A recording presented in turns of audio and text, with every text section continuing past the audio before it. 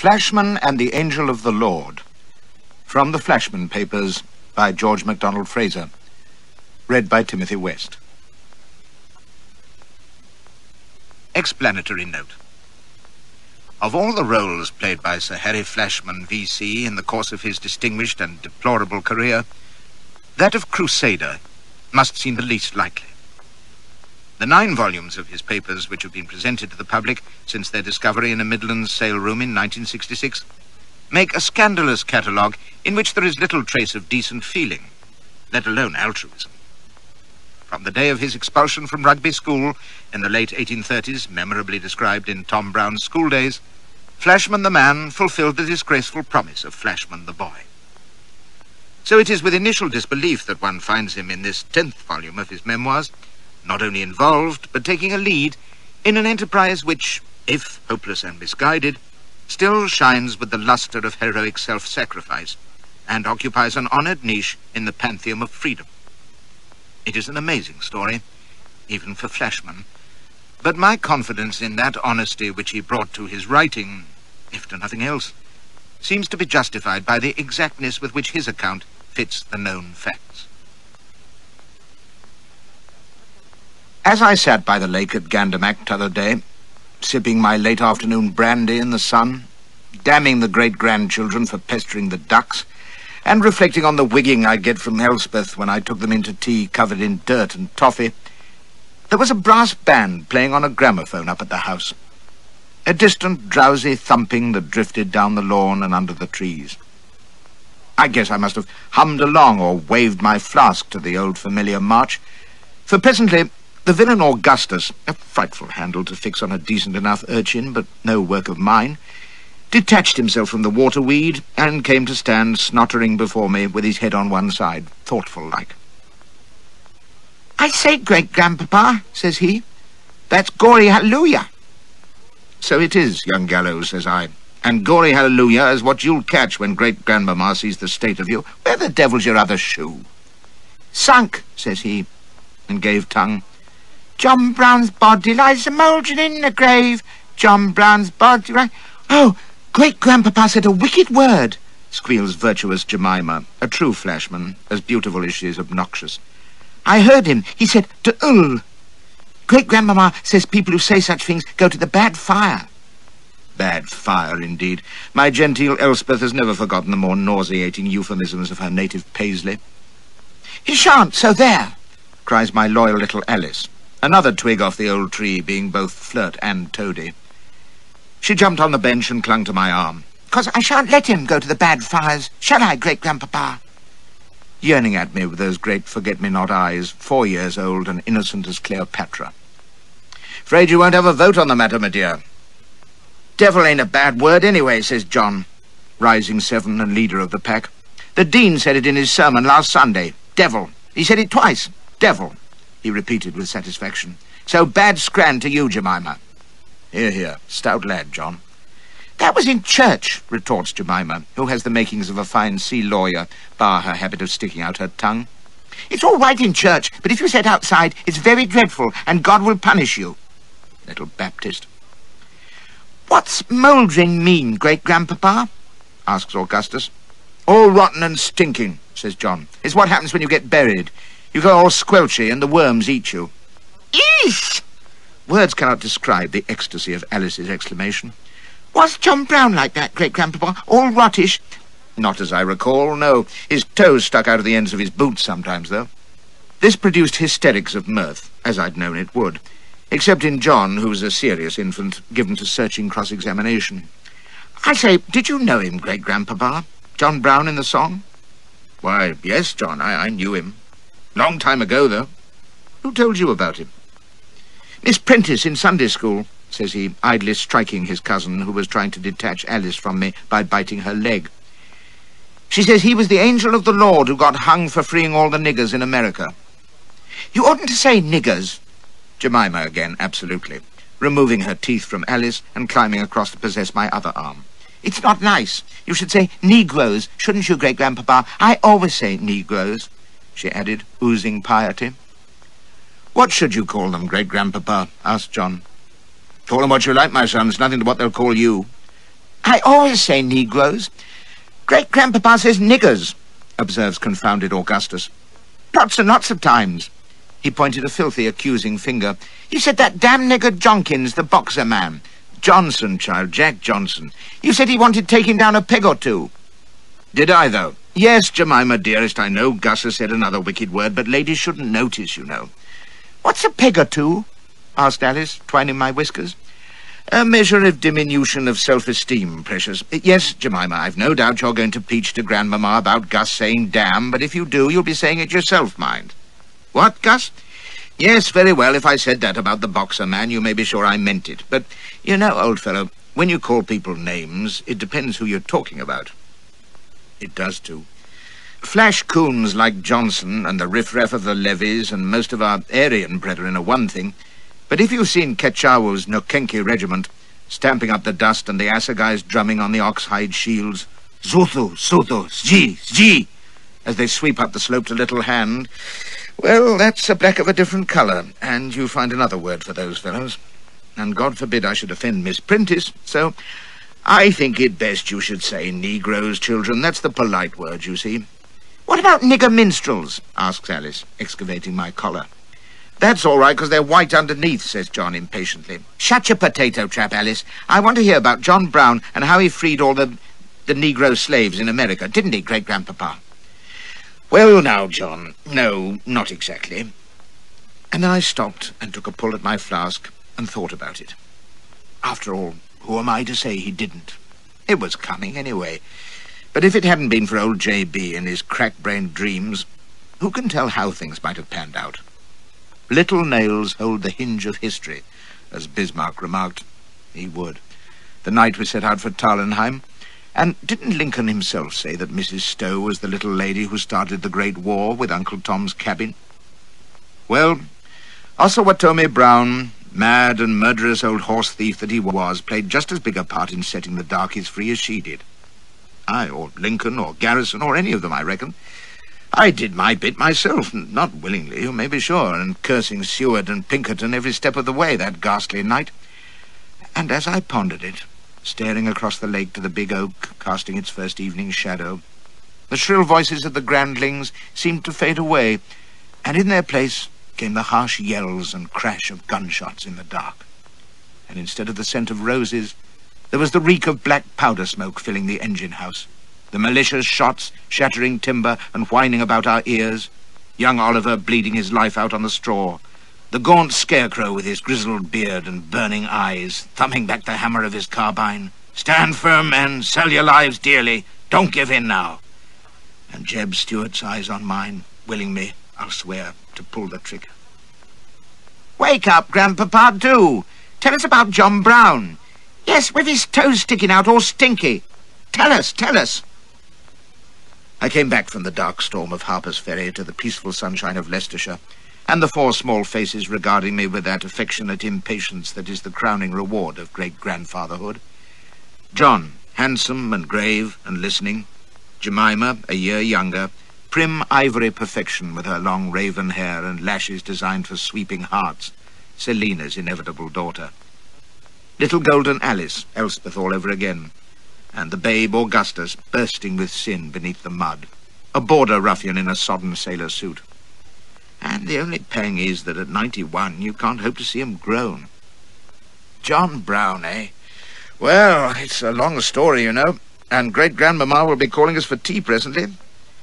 No, Alice, he didn't have wings, although Miss Prentice is quite right. They did call him the Angel of the Lord, and the Avenging Angel, too. What's venging? Getting your own back. No, John, he was quite an ordinary chap, really. Rather thin and bony and shabby, with a straggly beard and very bright grey eyes that lit up when he was angry, ever so fierce and grim. But he was quite a kindly old gentleman, too. Was he as old as you? Heavens, child, no one's that old. He was oldish, but pretty spry and full of beans. Let's see, what else? He was a capital cook. Why, he could make ham and eggs and brown fried potatoes to make your mouth water. Did he make kedgeree? I hate horrid old kedgeree. Ugh! What about the slaves and him killing lots of people and getting hung? John shook my knee in his impatience. Well, John, I suppose he did kill quite a few people. How, Gus? Why, with his pistols. He had two, just like the cowboys, and he could pull them in a twinkling, ever so quickly. Damn near blew your great-grandpapa's head off, 1 second asleep, and the next blasting lead all over the shop, curse him. And with his sword, although that was before I knew him. Mind you, he had another sword in our last fight. And you'll never guess who it had once belonged to. Frederick the Great. What do you think of that? Who's Frederick the Great? German king, John. Bit of a tick, I believe. Used scent and played the flute. I think John Brown was horrid, announced Jemima. Killing people is wrong. Not always, dearest. Sometimes you have to, or they'll kill you. Great-grandpapa used to kill people lots of times, protests sturdy Augustus. Great-grandmama told me when he was a soldier, weren't you? Chopping them up, heaps of... That's quite different, says Jemima, with an approving smile which may well lead me to revise my will in her favour. It's proper for soldiers to kill people. And pat on her words came an echo from half a century ago, the deep level voice of J.B. himself recalling the slaughter of Potawatomi. They had a right to be killed. It was a warm afternoon, but I found myself shivering. Great-grandpapa's tired, whispers John. Let's go in for tea. What? Tired? Not a bit of it. You can't have grandlings taking pity on you, even at 91. But tea, what? Capital idea. Who's for a bellyful of gingerbread, eh? Tell you what, pups. You make yourselves decent, straighten your hair, find Gussie's other shoe, put your socks on, Alice. Yes, Jemima, you look positively queenly. And we'll march up to tea, shall we? At least you lot will, while I call the step and look after remounts. Won't that be jolly? And we'll sing his song as we go. John Brown's body, gory hallelujah. The very same, Gus. Now, then, fall in, tallest on the right, shortest on the left. Heels together, John. Eyes front, Jemima. Pull in your guts, Augustus. Stop giggling, Alice, and I'll teach you some capital verses you never heard before. Ready? I don't suppose there's a soul speaks English in the world who couldn't sing the chorus today. But, of course, it hadn't been written when we went down to Harper's Ferry. J.B.'s army of ragamuffins, adventurers, escaped slaves, rustlers, and lunatics. God's crusaders, some enthusiast called us. But then again, I've read that we were swaggering, swearing bullies and infidels. Well, thank you, sir. We were 21 strong, 15 white, one with pure terror, I can tell you, 6 black, and all set to conquer Dixie, if you please. We didn't make it at the time, quite, but we did in the end. By God, didn't we just? With Sherman's bugles blowing 30 miles in latitude 300 to the main. Not that I give a 2-cent damn for that, you understand, and still don't. They could have kept their idiotic civil war for me. For my own skin's safety apart, it was the foulest, most useless conflict in history. The mass suicide of the flower of the British-American race. And for what? Black freedom, which would have come in a few years anyway, as sure as sunrise. And all those boys could have been sitting in the twilight, watching their Johns and Jemimas. Still, I've got a soft spot for the old song, and for J.B., for that matter.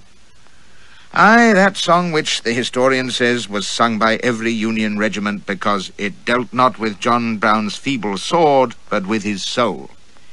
His soul, my eye. As often as not, the poor old maniac wasn't even mentioned. And it would be, Wild Bill Sherman's got a rope around his neck, and we'll all catch hold and give it one hell of a pull.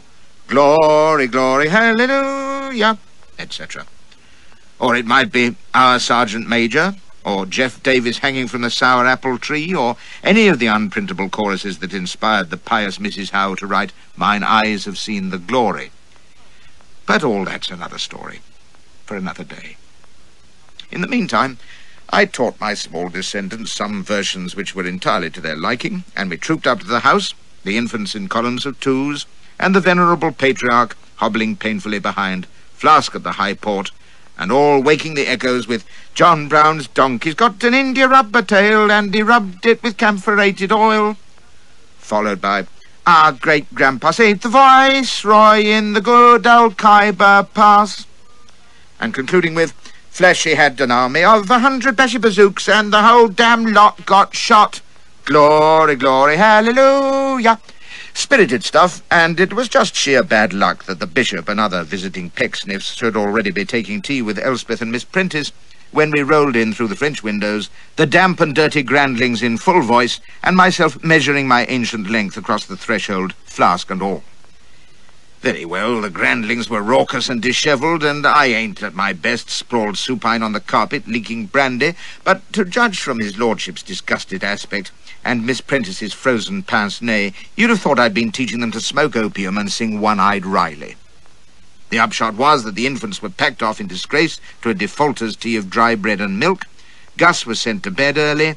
Oh, aye, Jemima ratted on him, and when the guests had departed in an odour of sanctity, withdrawing the hems of their garments from me and making commiserating murmurs to Elspeth, she loosed her wrath on me for an evil influence, corrupting young innocents with my barrack-room ribaldry, letting them get their feet wet, and did I know what shoes cost nowadays, and she was black-affronted, and how was she ever going to look the bishop in the face again, would I tell her?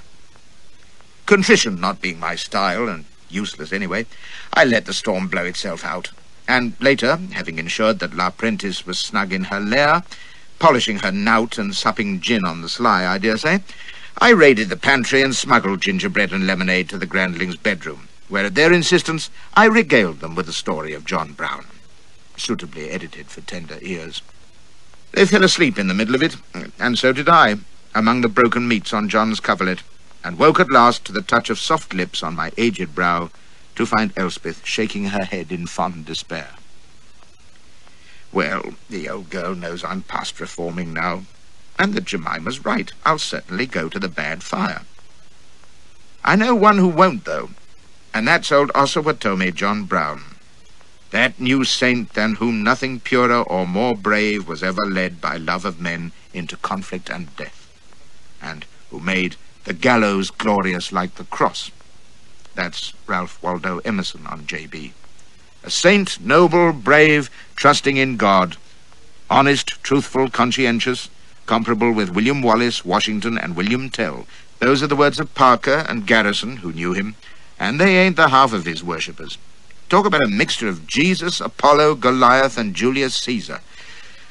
On the other hand, a faker, shifty, crafty, vain, selfish, intolerant, brutal, an unscrupulous soldier of fortune, a horse thief, a hypocrite, who didn't care about freeing slaves and would have been happy to use slave labor himself, a liar, a criminal, and a murderer. That's his most recent biographer talking. Interesting chap, Brown, wouldn't you say? A good deal of it's true, both sides, and you may take my word for it. Scoundrel I may be, but I've no axe to grind about J.B.'s reputation. I helped to make it, though, by not shooting him in the back when I had the chance. Didn't want to, and wouldn't have had the nerve anyway. You might even say that I, all unwitting, launched him on the path to immortal glory. Aye, if there's a company of saints up yonder, they'll be dressing by the right on J.B., for when the recording angel has racked up all his crimes and lies and thefts and follies and deceits and cold-blooded killings, he'll still be saved when better men are damned. Why? Because if he wasn't, there'd be such an almighty roar of indignation from the heavenly host, it would bust the firmament. God would never live it down. That's the beauty of a martyr's crown, you see. It outshines everything. And they don't come any brighter than old J.B.'s. I'm not saying he deserves it. I only know, perhaps better than anyone, how he came by it.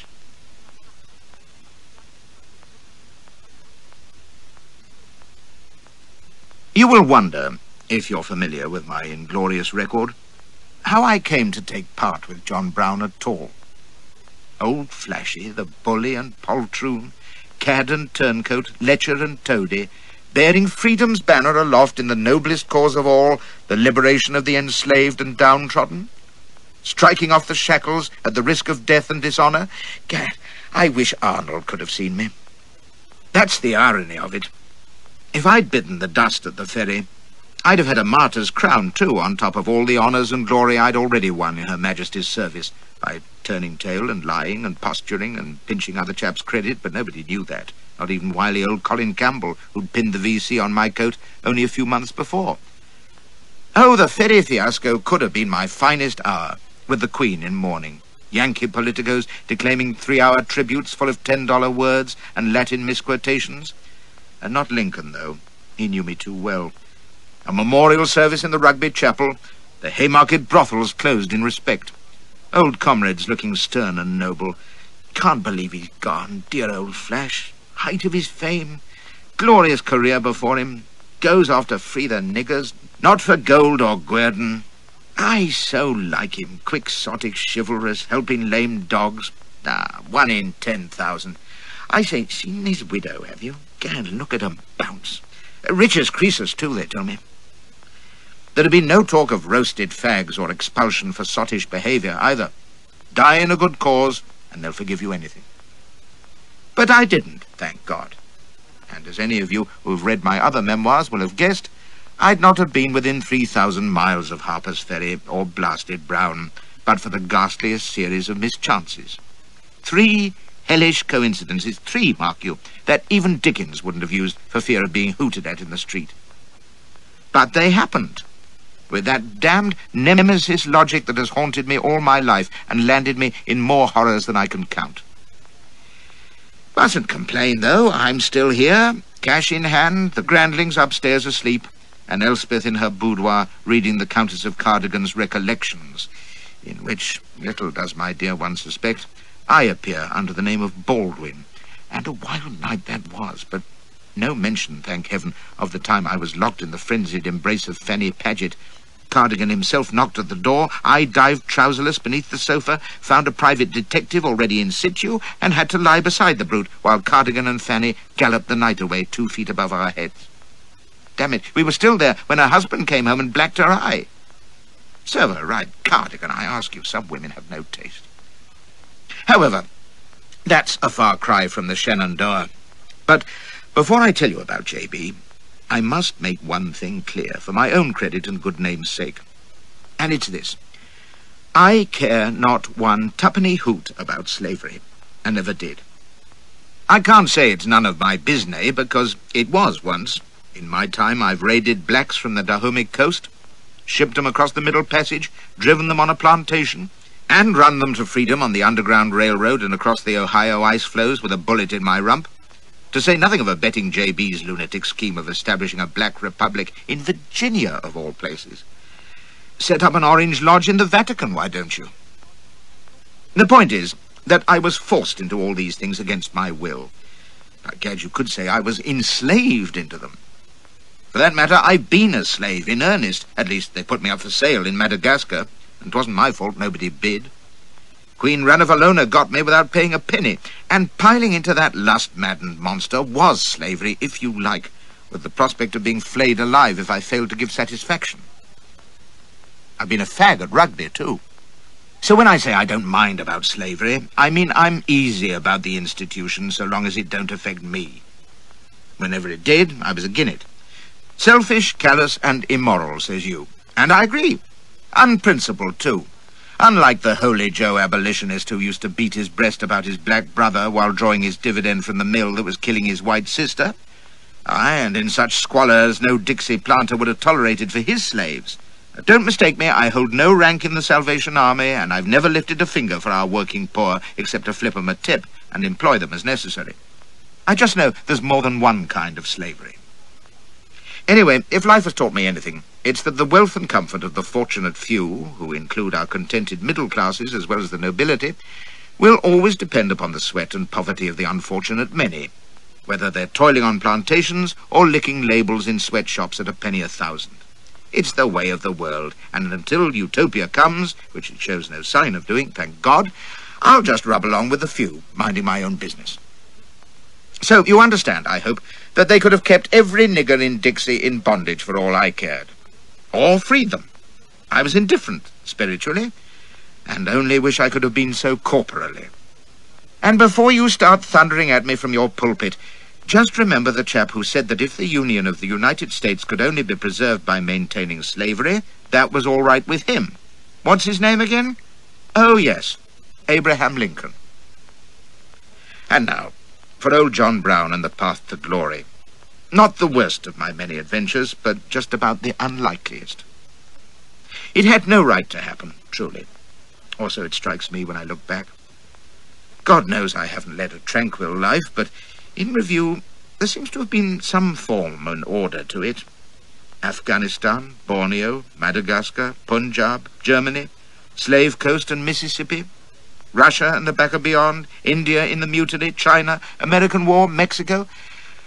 And there, you see, I've missed out J.B. altogether because he don't fit the pattern somehow. He's there, though. Whiskers, 6 guns, texts and all, between India and China. And naught to do with either. Right out of the mainstream, as though some malevolent djinn had plucked me from my course, dipped me into Harper's Ferry, and then whisked me back to the army again.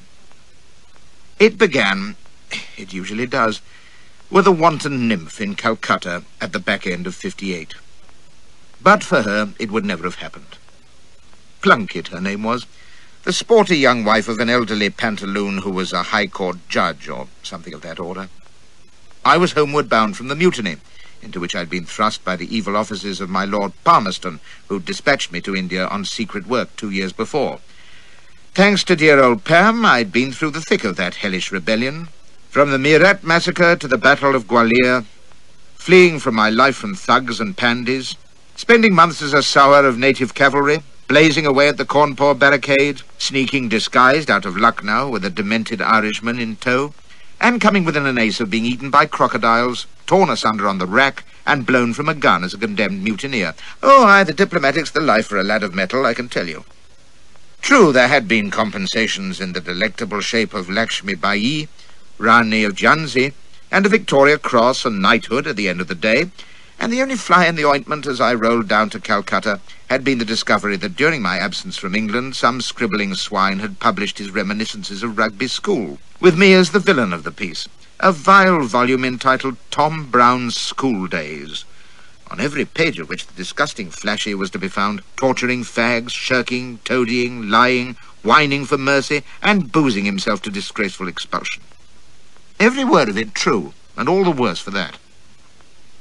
It was with relief that I learned by eavesdropping in Calcutta's messes and hotels that no one seemed to have heard of the damned book, or weren't letting on if they had. It's been the same ever since, I'm happy to say. Not a word of reproach or a covert snigger even, although the thing must have been read in every corner of the civilized world by now. Why, when President Grant discovered that I was the Flashman of Tom Brown, he just looked baffled and had another drink. The fact is, some truths don't matter. I've been 70 years an admired hero, the Hector of Afghanistan, the chap who led the Light Brigade, daredevil survivor of countless stricken fields, honoured by Queen and Country, VC and Medal of Honour. Folk simply don't want to know that such a paladin was a rotter and a bully in childhood, and if he was, they don't care. They put it from their minds, never suspecting that boy and man are one, and that all my fame and glory has been earned by accident, false pretense, cowardice, doing the dirty, and blind luck. Only I know that. So my shining reputation's safe, which is how the public wants it, bless them. It's always been the same. Suppose some learned scholar were to discover a fifth gospel, which proved beyond doubt that our Lord survived the cross and became a bandit or a slave trader, or a politician even. Do you think it would disturb the Christian faith one little bit? Of course not. It wouldn't even be denied, likely, just ignored. Hang it, I've seen the evidence in black and white in our secret files that Benjamin Franklin was a British spy right through the American Revolution, selling out the Patriots for all he was worth. But would any Yankee believe that if it was published? Never, because it's not what they want to believe.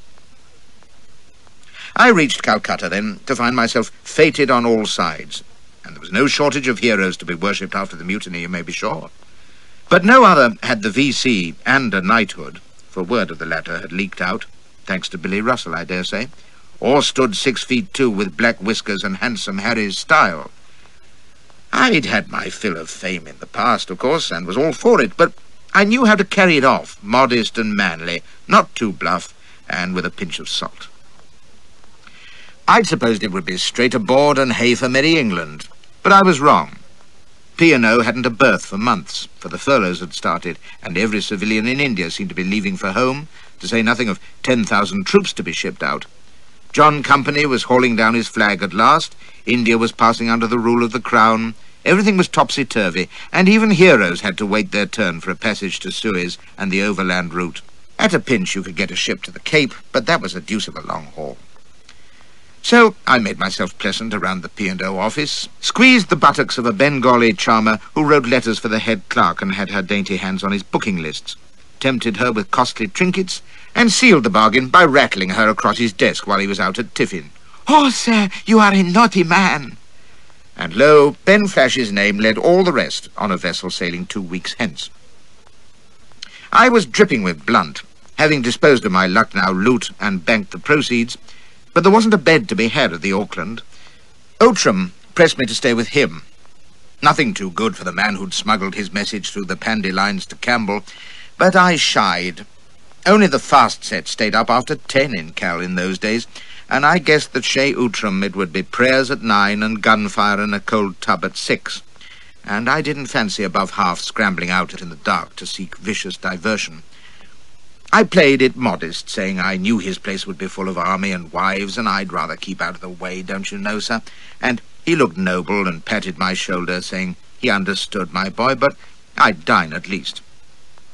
I put up at Spence's, a furnished apartment shop with a table d'hote, but no bearers even to clean your room, so bring your own servant or live like a pig. It served, though, and I could haunt the Auckland of an evening, seeking what I might devour. I'd been 2 years without Elspeth, you see, and while they hadn't been celibate quite, what with Lakshmi and various dusky houris here and there, and only the buxom Mrs. Leslie at Mirette by way of variety, I was beginning to itch for something English again, blonde and milky for preference, and not reeking of musk and garlic. So, the moment I saw Lady Plunkett, for her husband had a title, on the Auckland veranda, I knew I'd struck gold, which was the colour of her hair, with complexion to match. Beside Elspeth, you'd not have noticed her, but she was tall and plump enough, with a pudding face and a big mouth, drooping with boredom, and once I caught her eye, it was plain sailing. Believe it or not, as you like, she dropped her handkerchief by my chair as she sailed out of the dining-room that evening, a thing I thought they did only in comic skits on the halls. So I told a bearer to take it after the Mem Sahib, satisfied myself that her husband was improving his gout with port in company with other dodderers, and sauntered up to her rooms on the first floor. To cut a long story short, we got along splendidly, and I'd slipped her gown down to her hips and was warming her up, so to speak, when the door opened at my back. Her eager whimpers ended in a terrified squeak, and I glanced round to see her lord and master, who shouldn't have been up for hours, tottering across the threshold, apparently on the verge of apoplexy. Well, I'd been there before, but seldom in more fortunate circumstances, for I was still fully clad. We were both standing up, and she was half hidden from his gooseberry gaze. I hastily surrendered her tits and glared at him. "What the devil do you mean by this intrusion, sir?" cries I. "Begone this instant." And to my paralysed beauty, I continued, "There is only the slightest congestion, ma'am. I'm happy to say, nothing to occasion alarm. You may resume your clothing now. I shall have a prescription sent round directly." "Sir, did you not hear me? How dare you interrupt my examination? Upon my word, sir, have you no delicacy? Out, I say, at once." He could only gobble in purple outrage while I chivied her behind a screen. "That's my wife," he bawls. "Then you should take better care of her," says I, whipping out a Adobe list and scribbling professionally. "Fortunately, my room is close at hand, and when I was summoned, your lady was suffering an acute palpitation. Not uncommon. Close city climate, nothing serious, but unpleasant enough. 3 grains should do it, I think. Has she had these fits before?" I don't know," cries he, wattling. What? Maud, what does this mean? Why, are you a doctor, sir?" "McNab, surgeon, 92nd, says I, mighty brisk, ignoring the mewlings from behind the screen and his own choking noises. "Complete rest for a day or two, you understand? No undue exertion. I shall send this note to the apothecary." I pocketed my paper and sniffed, looking stern. "Port, sir? Well, it's no concern of mine if you choose to drink yourself underground, but I'd say 1 invalid in the family is enough, eh?" I addressed the screen. "To bed at once, ma'am. 2 teaspoonfuls when the boy brings the medicine, mind. I shall call in the morning and look to find you much improved. Good night. And to you, sir." Never let him get a word in, you see. I was out and downstairs before he knew it, reflecting virtuously that was another marriage I'd saved by quick thinking, if he believed her, which I'd not have done myself. But stay, even if he did, he'd find out soon enough that there was no Dr. McNab of the 92nd and start baying for the blood of the strapping chap with black whiskers, and Calcutta society being as small as it was, he was sure to run me down. And then scandal, which would certainly tarnish my newly won laurels. My God, if Plunkett roared loud enough, it might even reach the Queen's ears, and where would my promised knighthood be then? But if I could slide out now, undetected, well, you can't identify a man who ain't there, can you? All of a sudden, westward ho without delay seemed the ticket, and scandal wasn't the only reason. Some of these ancients with high-stepping consorts can be vicious bastards, as witness the old roué who'd sicked his bullies after me for romping Letty Lade in the cricket season of '45, and he hadn't even been married to her. So now you see Flashy at the Howrah docks in the misty morning, with his dunnage on a handcart, dickering for a passage to the Cape with a down-east skinflint and a tile hat, who should have been flying the Jolly Roger, the price he demanded for putting into Table Bay. But he was sailing that day, and since tea for New York was his cargo, it would be a fast run, so I stumped up with a fair grace. After all, I hadn't put cash down for the passage arranged by the Bengali bint, and I didn't grudge her the trinkets. My one regret was that I hadn't boarded the plunket wench. I hope he believed her. It was about a month to the Cape, with the taffrail under most of the way, but not too bad until we neared Algoa Bay, when it began to blow fit to sicken Magellan. I've never seen so much green water. Even less cheering was the sight of a big steamer lying wrecked on a reef off Port Elizabeth, and I was a happy man when we'd rounded the Cape and opened up that glorious prospect which is one of the wonders of the seas. The great bay glittering in the sunlight, with a score or more of windjammers and coasters, and a few steamers at anchor, and beyond them the tablecloth of cloud rolling down the flank of the mountain to Signal Hill, and guns booming from the castle to salute a man-of-war putting out, with crowds fluttering hats and scarves from Green Point. Once ashore, I engaged a berth on the Union mail steamer sailing the following week, put up at the Masonic, and took a slant at the town. It was busy enough, for the Australian gold rush of a few years back and the mutiny had set the port booming, but the town itself was a damned Dutch-looking place with its stoops and stolid stucco houses, most of which are gone now, I believe, and the great church clock tower, which looks as though it should have an Paul beard round its face. It had been a wild place in the earlies, the tavern of the seas, but now it was respectable and dull, and the high jinks were to be had at Grahamstown, far away up the coast, where the more sensible Britons lived, and the army was quartered, what there was of them, for the governor, George Grey, had stripped the colony of men, guns, and stores for the mutiny, and the old Africa hands in the hotel were full of foreboding over their pipes and stingo, with the country arse-naked, as one of them put it, and the usual trouble brewing to the north. "We'll have the Kaffirs at our throats again ere long, see if we don't," says one pessimist. "Know how many wars they've given us, Colonel? Thanks to the damned missionaries? 8, or is it 9? Blessed if you don't lose count.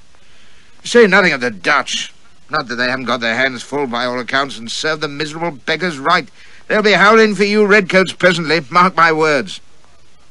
"You never saw a Boer ask help from a Briton yet," scoffs another. "Nor they needn't. They'll give the Basutas the same pepper they gave John Zulu, if Moshesh don't mind his manners." "You never know," laughs a third. "Maybe the dear Basutas will do the decent thing and starve themselves to death, what?" "Not old Moshesh.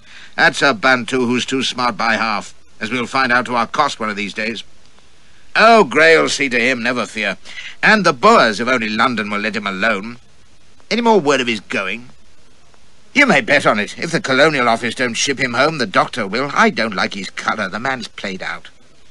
"Well, he can go for me. We bade good riddance to Brother Boer years ago. Why should we want him back?" These are just scraps of talk that I remember, and no doubt they're as Greek to you as they were to me. But being a curious child, I listened and learned a little.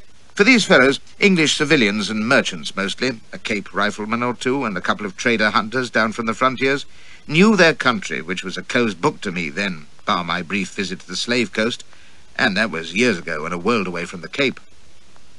Truth to tell, Africa's never been my patch, much.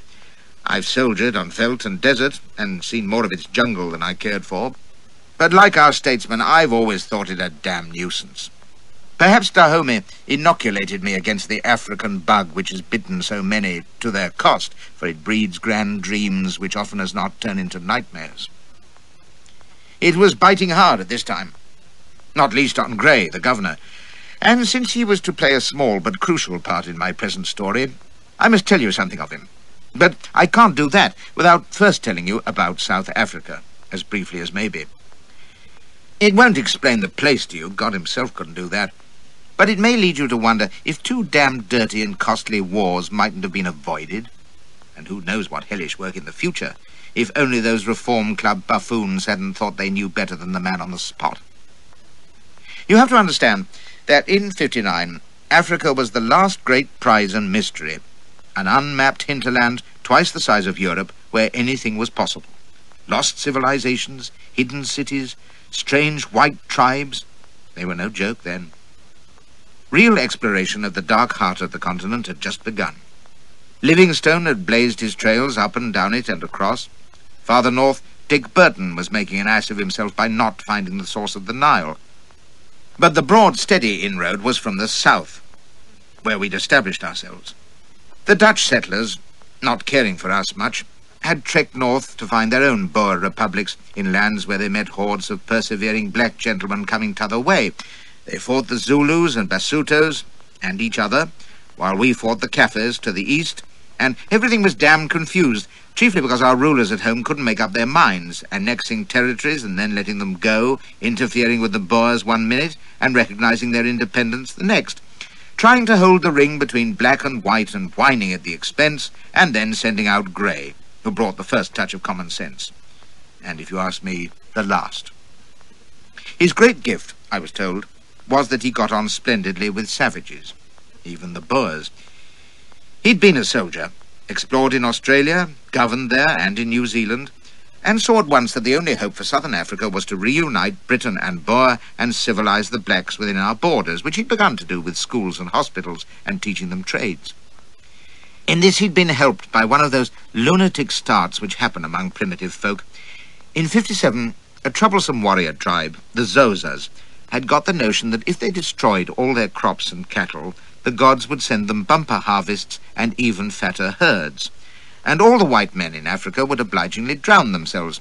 Accordingly, the demented blighters starved themselves to death, which left more space for white settlement, and the surviving Xhosas were in a fit state to be civilized. Meanwhile, Grey was using his persuasive arts to charm the Boers back under the Union Jack. And since our Dutch friends were beginning to feel the pinch of independence, isolated up yonder, cut off from the sea, worn out with their own internal feuding, and fighting a running war with the Basutos, whose wily chief, Moshesh, had egged on the Xhosa's suicide for his own ends, they were only too ready to return to Britannia's fold. That was the stuff of Grey's dream, as I gathered from my fellow guests at the hotel. A united South Africa of Briton, Boer and black. Most of my informants were all for it, but one or two were dead against the Boers, which put one grizzled old hunter out of all patience. "I don't like the Hollanders any better than you do," says he. "But if whites won't stand together, they'll fall separately. Besides, if we don't have the Boers under our wing, they'll go on practicing their creed that the only good Bantu's a dead one, or a slave, and we know where that leads. Bloody strife till kingdom come." "And what's Grey's style?" asks a fat civilian. "Teach 'em ploughing and the Lord's Prayer and make 'em wear trousers. Try that with the Matabele, why don't you? Or the Zulu, or the Maasai."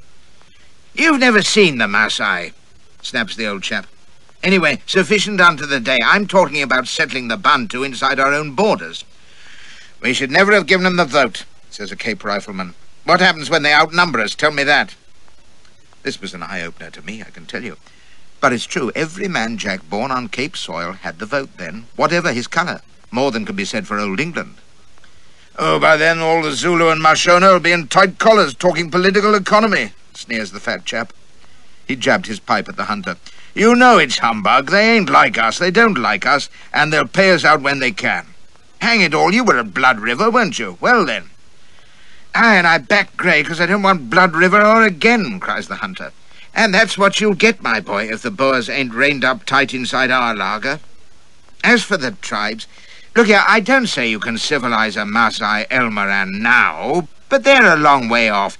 Give 'em time and peaceful persuasion when we come to 'em. Oh, backed up by a few field pieces, if you like. Things can be settled with goodwill. So I reckon Grey's way is worth a try. Is that or fight 'em to the death? And there's a hell of a lot of black men in Africa." There were murmurs of agreement, but my sympathies were all with the fat chap. I don't trust enlightened proconsuls. I'd heard no good of the Boers, and fresh from India as I was, the notion of voting niggers was too rich for me. Can't say my views have changed either. Still, when I look back on the bloody turmoil of southern Africa in my lifetime, which has left Boer and Britain more at loggerheads than ever, the blacks hating us both, and their precious union 50 years too late, I reckon the old hunter was right. Grey's scheme was worth a try. God knows it couldn't have made things worse. But, of course, it never got a try, because the Home Government had the conniptions at the thought of another vast territory being added to the empire, which they figured was too big already. Odd, ain't it, that the world should be 1/5 British today, when back in the 50s our statesmen were dead set against expansion. Palmerston, Derby, Carnarvon, Gladstone, even Disraeli, who called South Africa a millstone. While I was at the Cape, though, the ball was still in the air. They hadn't yet scotched Grey's scheme of union and called him home, and he was fighting tooth and nail to get his way. Which was why, believe it or not, I found myself bidden to dine with His Excellency a few days later. And that led to the first coincidence that set me on the road to Harper's Ferry. When I got the summons, thinks I, he wants to trot the mutiny hero up and down before Cape society, to raise their spirits and remind them how well the army's been doing lately. Sure enough, he had invited the local quality to meet me at a reception after dinner, but that wasn't his reason, just his excuse. We dined at the castle, which had been the governor's residence in the days of the old Dutch East India Company, and was still used occasionally for social assemblies, since it had a fine hall overlooked at one end by a curious balcony called the Kat, from which I gather His Dutch Excellency had been wont to address the burghers. I duly admired it before we went to dinner in an anteroom. It was a small party at table, Flashy in full lancer fig with VC and assorted tinware, 2 young aides, pop-eyed with worship, and Grey himself. He was a slim, poetic-looking chap with saintly eyes, not yet 50, and might have been a muff if you hadn't known that he'd walked over half Australia, dying of thirst most of the time, and his slight limp was a legacy of an Aborigines spear in his leg. The first thing that struck you was that he was far from well. The skin of his handsome face was tight and pallid, and you felt sometimes that he was straining to keep hold and be pleasant and easy.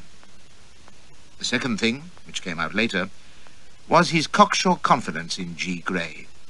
I've seldom known the like, and I've been in a room with Wellington and Macaulay together, remember. He was quiet enough at dinner, though, being content to watch me, thoughtful-like, while his aides pumped me about my mutiny exploits, which I treated pretty offhand. For if I'm to be bongered, let it be by seniors or adoring females. I found Grey's silent scrutiny unsettling, too, and tried to turn the talk to home topics. But the lads didn't care for the great crusade against smoking, or the state of the Thames, or the Jews in Parliament. They wanted the blood of Cawnpore and the thunder of Lucknow. And it was a relief when Grey sent them packing and suggested we take our cigars on the veranda. "Forgive my young men," says he. "They see few heroes at the Cape." The sort of remark that is a sniff as often as not, but his wasn't. He went on to speak in complimentary terms of my Indian service, about which he seemed to know a great deal, and then led the way down into the garden, walking slowly along in the twilight, breathing in the air with deep content, saying even New Zealand had nothing to touch it, and had I ever known anything to compare? Well, it was balmy enough, with the scent of some blossom or other, and just the spot to stroll with one of the crinolines I could see driving in under the belfry arch and descending at the castle doorway beyond the trees. But it was evidently heady incense to Grey, for he suddenly launched into the most infernal prose about Africa, and how he was just the chap to set it in order. You may guess the gist of it from what I've told you already, and you know what these lyrical buggers are like when they get on their hobby horses, on and on like the never-wearied rook. He didn't so much talk as preach, but the quiet intensity of your true fanatic. And what with the wine at dinner and the languorous warmth of the garden, it's as well there wasn't a hammock handy. But he was the governor, and had just fed me, so I nodded attentively and said, "I never knew that, sir, and you don't say." Though I might as well have hollered "Whelks for sale" for all he heard. It was the most fearful missionary dross, too, about the brotherhood of the races, and how a mighty empire must be built in harmony, for there was no other way save to chaos, and now the golden key was in his hand, ready to be turned. You've heard that the Orange Volksraad has voted for union with us," says he, taking me unawares, for until then he'd apparently been talking to the nearest tree. Not knowing what the Orange Volksraad was, I cried, "Yes, and not before time." And he said this was the moment, and brooded a bit, a la Byron, stern but gleaming, before turning on me and demanding, "How well do you know Lord Palmerston?" Too damn well was the answer to that, but I said I'd met him twice in the line of duty, no more. "He sent you to India on secret political work," says he, and now he was all business, no visionary nonsense. "He must think highly of you, and so he should. Afghanistan, Punjab, Central Asia, Jhansi. Oh, yes, Flashman, news travels, and we diplomatics take more note of work in the intelligence line than we do of the—" He indicated my cross with a little smile. "I have no doubt that his lordship values your opinion more than that of many general officers. Much more." He was looking keen, and my innards froze, for I'd heard this kind of talk before. "You ain't getting me up yonder disguised as a Zulu, you bastard," thinks I. But his next words quieted my fears. "I am not persona grata at home, Colonel. To be blunt, they think me a dangerous dreamer. And there is talk of my recall. You've heard it bruited in the town, I don't doubt. Well, sir," and he raised his chin, eye to eye, "I hope I've convinced you that I must not be recalled, for the sake of our country's service, and for the sake of Africa. Now, Lord Palmerston will not be out of office long, I believe. Will you do me the signal favour, when you reach home, of seeking him out and impressing on him the necessity, the imperative necessity, of my remaining here to do the work that only I can do? I've had some astonishing requests in my time, from women mostly, but this beat all. If he thought the unsought opinion of a lowly cavalry colonel, however supposedly heroic and versed in political ruffianing, would weigh a jot with Pam, he was in the wrong street altogether. Why, the thought of my buttonholing that paint-whiskered old fox with "Hold on, my lord, while I set you right about Africa," was stuff for punch. I said so politely, and he fixed me with that steely gazelle eye and sighed. "I am well aware that a word from you may carry little weight. All I ask is that little. His lordship has not inclined to accept my advice in the past, and I must use every means to persuade him now. Do you not see?" He stared hard at me, impatient. There was a bead of sweat on his brow, and suddenly it came to me that the man was desperate, ready to snatch at anything, even me. He was furious at having to plead with a mutton-headed soldier, he, Sir George Grey, who alone could save Africa, but he was in that state where he'd have tried to come round Palmerston's cook. He tried to smile, but it was a wry grimace on the pale, strained face. Decisions, you know, are not always swayed by senators. A word from the slave in the conqueror's chariot may turn the scale. Gad, he could pay a compliment, though. Well, Colonel Flashman, may I count on you? Believe me, you will be doing a service to your country quite as great as any you may have done in the past. I should have spat in his eye and told him I didn't run errands for civil servants, but it's not every day you're toadied by a lofty proconsul, patronizing jackanapes though he may be. So I accepted his hand clasp, which was hard, but damp, I noticed with amusement, marvelling at the spectacle of a proud man humbling himself for the sake of his pride and ambition. All wasted, too, for they did recall him. And then Pam reinstated him, not at my prompting, you may be sure. But his great African dream came to nothing. That's by the way. And if I've told you of Grey and Africa at some length, well, I'm bound to record these things, and it was a queer start altogether. And he was an odd bird. But the point is that if he hadn't thought he could use me, he'd never have dined me that night or shown me off to Cape Society, and I'd never have heard of Harper's Ferry.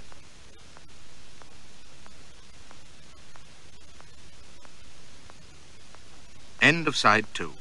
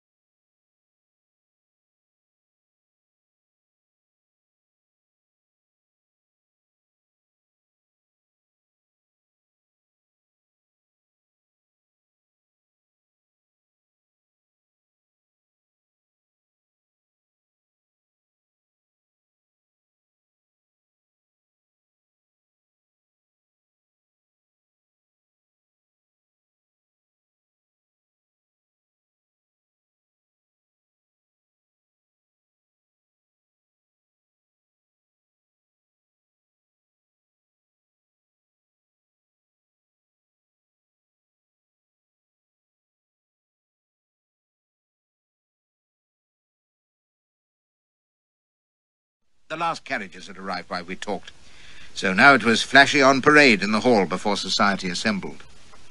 Gray made me known from the cut balcony to polite applause and led me down the little staircase to be admired and gushed over. There must have been 30 or 40 under the chandeliers, and Gray steered me among them. I gave my bluff, manly smile, with a click of the heels or an elegant inclination, depending on their sex. But when we came to a group by the piano, I thought, hello, this is far enough. She was seated at the keyboard, playing the last bars of a waltz, tra-lying gaily and swaying her shoulders to the music.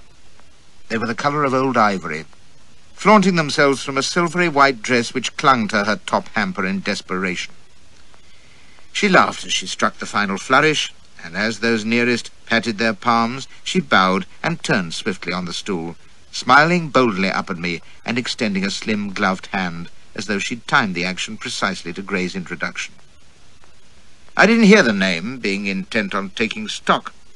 Bright black eyes alight with mischief, that dark cream complexion, touch of the tar brush, I fancied, glossy black hair that swung behind her in a great fan, a shade too wide in the mouth for true beauty, and with heavy brows that almost met above a slim aquiline nose, but she was young and gay and full of sauce, and in that pale, staid assembly she was as exotic as an orchid in a bed of lettuce, with a shape to rival Montez as she sat erect, sweeping her skirt clear of the piano stool.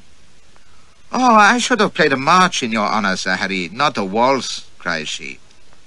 She, beyond doubt, with that shrill lilt to her voice, and mighty pert for a colonial miss. I said gallantly it was all one, since in her presence I was bound to look, not listen, and I knew from the way she fluttered her lids, smiling, and then raised them, wide and insolent, that we were two of a mind. Her hand tightened, too, when I pressed it, nor did she withdraw it as Gray made another introduction, and I saw she was glancing with amusement at the chap who'd been turning her music, whom I hadn't noticed.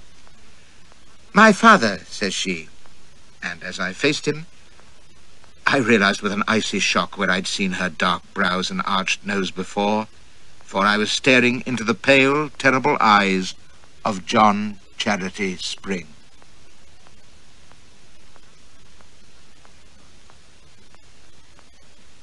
It's a shame those books on etiquette don't have a chapter to cover encounters with murderous lunatics whom you'd hoped never to meet again. I could have used one then, and if you've met J.C. Spring, M.A., in my memoirs, you'll know why. This was the mad villain who'd kidnapped me to the slave coast on his hell ship in '48, on my own father-in-law's orders, too, and perforce I'd run Black Ivory with him and fled from she-devil Amazons and been hunted the length of the Mississippi, and lied truth out of Louisiana to keep both our necks out of a noose.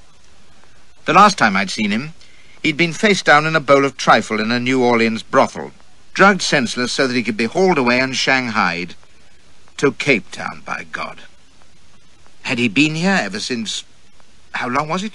10 years almost, and here he was, brooding malevolently at me from those soulless eyes, while I gaped, dumbstruck. The trim beard and hair were white now, but he was as burly as ever, the same homicidal pirate whom I'd loathed and dreaded. The wheal on his forehead, which darkened whenever he was preparing to spill blood or talk about Oriel College, was glowing pink, and he spoke in the old familiar growl. "Colonel and Sir now, eh? You've risen in rank since I saw you last, and in distinction too, it seems." He glowered at my medals. "Bravely earned, I dare say." Gray wasn't a diplomat for nothing. "You are acquainted?" says he, and Spring bared his fangs in his notion of a smile. "Old shipmate, sir," barks he, glaring as though I were a forecastle rat. "Reunited after many years, eh, Flashman? Aye, gratis superveniet quae non sperabitur hora." He wheeled on his daughter. Spring with a daughter, my God, and I dropped her hand like a hot rivet. "My dear, will you not play your new Scarlatti piece for His Excellency, while the Colonel and I renew old acquaintance? Charming, sir, I assure you, such delicacy of touch." And in an aside to me, "Outside, you." He had my arm in a grip like a steel trap, and I knew better than to argue. Maniacs like Spring don't stand on ceremony for mere governors. 4 quick strides, and he had me on the veranda, and as he almost threw me down the steps to the shadowy garden, my one thought was that he was going to set about me in one of his berserk rages. I could guess why, too, so I wrenched clear, babbling. "I'd nothing to do with your being shanghaied. It was Susie Villink. I didn't even know she was going to. Shut your gob." Or ill manners still, I could see. He shoved me against a tree and planted himself 4 square, hands thrust into pockets, quarterdeck style. "You needn't protest innocence to me. You'd never have the spine to slip me a queer draft. Aye, but you'd sit by and see it done, you mangy tyke. Well, nulla perlescere culpa, my decorated hero, for it don't matter a damn, you see. Fuit ilium, if you know your Virgil, which you never did, blast you." So he was still larding his conversation with Latin tags. He'd been a mighty scholar, you see, before they rode him out of Oxford on a rail, for garrotting the Vice-Chancellor or running guns into Wadham, likely, though he always claimed it was academic jealousy. "Well, what the devil are you blackguarding a chap for, then?" The horror of meeting him and being rushed out headlong had quite unmanned me, but this was civilization, damn it, and even he daren't offer violence. Much. "By God, Spring," cries I, courage returning, "you'd best mind your manners. This ain't Dahomey or your bloody slave deck, and I'm not your supercargo either. Hold your infernal tongue." He thrust his face into mine, pale eyes glittering, and his scar pulsing like a snake. "Take that tone with me, and by God, you'll wish you hadn't. Bah! Think you're safe, don't you, because mortio leone et lepores insultant, is that it?" "How the hell do I know? Can't you speak English?" "Well, the lion may be old, mister, but he ain't dead, and he can still take you by your dirty neck and scrag you like the rat you are." He gripped my collar, leaning closer and speaking soft. "I don't know what ill wind blew you here, nor I don't care, and I've no quarrel with you, yet, because you're not worth it, you see." He began to shake me, gritting his teeth. "But I'm telling you, for the good of your health, that while you continue to foul the Cape with your scabrous presence, you'll steer clear of my daughter, do you hear me? Oh, I saw you leering yonder, like the rutting hog you are. I know you. Damn your eyes, I only said howdy do, and I'm saying howdy don't. I know it means nothing to vermin like you that she's 17 and convent-reared and pure."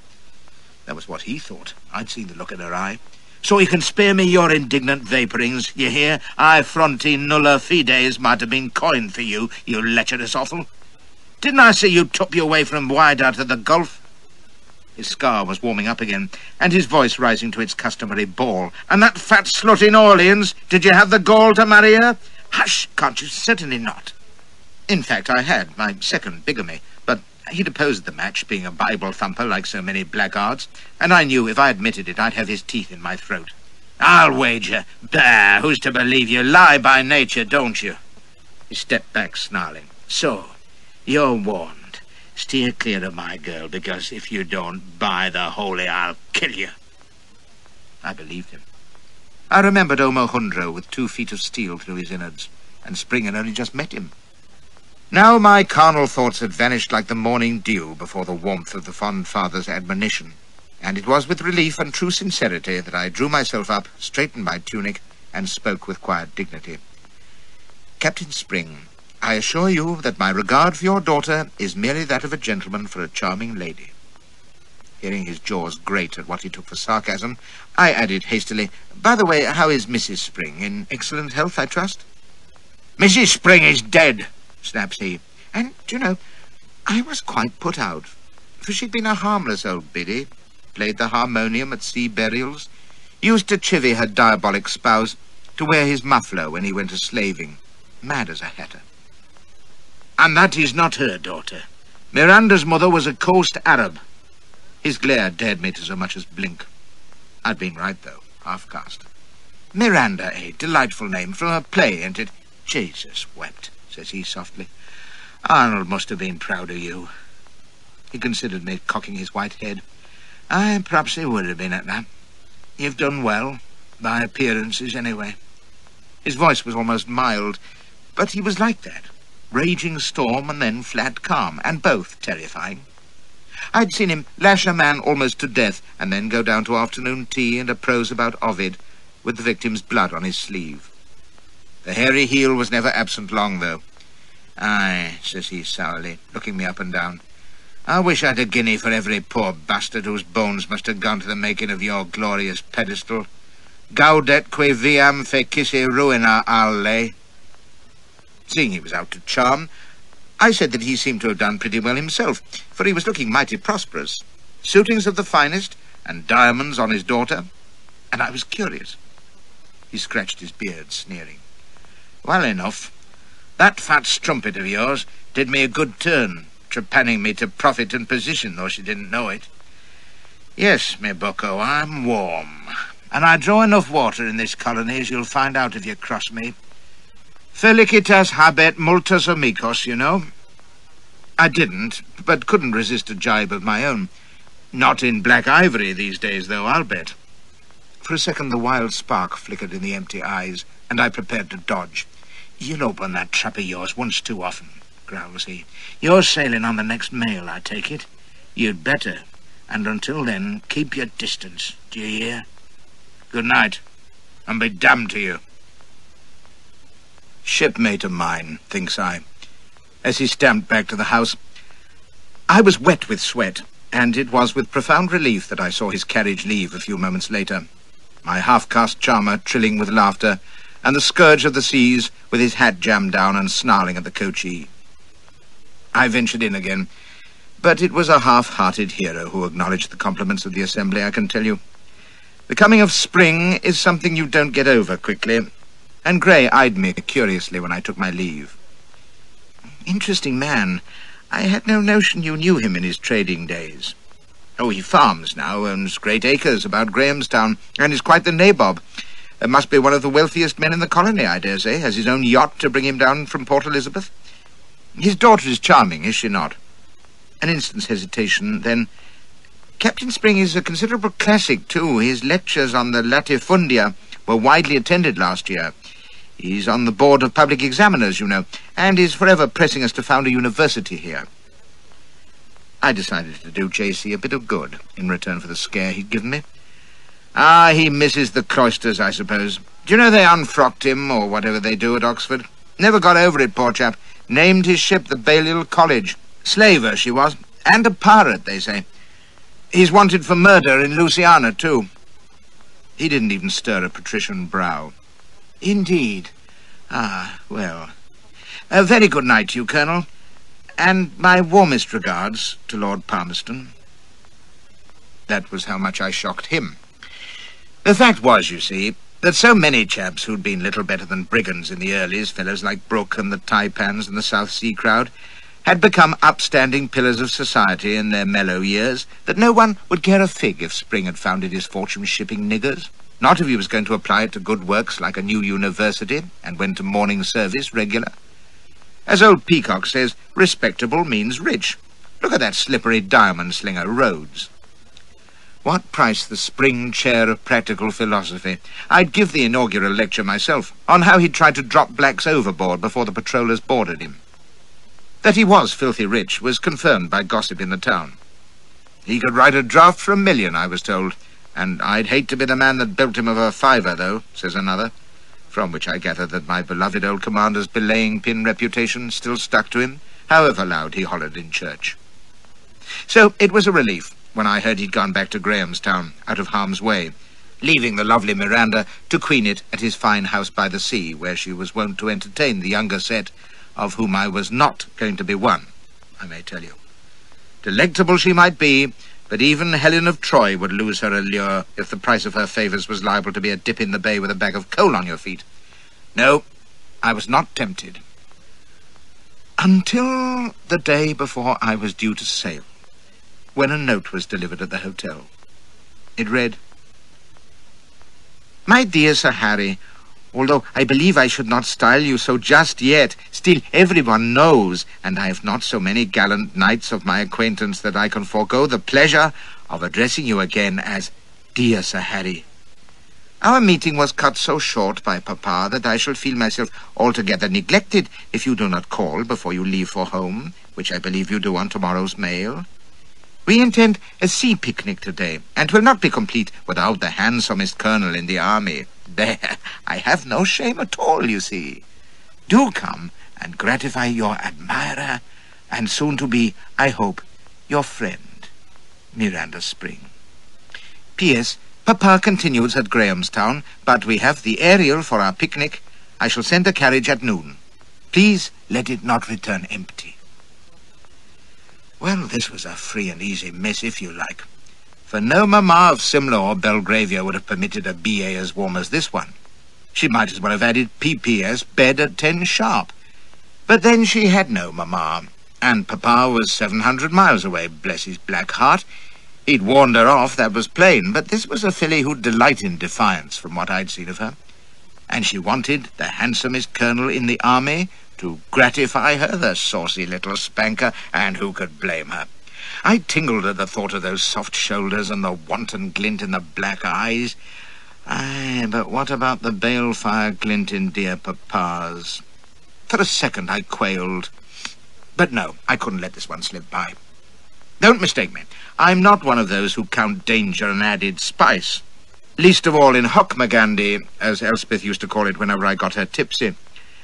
But here, while there was no risk at all, there would be a special zest to romping Spring's daughter. The pity was that he'd never know, unless I wrote him a line when I was safe in England.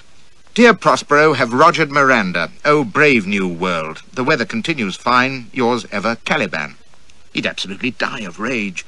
Better still, she might present him with a little supercargo 9 months hence. Gad, that would be an interesting infant. Flash Spring with a dash of Fellaheen. Oh, merry thoughts. I made my packages then and there, whistling, and settled up, for the best plan would be to outstay the other guests, gallop the night away, kiss her a tearful farewell, and tool straight down to the mail tender. I'd be halfway home before the swine was back from Grahamstown. Oh, I must let him know somehow. He'd never dare come back to England to seek revenge. Would he? I had another qualm at the memory of those glaring eyes and murderous fury. Well, we'd see. The carriage was there, sharp on 12, Malay coachman and all, and I was in prime fettle as we bowled through the suburbs, which were a great contrast to the shabby port, being very grand even in those days, with shady avenues of oak and clumps of silver trees, and fine houses among the green. It was Cape Summer, and the whole countryside was ablaze with garden blossoms and the famous wildflowers. Chateau Spring, which stood by the sea, was even more splendid than I'd imagined. A lofty white colonial mansion in wide grounds fit to rival Kew, with a marble bathing pool secluded among rhododendrons. And as I waited in the airy hall, admiring the circular sweep of the double staircase and inhaling the blissful aroma of money, I reflected that there's no gain like the ill-gotten. It beats honest accumulation hands down. I'd expected the place to be alive with company, but there wasn't a soul except the ancient black butler who'd gone to announce me. And I found myself wondering about that capital H she'd put on home in her note. She was half-caste, you see, and they put far more stock in being English than we who take it for granted. So she'd spelt it home, where she'd never been and likely never would be. Not that being coloured, as they call it down yonder, mattered much in those days, not with a white father who could have bought a towel and would have kicked the life out of anyone who didn't treat his daughter like a duchess. Still, I wondered how many mammas with eligible sons regretted previous engagements. And I was just concluding hornily that I was probably the only guest when... Sir Harry! Here she was, sailing down the staircase, and I took in breath at the sight of her. She was wearing a dress of pale muslin, sari style, that clung like a gauzy skin, but flounced out below the knee and above thonged sandals. One ivory shoulder and both arms were bare, and as she swept towards me with a swift, graceful stride, the flimsy material outlined her figure. Gad, it was all there. She carried a long scarf of black silk over one arm, and then, to my astonishment, I saw it was her hair, gathered in from behind. Sir Harry, again with a glowing smile and her free hand extended, and since we were alone and I was bursting with buck, I pressed my lips to her fingers and nuzzled swiftly up her naked arm in Flash's flank attack, across the shoulder and neck to her cheek and fastened on her full red lips. She didn't even gasp. After a second, her mouth opened wide, and when I drew her in with a hand on her rump, she clung like a good un while I kneaded avidly and breathed in her heavy perfume. And then the blasted butler's step sounded at the stairhead, and she broke away, flushed and laughing, and quickly drew herself up mock demure. "How d'ye do, Sir Harry? says she, bobbing a curtsy. So kind of you to call. May I offer you some refreshment? Another of the same, ma'am, if you please, says I, and she burst out laughing and drew me out onto a shady veranda commanding a splendid view of the sunlit bay.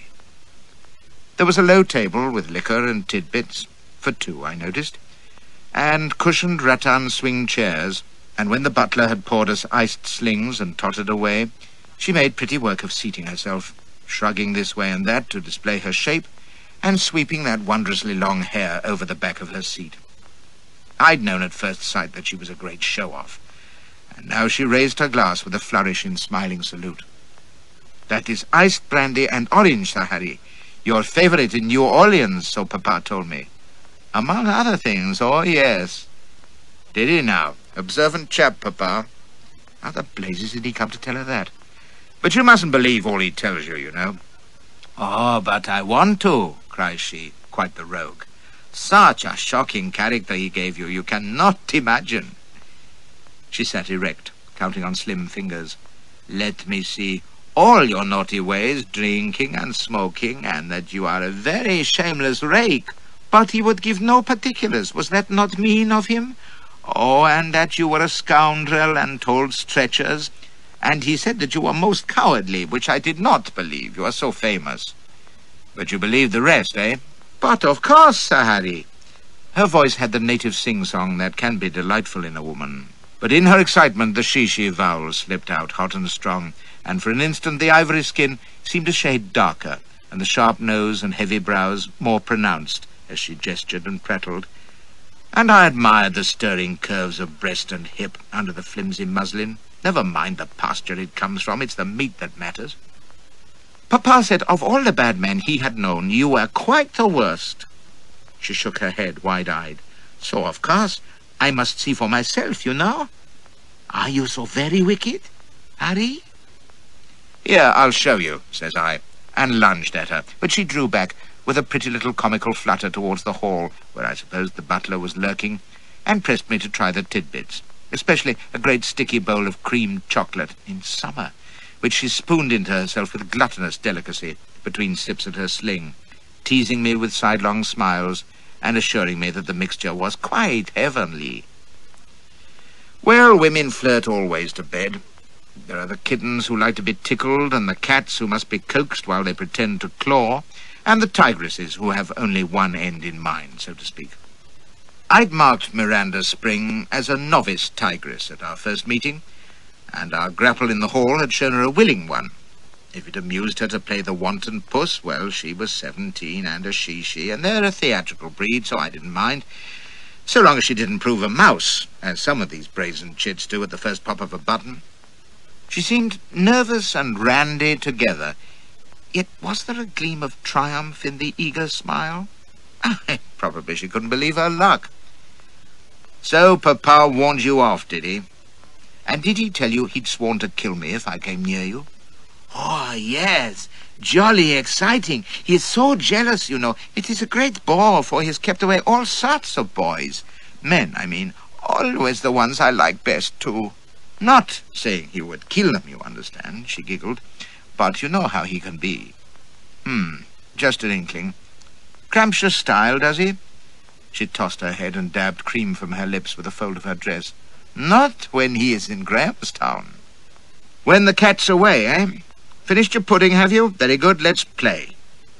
I made another lunge, and got home this time, seizing her bosom and stopping her mouth, and the lustful slut lay there revelling in it, thrusting her tongue between my teeth, with never a thought for the butler, and I was wondering how we were going to perform the capital act on a cane swing only 4 feet long, when she purred in my ear, "Once upon a time, the cat came home." Fortunately, the swing was anchored, or we'd have been over. "What do you mean?" "Oh, not from Grahamstown, silly. Papa was here in town, but not expected. It was 2 years ago, when I was only 15 and quite stupid, you know. And there was a French gentleman from Mauritius, much older, but whom I liked ever so, and Papa flew into a great rage and forbade him to see me. But then Papa was absent, and Michel came to the house, to my room, quite late, and Papa came home from the club quite early. Jesus, what then?" "Nothing then." Papa looked at him in that way he has, and said, "You're receipted and filed, mister." And Michel laughed at him and went away. You're a better man than I am, Michel, thinks I. And a little time after, they found poor Michel on Robben Island. He had been flogged to death with a sjambok. Just what a fellow needs to hear when he's coming to the boil, you'll agree. But I'm the lad who bowled a Malay charmer in the midst of a battle on the Batang Lupa, regardless of shot and steel, and now the wicked bitch was halfway down my throat and rummaging below stairs with an expert hand. And while I didn't doubt her story, knowing her fiend of a father, I knew she'd told it only to plague me. And Spring was in Grahamstown. I'd inquired. "I'll give you sjambok, my lady," growls I, and lifted her bodily out of the swing.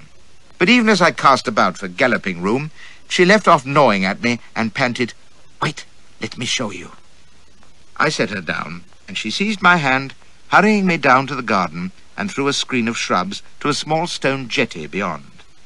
And there was the smartest little steam yacht moored, all brass and varnish shining in the sun, and not a soul aboard that I could see. "For our picnic," says she, and her voice was shrill with excitement. She led the way up the swaying plank, and I followed, slavering at the plump stern bobbing under the muslin, and down into the cool shadows of a spacious cabin. I seized her fore and aft, but she slipped from my lustful grasp, whispering, "A moment," and slammed a door in my face. While I tore off my clobber, I had time to look about me, and note that J.C. Spring, M.A., did himself as well afloat as he did ashore. There was polished walnut and brocade, velvet curtains on the ports, fine carpet and leather furniture, and even a fireplace with a painting of some Greek idiots in beards. It was a bigger craft than I'd realized, and rivaled the one in which Suleiman Usman had carried us to Singapore. Through an open door I could see a lavatory in marble and glass with a patent shower bath, which for some reason made me randier than ever, and I pounded on her door, roaring endearments. It swung open under my fist, and there she was, on t'other side of the bed, posed with her back to the bulkhead. For a moment I stood staring, and Spring and old Arnold would have been proud of me, for my first thought was, Andromeda on her rock, awaiting the monster, ha-ha, which proves the benefit of a grounding in the classics. She was stark naked, and yet entirely clad, for she had cinched in her long hair with a white ribbon round her neck, so that it framed her face like a cowl, while beneath the ribbon it hung in a shimmering black curtain that covered her almost to her ankles. Her arms were spread out, desperate-like on the panelling, and as I goggled, she pushed one knee through the silky tresses and pouted at me. We never went near the bed, for it would have been a shame to disturb her tableau vivant much. I just heaved her up and piled in against the panels, grunting for joy, and I'll swear the boat rocked at its moorings, for she teased no longer when it came to serious work, and I wasn't for lingering myself. It was splendid fun while it lasted, which was until she began to shudder and scream and tried to throttle me with her hair, so I romped her up and down all the way to the lavatory, where we finished the business under the patent shower bath. Once I got the knack of the damn thing, which ain't easy with a mad nymph clinging to your manly chest. Most refreshing it was, though, and brought back memories of Sonsi Array, my Apache princess, who was partial to coupling under waterfalls, which is deuced cold, by the way, and the pebbles don't help. Miranda Spring knew a trick worth two of that, for when we'd come to our senses and towelled each other dry, with much coy snickering on her part, she showed me to a little alcove off the main cabin, where an excellent collation was laid out under covers, with bubbly and a bucket. We recruited our energies with lobster and chicken, but when I proposed that we finish off the wine on deck, she came over all languid and said we would be ever so comfy on the bed. And if you'd seen that exquisite young body artfully swathed in her hair, with those fine ivory punts thrusting impudently through it, you'd have agreed. But she must finish her dessert, too.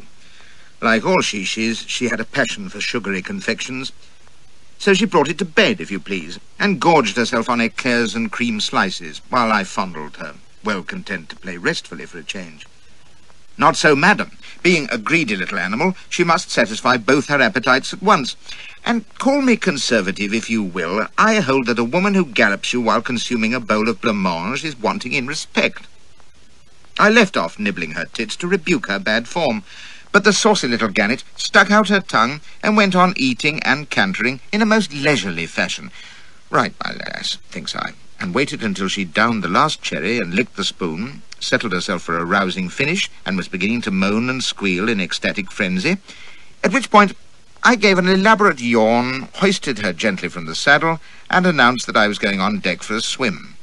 She squawked like a staggered hen, eyes still rolling.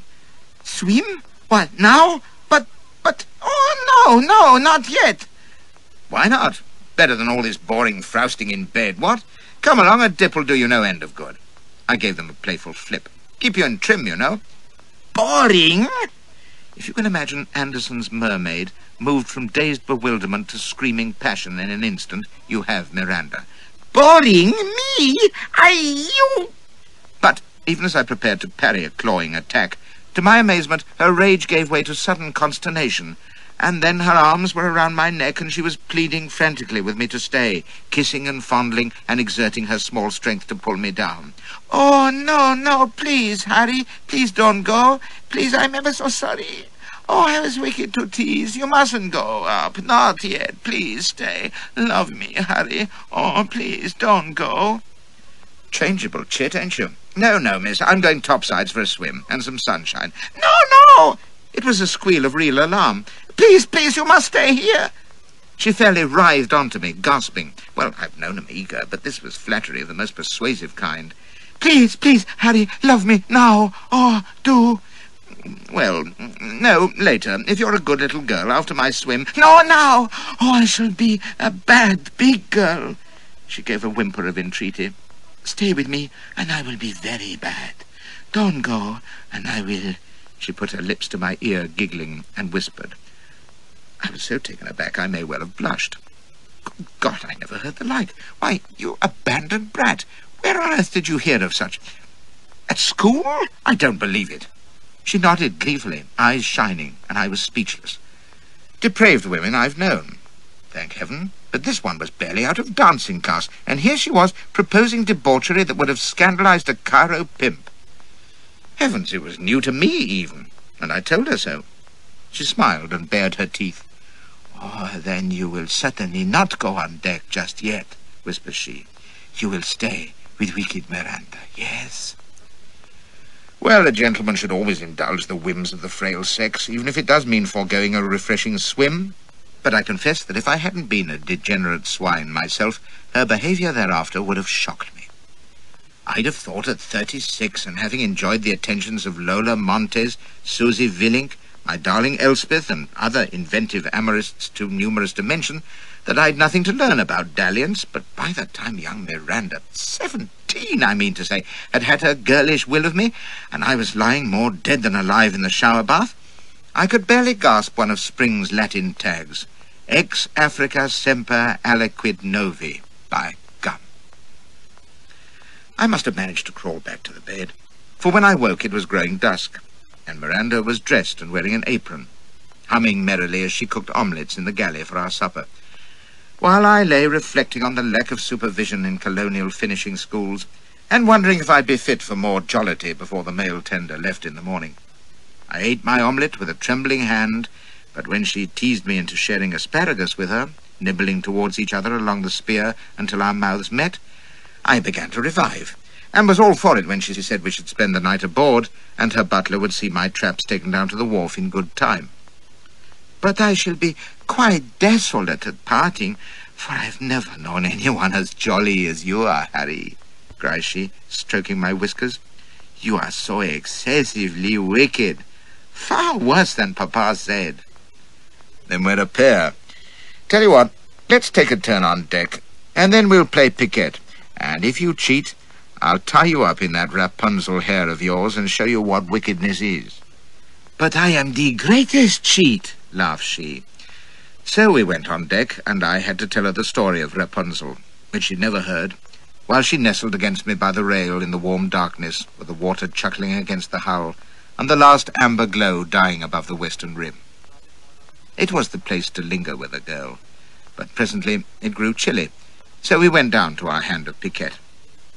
She was no cheat at all, though, so I had to teach her, but once or twice I wondered if her mind was on the game at all, for she kept glancing at the clock, and when it struck, she started and fumbled her cards and apologized, laughing like a schoolgirl Clumsy Clara! The nursery exclamation reminded me what a child she was. Lord love us, I'd been married before she was born. Aye, and a damned odd child behind the vivacious chatter and the mischievous smile, with her Babylonian bedroom manners.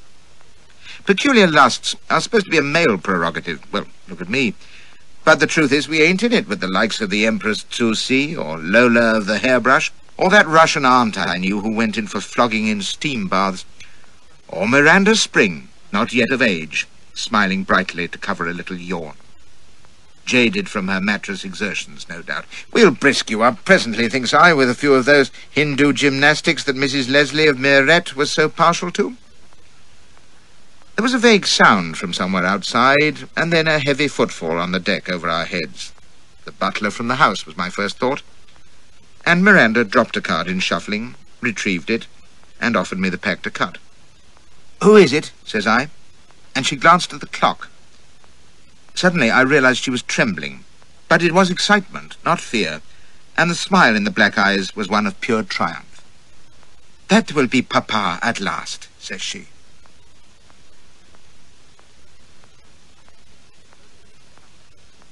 There is, as that sound chap Ecclesiastes says, a time to get, and if I've reached the age of 91, it's because I've always been able to recognize it.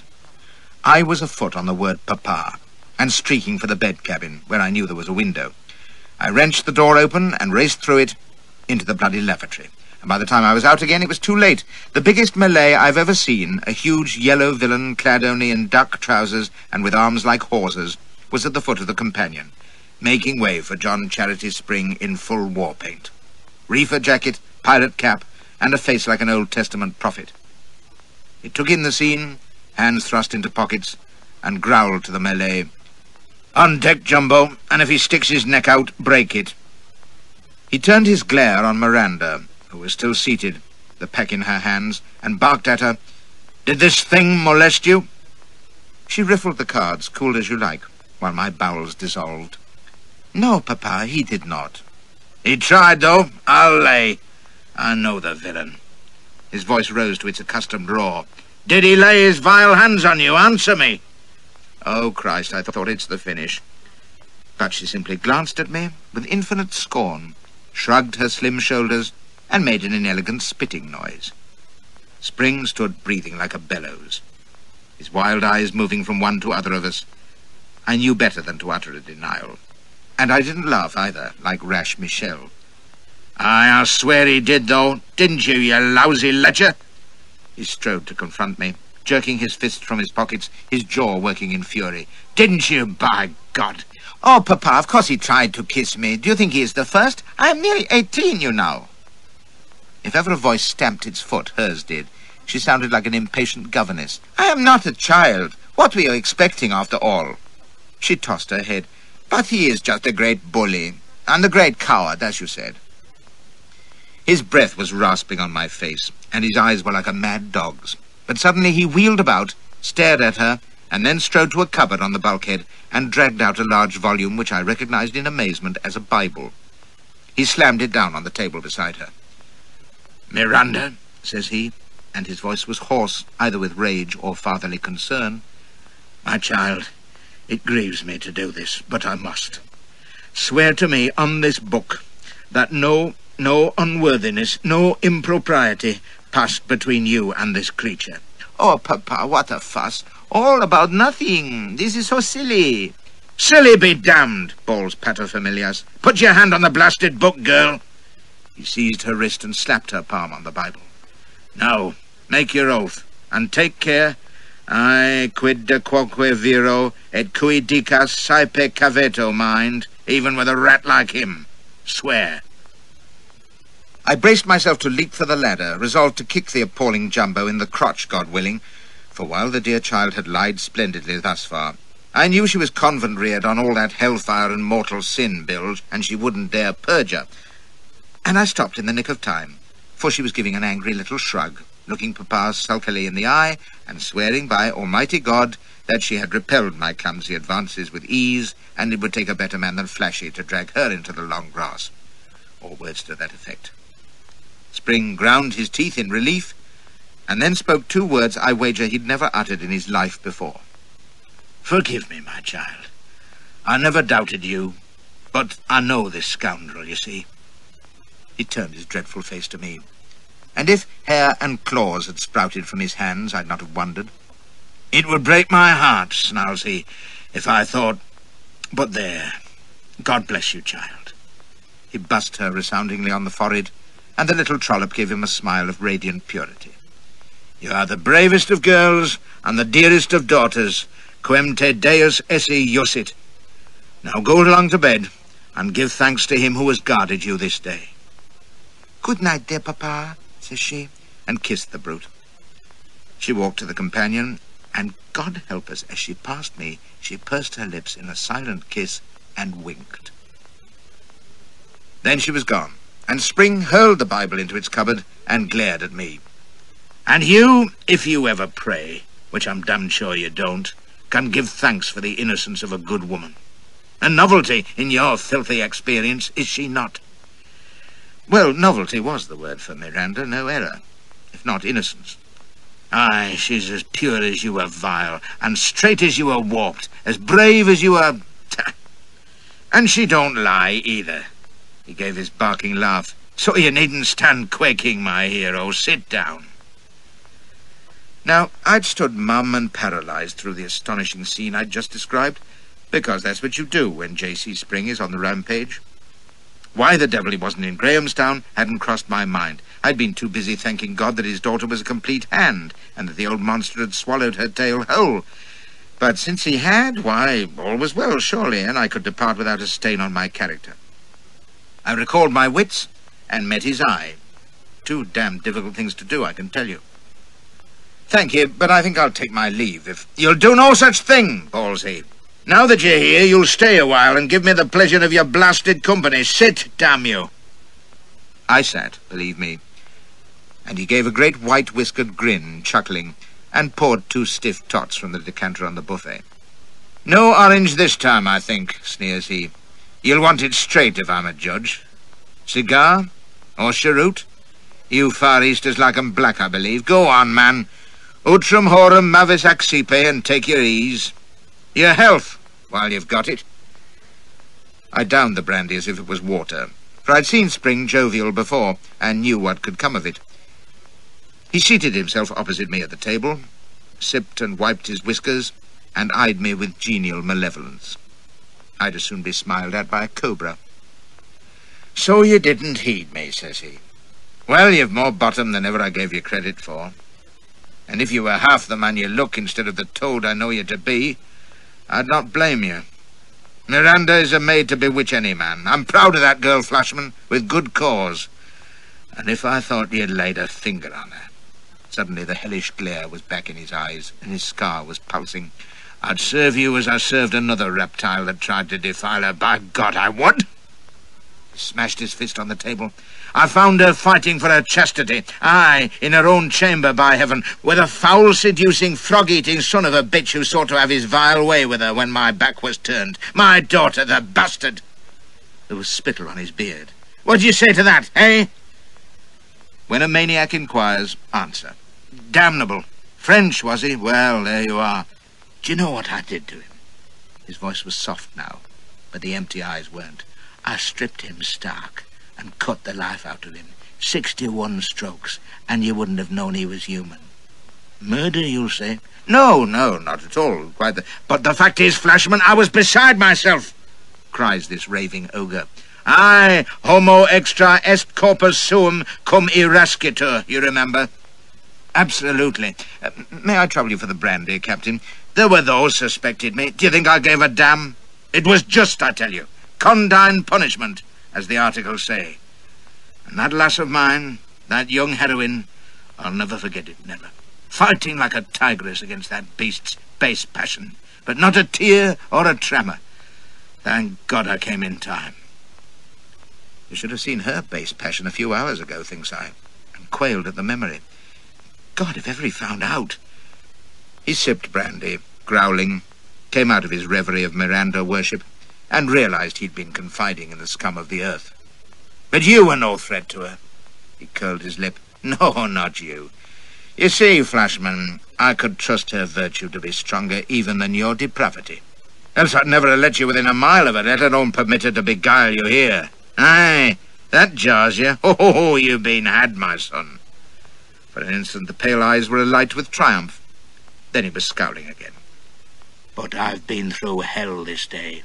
Knowing she was within your reach, my skin crawls yet at the thought of it. But she's my daughter, steel true, blade straight, and too much for you or a dozen like you. It hit me like a blow. I'd known there was something horribly amiss when he'd arrived unexpected. But then Miranda had quieted him, and he'd been civil for him, and only now was it plain that I'd been trapped, most artfully and damnably, by this murderous pirate and his slut of a daughter. But why? It made no sense. He'd had no quarrel with me. He'd said so in those very words. What do you mean? What do you want of me? I've done nothing. You heard her. Nothing, you say? Oh, you've done nothing today, I know that. Or you'd not be alive this moment. But think back 10 years, Flashman, to the night when you and your conniving whore Villink cramped me out of Orleans. I'd no hand in that, I swear, and you told me that I bore no grudge. His laugh was a jeering snarl. More fool you for believing me. But your wit's all in your loins and belly, isn't it? You can't conceive what it meant for a man of my breeding. My eminence, damn your eyes, a scholar, a philosopher, honoured and respected, a man of refinement, a master and commander, even in the degraded depths of a slave ship, a man born to have rule. Aye, better to reign in hell than serve in heaven, roars he, spraying me with his incoherent rage, so consumed by it that for once Latin quotation failed him. To be hounded before the mast by scum who wouldn't have pulley-hauled on my ship, herded with filthy packet rats, fed on slop and glad to get it, threatened with the cat, by Jesus. I stare, rot you. I, John Charity Spring, fellow of Oriel, damn them all to hell, thieves, trimmers, and academic vermin. His voice sank to a hoarse whisper, for he was back on the Oxford tack again, contemplating his ruined career, his berserk fit over, thank God, for I'd never seen him worse. He took a huge breath, filled his glass, and brooded at me. I cleaned the heads on that ship, Flashman, all the way to the Cape. His tone was almost normal now. Thanks to you. And do you think a day has passed in 10 years when I haven't remembered what I owe you? And now, here you are, at last. We may agree with Horace, I think. Raro antecedentem scelestum deseruit pede poena claudo. I see from your vacant gape that you're no better acquainted with his works than you were on the college, damn your ignorance. So I'll tell you it means that justice, though moving slowly, seldom fails to overhaul the fleeing villain. He shoved the bottle at me. Have some more brandy, why don't you? Your flight's over, bucko. This was desperate, but terrified as I was, I could see something that he'd overlooked, and it spurred me now to unwonted defiance, though I came to my feet and backed away before I voiced it. Keep your bloody brandy, and your threats, 'cause they don't scare me, Spring. I don't know what your game is, but you'd best take care, because you've forgotten something. I'm not a friendless nobody nowadays, and I ain't some poor French pimp, neither. You think you draw water? Well, you ain't the only one. A heaven-sent thought struck me. Your governor, Grey, has charged me, Sir Harry Flashman, V.C., K.B., and be damned to you, with a personal message to Lord Palmerston, do you hear? So you can come off your blasted quarterdeck because you daren't touch me. I cast a quick glance at the companion, ready to run like hell. The pale, hypnotic eyes never blinked, but his mouth twisted in a grin. My, what a dunghill rooster we've grown, to be sure. Vox et praeterea nihil. But you've forgotten something, too. No one saw you come aboard here. It was a hired rig that brought you to my house, and my servants are safe folk. So if the distinguished Flashman, with all his trumpery titles, were to disappear, why, he sailed on the mail for home. And if, by chance, word came months from now that you never boarded the mail, a mystery. And who more baffled than your old shipmate, John Charity Spring? What? Silent, are we? Stricken, speechless? He pushed back his chair and reached a flask from the buffet. You'd better try some schnapps, I think. There, don't bite the glass, you fool. Drink it. Christ, what a craven thing you are. Sit down, man, before you fall. Vitiant artus egre contagia mentis, as Ovid would say if he could see you. And rest easy. I'm not going to harm a hair of your precious head. That was no comfort at all from him. I knew that diseased mind too well. He meant me some hideous mischief. But I could only wait shuddering until he told me what it was, which he was preparing to do with sadistic relish, brimming my glass and resuming his seat before he spoke. When I heard you'd landed, it was a prayer answered.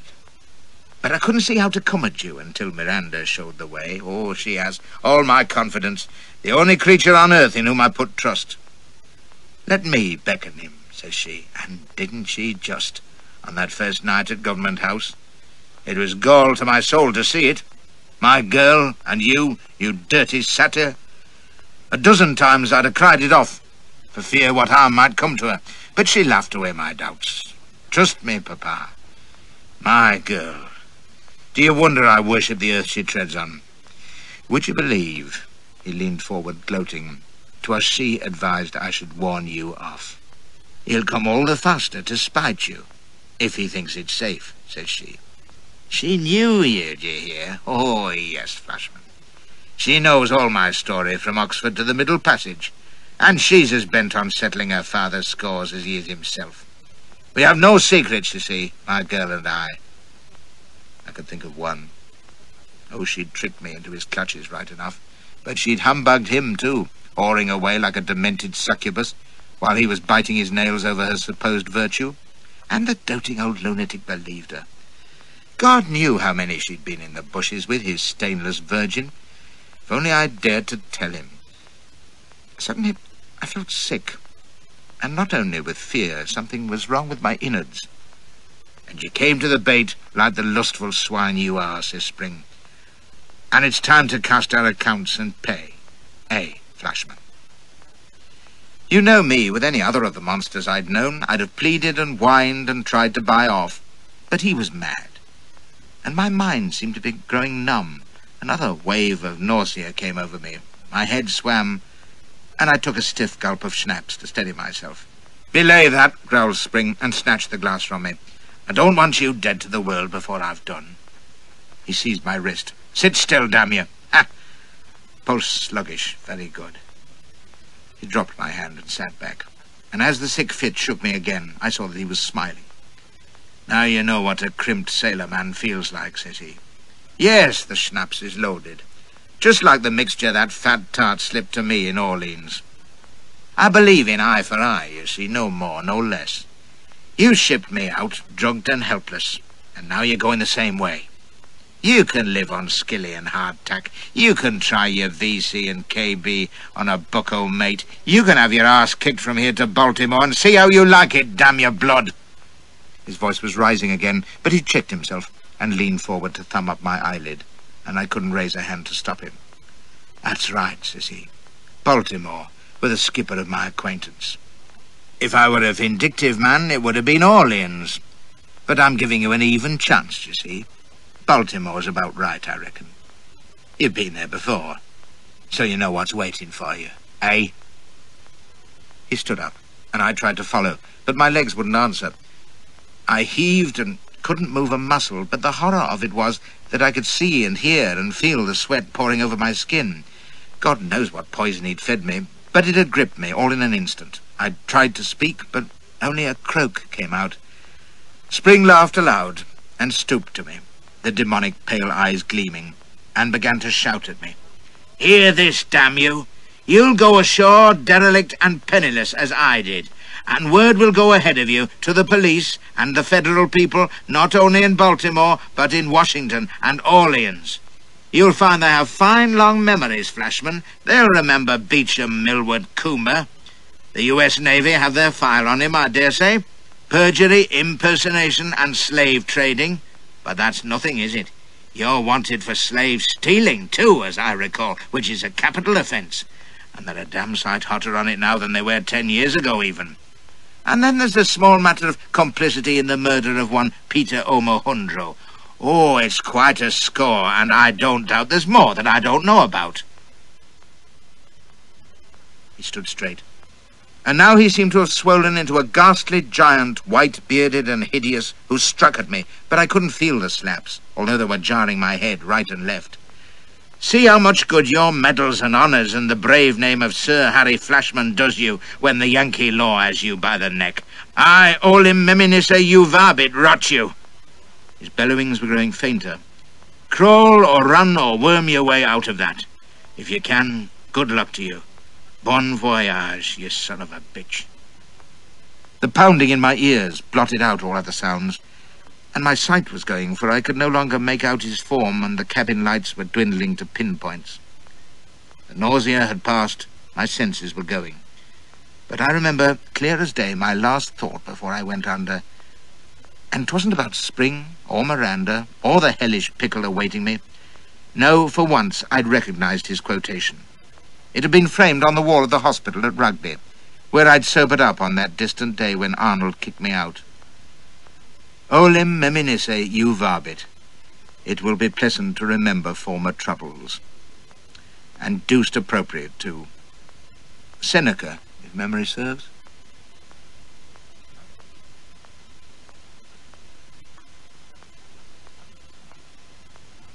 Three times in my life I've been shanghaied, and each time there was a woman in the case.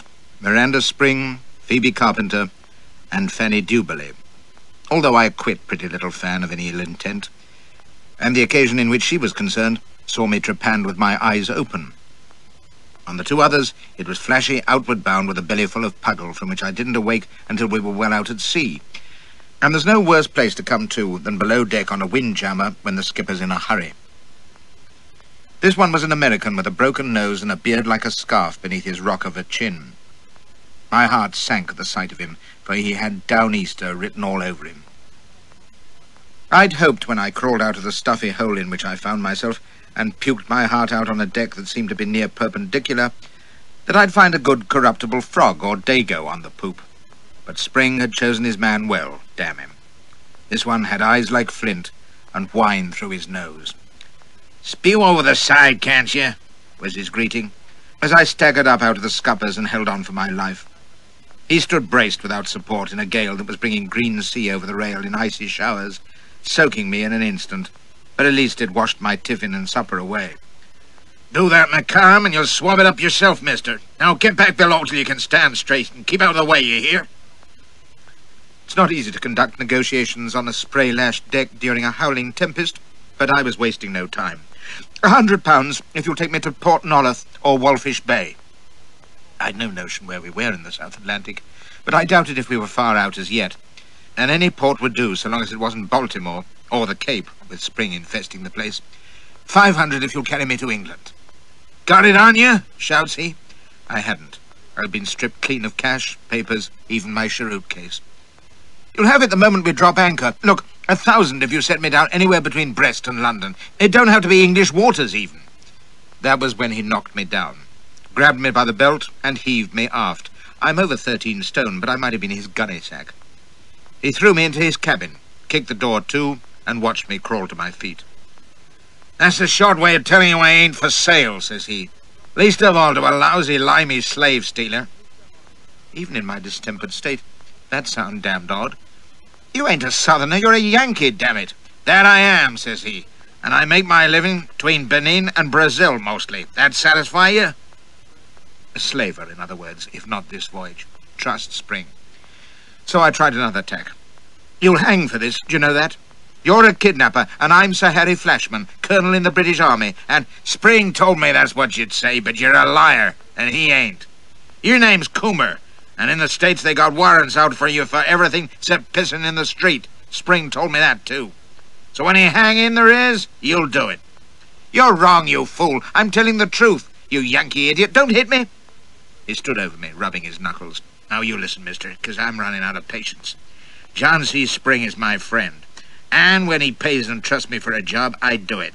And you're going to Baltimore, and we'll lay off Sparrow's Point a couple of days while the letters he give me goes ashore, to let the traps know you're coming.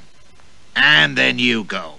And till then you work your passage. I don't give 2 cents worth of a Port Mahon seahorse's droppings if you're Coomer or Lord Harry Flasher or President Buchanan. Savvy? Now you get up and walk along easy to the forecastle, it's that way, and give your calling card to Mr. Fitzgibbon, who's the mate, and he'll show you to your stateroom. Now, scat!" Having felt his fist twice, I scatted. And so began several weeks of vile hard work and viler food. But if you've been a slave to the Malagasys, or lain in a bottle dungeon in India, or been toasted on a gridiron, or fagged for Bully Dawson, well, you know things could be worse. I'd been a deckhand before, but I didn't let on, so I was never sent aloft. Fitzgibbon and the skipper, whose name was Lynch, were first-rate seamen, so far as I'm a judge, and the last thing they wanted was some handless farmer hindering work, so I was tailing on and hauling and holy-stoning and greasing and painting and tarring and doing any of the countless unskilled menial tasks of shipboard. Oh, I cleaned the heads, too. And because I knew better than to shirk, I rubbed along well enough, bar seasickness, which wore off after a week, and inedible tack, and being played out with fatigue and driven half crazy by that hellish creaking and groaning din that never ceases on a sailing packet. You get used to that, too, though. The forecastle gang were a hard-bitten crowd, Scoegians and Germans mostly, but I was big and strong enough to be let alone, and I didn't encourage conversation. You may think I make light of it, being kidnapped and pressed into sea slavery, but if I've learned anything, it's that when you have no choice, you must just buckle down to misfortune and wait. It was all sufficiently beastly, to be sure, but, you know, I reckon Spring was cheated of that part of his vengeance. As I've said, I'd been through hell and back before in my checkered life, far worse than Spring had, and being a packet rat was that much less of an ordeal to me than it must have been to him. He thought he was God Almighty, you see, lording it over riff-raff by virtue of his eminence, as he'd called it, by which I guess he meant his master's ticket and his M.A., and simply being the great John Charity Spring, classical don and fellow of Oriel, damn your eyes. Now, I am riff-raff when I have to be. And so long as I can see a glimmer at the end of the passage, well, dum spiro spero, as we scholars say. Having his high table arse kicked must have had Spring gnawing the rigging. I took care not to be kicked. His haughty spirit rebelled. I ain't got one. Another thing that cheered me up was my belief that Spring, being mad as a weaver to start with, had let his harboured spite get the better of his few remaining wits. If he thought he was dooming me to death or the chain gang by packing me off to the States, he was well out of reckoning. What he'd said about my American embarrassments was true enough, but that had been a long time ago. It's a painful story, but in case you haven't read it in my earlier memoirs, I'll give you the heads of it here. 10 years back, when Spring's slaver, the Balliol College, with Flashy aboard as reluctant supercargo, had been captured off Cuba by an American patrol, I deemed it prudent to assume the identity of Beecham Millward Coomer. Don't laugh, it was his name. Our late third mate, who told me on his deathbed that he was an Admiralty agent who was only sailing with Spring to spy on his slaving activities. If you think I'm stretching, the U.S. Navy didn't. Coomer's papers saw me through, but it was touch and go, so I'd slipped my cable and looked for a way home. I thought I'd found one when the Underground Railroad, a clandestine troop of lunatics who ran escaped slaves to Canada, got their hands on me. They had ears everywhere, even in the U.S. Navy Department, and offered to help me north if I'd take an important runaway nigger with me to freedom. That enterprise had ended with me going over one rail of a Mississippi steamboat, while the darky, with a slave catcher's bullet in him, had gone over t'other. Subsequently, I'd been overseer on a plantation, lost my situation for rogering the lady of the house, escaped north with a female octoroon slave who'd killed 2 men en route, been shot in the backside by pursuers while crossing the Ohio River, found refuge with Congressman Abraham Lincoln, who dragooned me into testifying at the adjudication on Spring's slave ship in New Orleans, been unwillingly reunited with my dear old commander, who had then murdered one Omo Hundro in a pub, fled with him to seek shelter with a whore of my acquaintance who'd obligingly had old J.C. shanghaied, and had at last won back to England, home and beauty, via the Great Plains and Apache Village and San Francisco, slightly out of breath. Honestly, I'd have been better going into the church, or banking, or politics even. In any event, that's how the sparks flew upward on my first visit to America, and you can see Spring's point. In my brief sojourn, I'd been an impostor and perjurer, as Coomer, stolen slaves, under the names of Prescott, Arnold, and I rather think Fitzroy Howard, or something like that, and was wanted for murders I hadn't committed in Mississippi, or may have been Tennessee for all I know, as well as for aiding and abetting, which I hadn't done either, Spring's stabbing of Omohundro. An impressive tally, I concede, and none the better for being all entirely against my will. However, I doubted if the U.S. Navy was much concerned with the fugitive Coomer at this late date, and I'd no intention of going near the Mississippi. I wasn't wanted in Maryland, where Baltimore is. Let me present myself to a British consul there, or in Washington, which was only 40 miles away, and I was on Easy Street. The great thing, you see, was that I wasn't Coomer, or Prescott, or those other chaps. But I was Sir Harry Flashman, not unknown by name and fame, and once I was under our embassy's wing, warrants from far-flung states for the arrest of non-existent Coomers, etc., would not matter at all. Not in Washington or the North, at least. If I were fool enough to venture south, where there might be witnesses to identify me, that would be a different and damned unpleasant kettle of fish. As Spring had pointed out, my rank and heroic stature at home wouldn't weigh much with a Louisiana jury. So, you can see why I wasn't over-troubled about what lay ahead. Indeed, my preoccupation was how to pay Spring out when I was safe home in England. The evil-eyed bastard had terrified, drugged, and kidnapped me, subjected me to the grueling misery of packet-ratting, and done his damnedest to deliver me to an American gallows. Well, he was going to rue the day. Straight prosecution was out of the question. It would take too long, likely uncover past history which I'd rather keep dark, and almost certainly fail in the end. The whole business was too wild, and the thought of returning to testify at the Cape, with Spring frothing at me across the court, no, I'd prefer not. Especially since the most artistic revenge had already occurred to me. A detailed account to the address of J.C. Spring, M.A., of the contortions which his saintly Miranda and I had performed aboard dear Papa's yacht. That would bring a blush to his cheek. It would destroy him, wound him to the depths of his rotten soul, probably drive him crazy altogether. He might even murder her and swing for it. Well, the bitch deserved it. No, she'd swear blind that I was lying out of spite, and he'd believe her. Or pretend to. But in his heart, he'd always know it was the truth. Aye, that would teach him that flesh is a critter best left alone, because, as Thomas Hughes pointed out, he can find ways of striking home that you ain't even thought of. Now, I'll not weary you with any further relation of life at sea when Uncle Harry was a lad, but hasten on to Chesapeake Bay, which I reckon we reached in about 8 weeks, but it may have been more.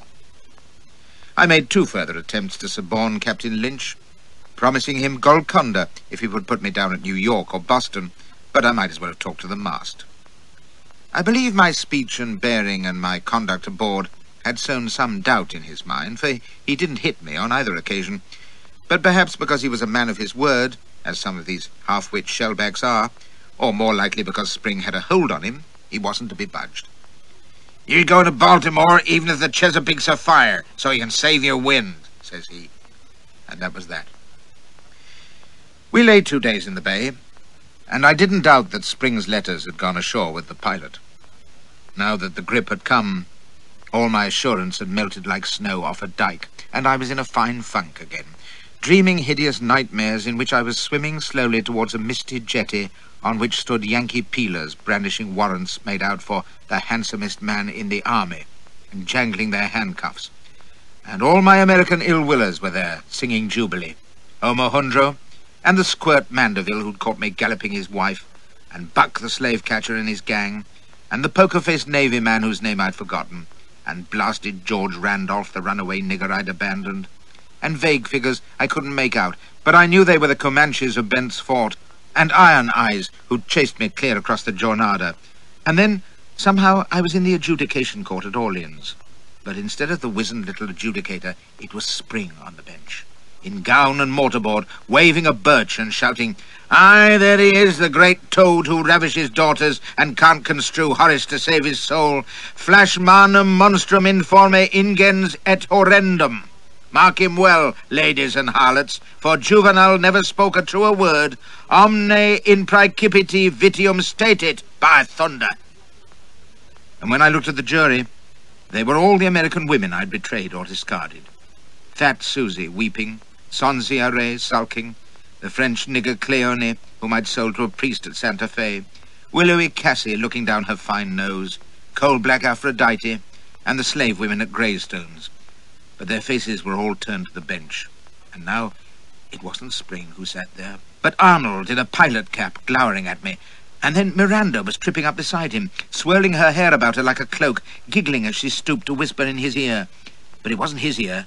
It was Congressman Lincoln's, and I saw his ugly face scowl as he listened, nodding, and heard his drawl as he said that reminded him of a story he'd heard once from an English naval officer who didn't know what club hauling meant.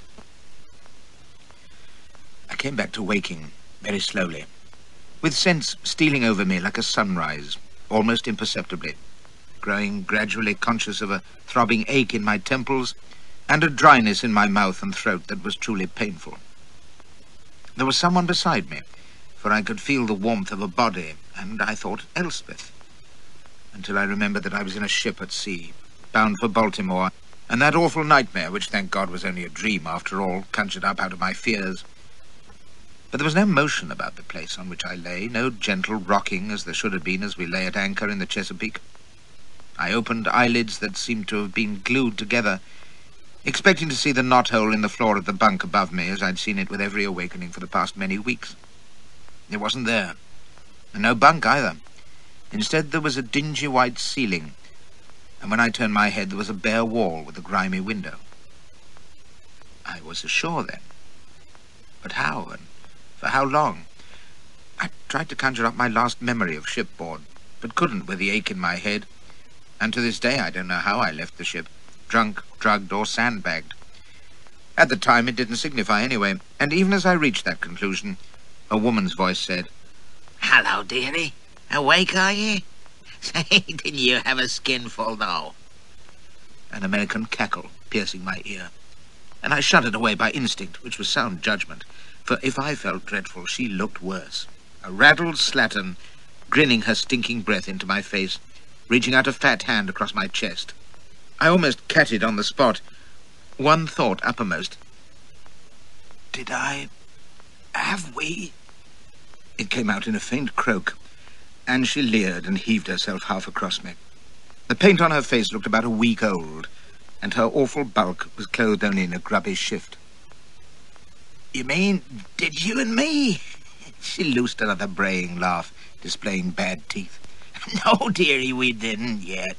You've been snoring your big head off all night, but you're awake now, so how about my present?" "Get away from me, you pox-ridden slut!" Another hoarse whisper, but I had strength enough to thrust her away and tumbled over her to the floor. I scrambled up, dizzy, and almost fell again, staring about me at a big, unbelievably foul, whitewashed room in which there were about a dozen beds containing various beings, male and female, in squalid undress. The stench of stale tobacco and unwashed humanity took me by the throat, and I blundered for the door, falling over a frantically courting couple on the floor and followed by shrill obscenities from my bedmate. I found myself on a bare landing, confronting a goggling darky with a bucket in his hand. "Where the hell am I?" I inquired, and had to repeat myself and take him by the collar before he stammered, rolling his eyes, "Why, boss, you in the knitting Swedes." Only later did I know what he'd said. At the time, it sounded like gibberish. "What town is this?" Why, this Baltimore, boss. Yes, sir, this Baltimore, honest." I let him go and stumbled down 2 flights of stairs, with no notion but to get out of this beastly place without delay. There were other doors, some of them open onto sties like the one I'd left, and various creatures on the landings, but I didn't pause until I bore up unsteadily by a big wooden counter on the ground floor, and I think there was a tap room too. But what mattered was that there was a street door ahead of me and open air. There were a number of seamen lounging at the counter, and behind it, sitting on a high stool, was a figure so unlikely that I thought I'm still drunk or dreaming. He was big and ugly, with a nose that had been spread half across his face, probably by a club. There wasn't a hair on his fizz or gleaming skull. The huge arms protruding from his vest were covered with tattoos. But what took the eye was that he was clicking away with knitting needles at a piece of woolen work. Not a common sight in a waterfront doss house.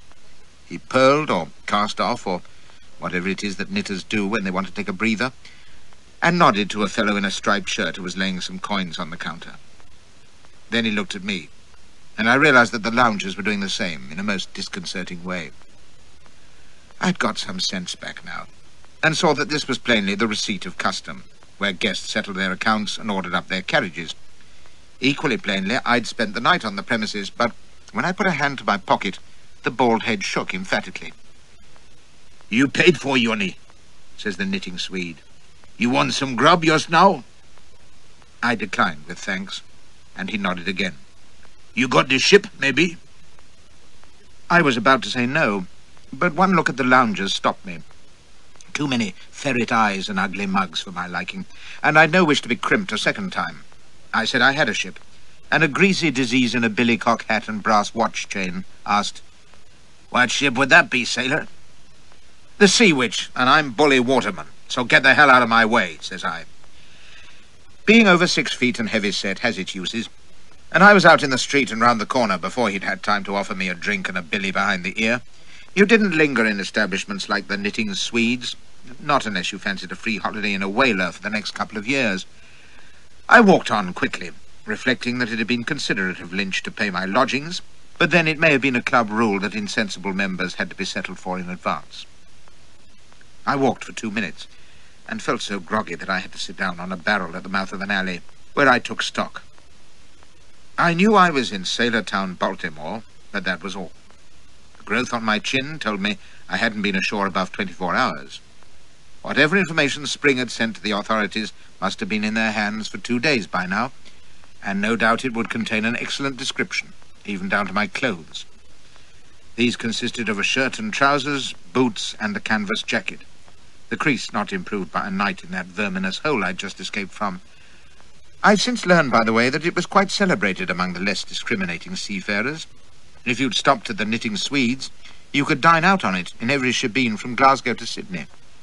Now, I doubted if the authorities would be scouring the streets for Beecham Millward Coomer, but the sooner I was under the protection of my country's flag, the better.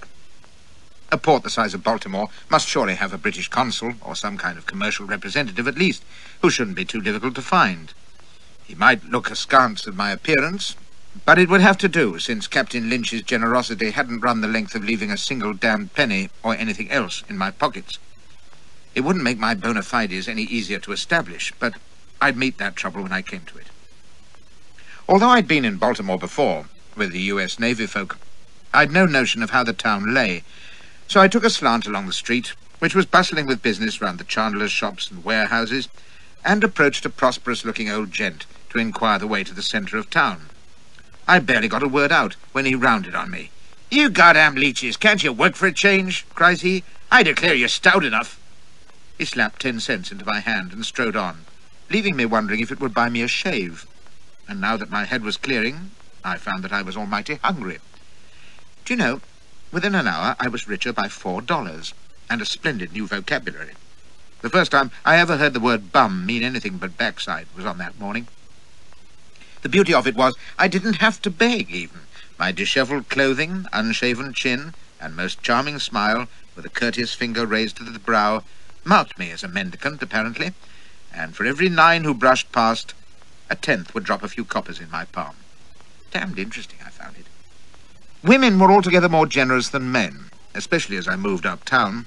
When I approached 2 fashionable young misses with "Pardon me, ma'am," and a bow, one of them exclaimed, "Oh, my," and gave me 50 cents and a fluttery look before they hurried away, tittering. I left off, though, when I became aware that I was being watched by a belted constable with a damned disinheriting moustache, but I've calculated since that I could have cleared $10,000 a year on the streets of Baltimore, easy, which is 2,000 quid. Sufficient to buy you a lieutenancy in the Guards in those days, and from the look of some of them I'd not be surprised. I was still no nearer finding the consul, and the constable had given me a scare, so after a shave and brush up, and a hearty steak and eggs at a chop house, I looked for a fellow countryman. And the sure way to do that in America in those days was to find a Catholic church. I spotted one, noted that the name of its priest displayed on the gilt board was Rafferty, made my way through the musty wax and image interior, and found the man himself delving like a navigator in the garden behind the church, whistling the Young May Moon in his shirt-sleeves. He greeted me with a cry of, "Holla, me son, and what can I be doing for you on this parky day?" A jaunty little leprechaun with a merry eye. I asked my question, and he pulled a face. Faith now, and I don't know there's any such crater in Baltimore, says he. Just off the boat, are you? The shrewd blue eyes took me in. Well, if it's diplomatic assistance you're seeking, Washington'll be the place for you, where our minister is. He's new come and all, they tell me. Lyons, his name is, an English fella. He'll be a man right enough. And what would you say, yes or no, to a cup of tea?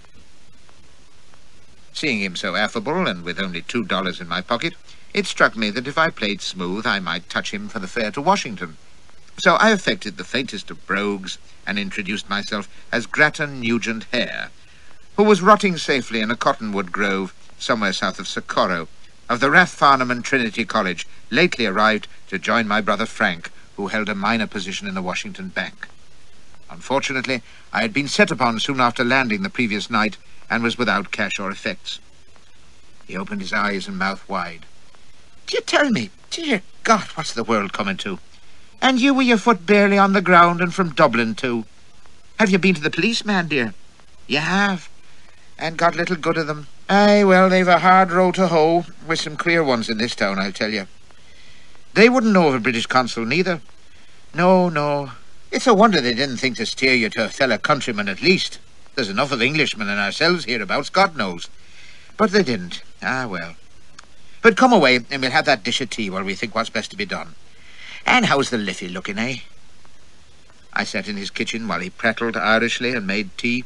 Since I'd never been in Dublin in my life, I found it safest to let him run on, with a cheery agreement from time to time, waiting an opportunity to state my needs, but he didn't give me one, being content to prose sentimentally about the old country until... And you're in the banking line yourself, are you? Says he at last. Aye, well, you're in the right furrow in America. Fine, grand opportunities for a gentleman like yourself, so there are. It's a commercial world, so it is, a commercial world. But none the worse for being that, if the trade's honest and the word's good. And you're a Trinity man, too. He chuckled wistfully. This is a country of grand prospects. But I wonder, could a man do better than sit in the old college court, contemplating the trees on St. Stephen's Green on a summer's evening? You'd be there about 45, am I right? I made a hasty calculation and said, rather earlier, 43. Then you'd know old Professor Phelan, cries he. A fine man, that, and a grand Hebrew scholar, so they said, not that I'm a judge. He'd still be about in your day, was he not?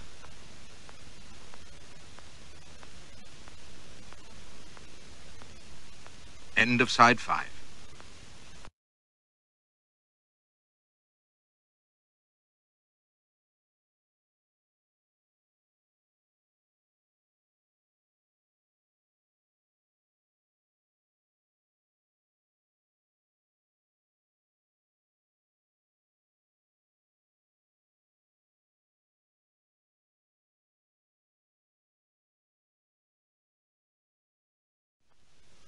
I can smell a false lead as fast as anyone, but he was such a happy simpleton that I decided it was safe to say that I hadn't studied under Phelan myself, but knew of him. He nodded amiably and sighed. Well, here I am blathering on and you itching to take your way to Washington. Aye, but with your pockets all to let. Well, man, dear, I was after thinking yonder that I'd be making you a small loan for your train ticket. But, you know, I'd be party to an awful sin if I did that, so I would. You see, says he, shaking his porky old head, the day you find a priest sitting in the court at Trinity is a day you'll be able to skate over Dublin Bay from Bray to Balbriggan. And as for seeing St. Stephen's Green from the court, well, I doubt if even old Phelan could see that far from heaven, where he's been this 35 years, God rest his soul. And telling me you were a banker, he added sorrowfully, and you with spurs and brass buttons sticking out all over you. Now, will you take another drop of tea, soldier, and tell me all about it? You wouldn't believe it if I did, says I, rising. Thank you for the tea, Padre, and I'll bid you a very good day. Stop, stop, cries he. Sit down, man, dear, and don't be taking offence at an old man just because he knows Phoenix Park shoulders when he sees 'em. Come now, be easy and drink your tea. Can you not see I'm bursting to know the truth of it? His smile was so eager and friendly that I found myself smiling in turn. What makes you think I'll tell the truth this time? Why shouldn't you? You'll come to no harm from me if you do. And if you don't, well, I might have no diversion at all. Now then, what's this I wouldn't believe? Just you try me. Very well. I'm a British Army officer. I was on my way home from India. I was waylaid at Cape Town and crimped aboard a packet which arrived here yesterday. I'm destitute, but thanks to you, I know where to find British authorities who will help me back to England. And if you believe that, and why would I not?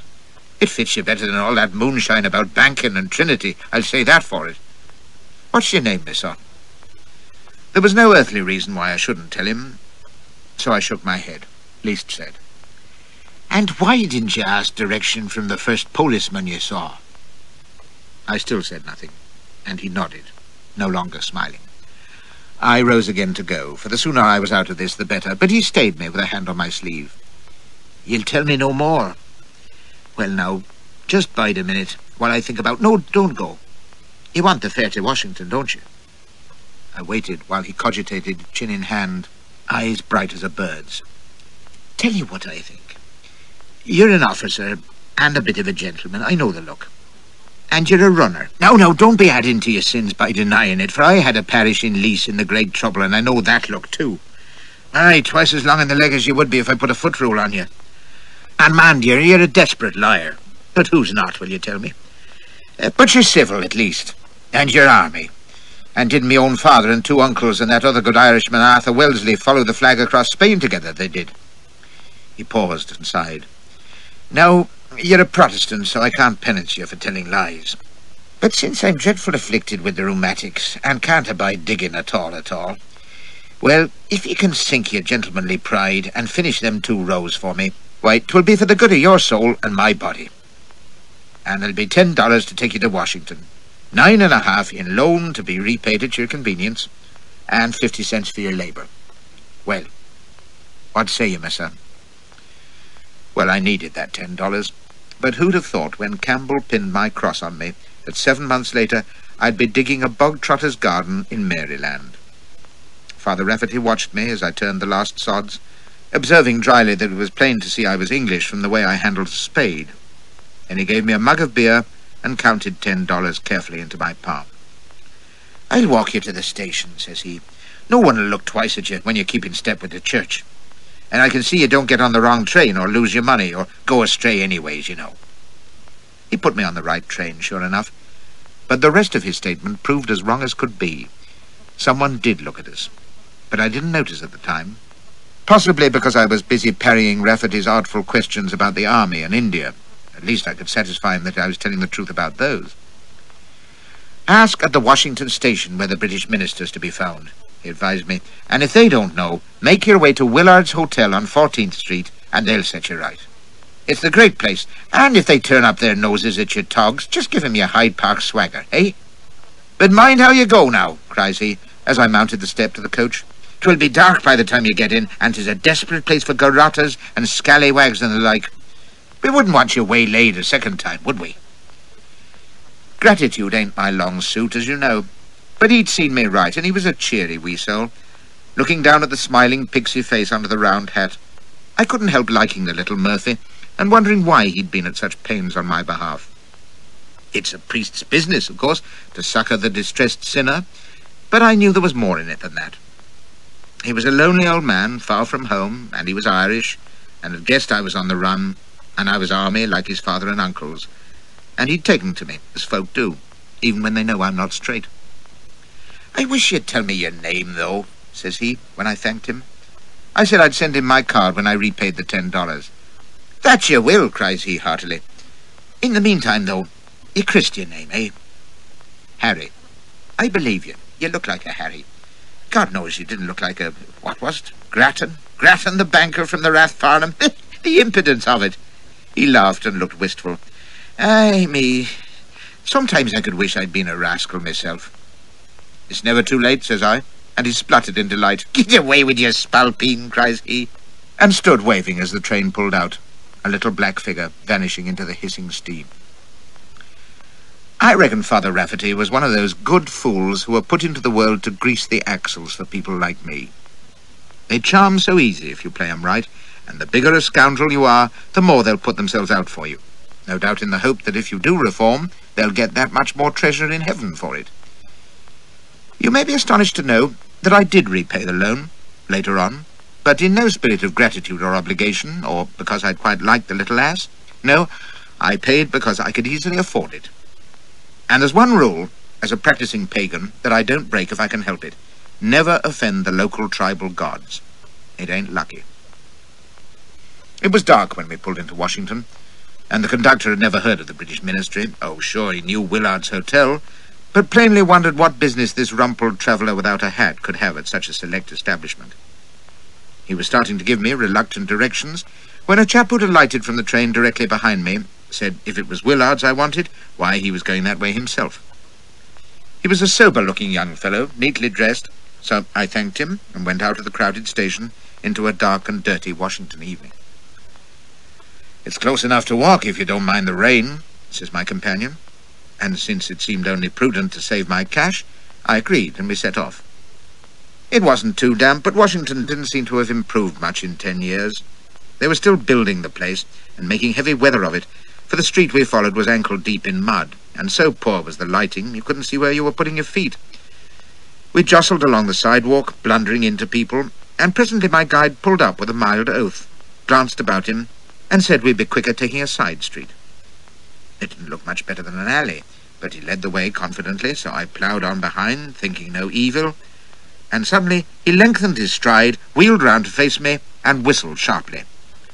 I'm too old a hand to stand with my mouth open. I turned to flee for the main street, cursing myself for having been so easily duped, and after Rafferty's warning about footpads too, and stopped dead in my tracks. 2 dark figures were blocking my way, and before I had time to turn again to rush on my single ambusher, the larger one stepped forward, but when he raised his hands, it wasn't to strike. He held them palms towards me in a restraining gesture, and his voice when he spoke was quiet, even friendly. "Good evening, Mr. Coomer. Welcome back, sir. Why, you mayn't believe it, but this is just like old times."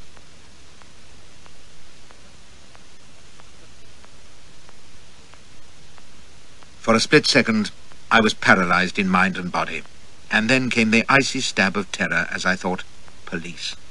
Spring's letters, my description, the alarm going out for Coomer. But then, why had the young man not clapped his hand on my shoulder at the station? "Guess you don't remember me," says the big shadow. "It's been a while's. New Orleans, 10 years ago, in back of Willink's place. You thought I was Navy then. I took you to Crixus, remember?" It was so incredible that it took me a moment to recall who Crixus was. The Underground Railroad boss, whose identity I never knew because he hid it under the name of some Roman slave who'd been a famous rebel. Crixus was the little steely-eyed bugger who dragooned me into running that uppity nigger Randolph up the river, and damn near got me shot. But it wasn't possible that he could know of my presence now, within a day of my landing. "He's waiting to see you," says the big fellow, "and the sooner we get you off the streets, the better. We got a closed cab." "I don't understand. You're quite mistaken, sir. I know of nobody called Cricket, did you say?"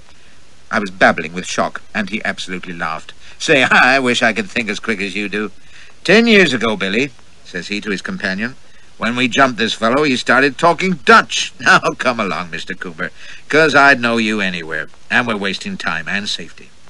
His voice hardened, and he took my arm. "We mean you no harm. Like I once told you, you're the last man I'd want to hurt." Sometimes you feel you're living your life over again. It was so now, and for an uncanny moment I was back in the alley behind Susie's brothel, with the 3 figures materializing out of the darkness. "Hold it right there, mister. You're covered front and rear." I knew now it was no use bluffing or running. For good or ill, they had me.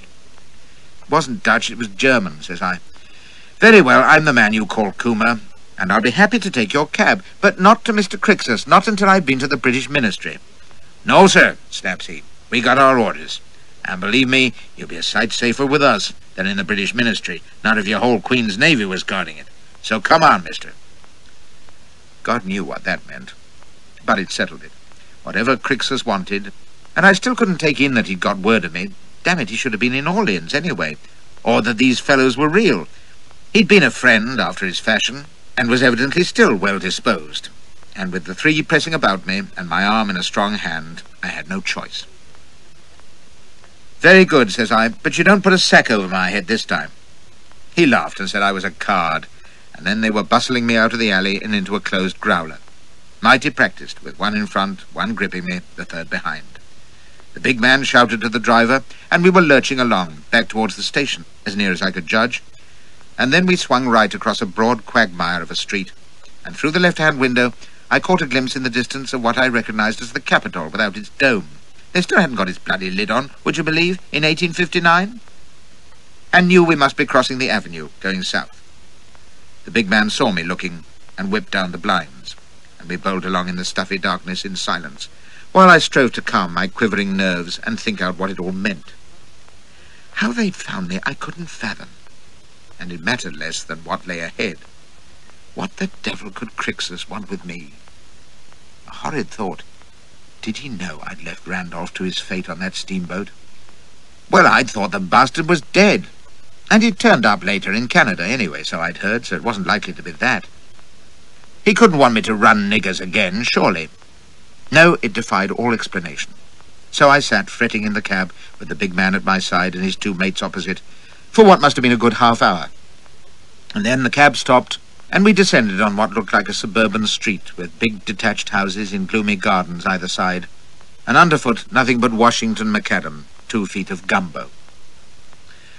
They led me through a gate and up a path to a great front door. The big fellow knocked to signal, and we were in a dim hall with a couple of hard-looking citizens, one of them a black with shoulders like a prize fighter. "Here he is," says my big escort, and a moment later I was blinking in the brightness of a well-furnished drawing-room, only half believing the sight of the bird-like figure crying welcome from a great chair by the fireplace. He was thinner than I remembered, and terribly frail, but there was no mistaking the bald dome of the head and the glinting spectacles beneath brows like white hedgerows. He had a rug over his knees, and from his wasted look I guessed he was crippled now, but he was fairly whimpering in rapture, stretching out his arms towards me. "It is he! My prayers are answered. God has sent you back to us. Oh, my boy, my brave boy. Come to my arms. Let me embrace you." He was absolutely weeping for joy, which ain't usually how I'm greeted, but I deemed it best to submit. It was like being clutched by a weak skeleton smelling of camphor. "Oh, my boy," sobs he. "Ave Spartacus. Oh, stand there a moment that I may look on you. Oh, Moody, do you remember that night, that blessed night when we set George Randolph on the golden road to freedom? And here he is again, that Mr. Standfast, who led him through the valley of the shadow to the enchanted ground." With 1 or 2 stops at Vanity Fair, if he'd only known, but now he broke down altogether, blubbering, while my big guardian, Moody, sucked his teeth, and the black who'd come into the room with him glowered at me as though it were my fault that the old fool was having hysterics. He calmed down in a moment, mopping himself and repeating over and over that God had sent me, which I didn't like the sound of. I mean to say, what had he sent me for? It might be that Crixus, having heard of my arrival, God knew how, was merely intent on a glad reunion and prose over good old slave-stealing times, but I doubted it, knowing him. He might have one foot in the grave and t'other hopping on the brink, but the grey eyes behind his glasses were as fierce as ever, and if his frame was feeble, his spirit plainly wasn't. "God has sent you," cries he again, "in the very hour, for I see his hand in this." He turned to Moody. "How did you find him?" "Cormac telegraphed when he boarded the train at the Baltimore depot. Wilkerson and I were waiting when the train came in. He didn't give any trouble." "Why should he?" cries Crixus, and beamed at me. "He knows he has no truer, more devoted friends on earth than we, who owe him so much. But sit down, Mr. Cooper. Joe, a glass of wine for our friend. No, stay, it was brandy, was it not? I remember, you see. Brandy for heroes, as the good doctor said. And for ourselves, Joe. Gentlemen, I give you a toast. George Randolph on free soil, and his deliverer." It was plain he didn't know the truth of how dear George and I had parted company, and I was not about to enlighten him. I looked manly as he and Moody and Black Joe raised their glasses, wondering what the deuce was coming next, and decided to get my oar in first. I didn't need to pitch him a tale, much less the truth. You see, to him, Coomer was the British Admiralty's beau sabreur in the war against the slave trade.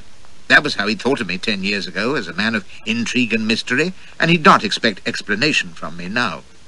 So once I'd responded with a toady toast of my own, the Underground Railroad, and its illustrious station master, which almost had him piping his modest eye again, I put it to him plain, with that earnest courtesy which I knew Kuma himself would have used if he hadn't been feeding the fish off guineas since '48. "My dear sir," says I can find no words to express the joy it gives me to see you again. Why, as Mr. Moody said just now, it is like old times, though how you knew I was in Baltimore I cannot think. Come, come, Mr. Coomer," cries he, "surely you haven't forgotten? An ear to every wall and an eye at every window, you know. Not a word passes, not a line is written, from the Congress to the tap room, that the railroad does not hear and see." He looked solemn. "It needs not me to tell you that you have enemies, but they may be closer than you think. 2 days ago the police, here and in Baltimore, had word of your presence. Aye, and of those brave deeds which our vicious and unjust laws call crimes." His voice rose in shrill anger, while I thought, well, thank you, Spring. "We have watched every road and depot since, and thank God, here you are." "And you're right, sir," cries I heartily. "He has sent me to you indeed, for I need your help. I must reach the British ministry tonight at all costs." He jerked up a hand to check me. And even then I couldn't help noticing how thin and wasted it was. I'll swear I could see the lamplight through it. "Not a word, say no more, sir. Whatever message you wish to send shall reach your minister, never fear. But what it is I have no wish to know, nor what brings you to our country again, for I know your lips must be sealed. I can be sure," says he, looking holy, "that you are engaged on that noble work dear to your heart and mine, the great crusade against slavery to which we have dedicated our lives. In this our countries are at one, for make no mistake, sir, we in America are purging the poison from our nation's veins. At last the battle is fully joined against those traitors within our gates, those traffickers in human flesh, those betrayers of our glorious Constitution, those gentlemen of Dixie," he spat out the word as if it had been vinegar, "who build their blood-smeared fortunes with the shackle and the lash." At this point he ran short of air and sank back in his chair, panting, while Moody helped him to brandy, and Joe gave me another glower, as though I'd set the senile idiot off. He'd always been liable to cut loose like a Kilkenny electioneer whenever slavery was mentioned, and here he was, doddering towards the knacker's yard, still at it. I waited until he'd recovered, thanked him warmly, and said I'd be obliged if Moody could convey me to the ministry without delay. At this, Crixus blinked, looking uncertain. "Must you go? In person? Can he not take a note? Papers?" He gave a feeble little wave, forcing a smile. "Can you not stay? There is so much to say, so much that I would tell you." "And I long to hear it, sir," cries I, "but I must see the minister tonight." He didn't like it, and hesitated, glancing at Moody and Joe, and in that moment I felt the first cold touch of dread. The old bastard was up to something, but didn't know how to spring it. While all sense and logic told me that he could have no business with me at such short notice, my coward's nose was scenting mischief breast high. Well, by God, he'd flung me into the soup once, and he wasn't going to do it again. I rose, ready to go, and he gave a whimper. "Mr. Coomer, sir, a moment. Half an hour will make no difference, surely. Spare me that time, sir. Nay, I insist, you must. You shall not regret it, I assure you. Indeed, if I know you," and he gave me a smile whose radiance chilled my blood, "you will bless the chance that brought you here." I doubted that, but I couldn't well refuse. He had that implacable light in his eye, smile or no, and Moody and Joe seemed to be standing just an inch taller than a moment since. I gave in with good grace and sat down again, and Joe filled my glass. Crixus studied a moment, as though unsure how to begin, and then said he supposed I knew how things stood in America at present. I said I didn't, since my work had taken me east, not west, and I'd lost sight of colonial affairs, so to speak. He frowned, as though I'd no business to be messing with foreign parts, and I thought to impress him by adding that I'd been in Russia and India. "Russia?" wonders he, as though it were the Isle of Wight. "Ah, to be sure, that unhappy country which forges its own chains." I tried to look as though I'd been freeing serfs right and left. "But India? There is no slavery question there, surely?" I said no, but there had been a recent disturbance of which he might have heard, and I must go where my chiefs sent me. He didn't seem to think much of India, or my irresponsible chiefs, and returned to matters of importance. Then you may not know that the storm is gathering over our beloved country and soon must break. Yes, sir, says he, getting into his stride. The night is almost past, but the dawn will come in a tempest that will scour the land to its roots, cleansing it of the foulness that disfigures it, so that it may emerge into the golden sunlight of universal freedom. It will be a time of sore trial, of blood and lamentation, but when the crisis is past, Mr. Coomer, victory will be ours, for slavery will be dead. Now he was at full gallop, eyes bright with zeal. Yes, sir, the sands of pleading and persuasion are running out. The time has come to unsheath the sword. What has patience earned us? Our enemies harden their hearts and mock our entreaties. They stamp their foot with even grosser cruelty upon the helpless bodies of our black brethren. I stole a look at our black brother Joe to see how he was taking this. He was listening, rapt, and I'd not have stamped on him for a pension. But the nation is waking at last. Oh, its leaders shuffle and compromise and placate the butchers, but among the people, sir, the belief is growing that it is time to arm, that the cancer can be cut out only by the sword. America is a powder keg, sir, and it needs but a spark to fire the train. He paused for breath, and since the real Coomer would have raised a cheer, I resisted the temptation to cry, "Hear, hear," and ventured a fervent, "Amen." Crixus nodded, dabbing his lips with a handkerchief, and sat forward, laying his skinny hand on mine. Yet still the people hesitate, for it is a fearful prospect, Mr. Coomer. Not for 80 years have we faced such peril. "It would destroy us," cry the faint-hearts. "Let it be," cry the thoughtless. Still they hope that conflict may be avoided, but given a lead, they will cast away their doubts. It needs a man to give that lead, sir, to fire that train. He was staring at me, his talons tightening, and God, in his infinite wisdom, has sent us such a man. For one horrible instant, I thought he meant me. I've heard worse, you know, and I knew what this little fanatic was capable of when he had the bit between his teeth. I stared back, stricken, and he asked, "What do you know of John Brown?" That he's a hairy, impertinent lout who can hold more hard liquor than a distillery, was my immediate thought. The only John Brown I knew was a young gilly who'd had to be carried home on a hurdle the day I'd gone on that ghastly deer stalk with Prince Albert at Balmoral, when Ignatieff had come within an ace of filling me with buckshot.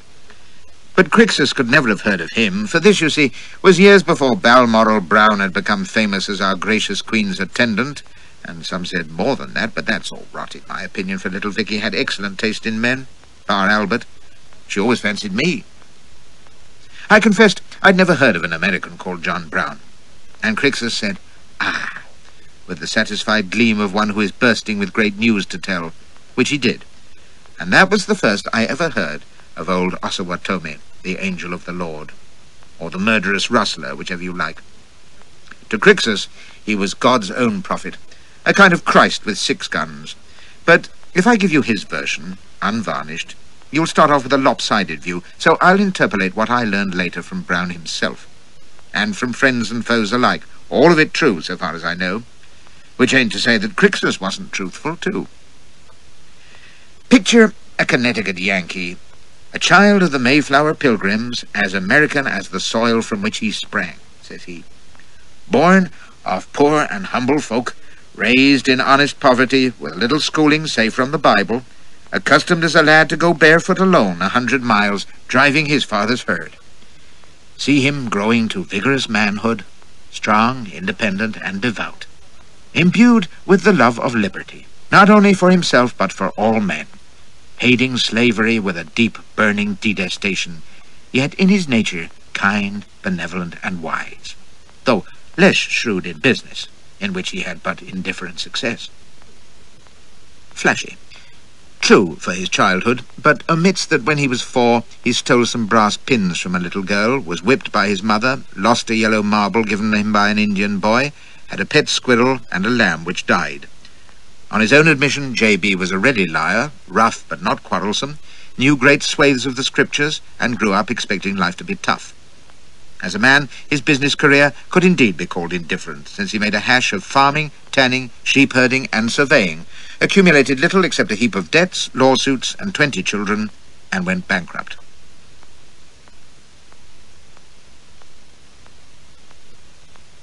End of side 6.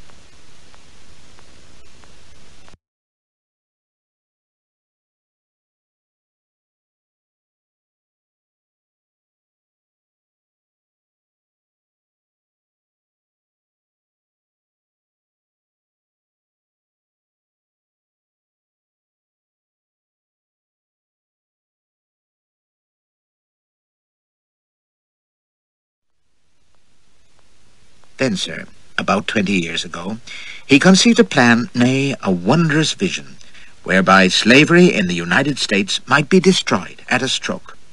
It was revolutionary. It was inspired. But his genius told him it was premature, and wisely he kept it in his heart, shared only with a few whom he trusted. These comprehended his sons, on whom he laid by sacred oaths the duty to fight against slavery until it was slain utterly. That duty, says Crixus, they began to fulfill when, grown to manhood, they sought their fortunes in Kansas, on whose blood-drenched soil was fought the first great battle between abolitionist and slaver, between freedom and tyranny, between man's soul and diabolus. And there, Mr. Coomer, in the scorching heat of that furnace of conflict, was tempered the soul and resolution of him whom we are proud to call Captain John Brown. Flashy, we'll leave the wondrous vision for the moment, if you don't mind, and deal with bleeding Kansas, which, like everything to do with American politics, is difficult, dull, and damned dirty. But you need to know about it if you're to understand John Brown. The great question was, should Kansas be a free state or a slave one? And since it was up to the residents to decide, and America being devoted to democracy, both factions rushed in voters from the free North and the slave South, Missouri mostly. Elections were rigged, ballot boxes were stuffed, and before you knew it, fighting and raiding had broken out between the Free Staters and the border ruffians of the slavery party. Brown and his sons had joined in on the free side and taken to strife like ducks to water. It was the first real armed clash between North and South, and you get the flavor of the thing from the Missouri orator who advised, "Be brave, be orderly, and if any man or woman stand in your way, blow 'em to hell with a chunk of cold lead." Nor was it long, says Crixus, before Captain Brown's fame as a champion of freedom was heard throughout the land.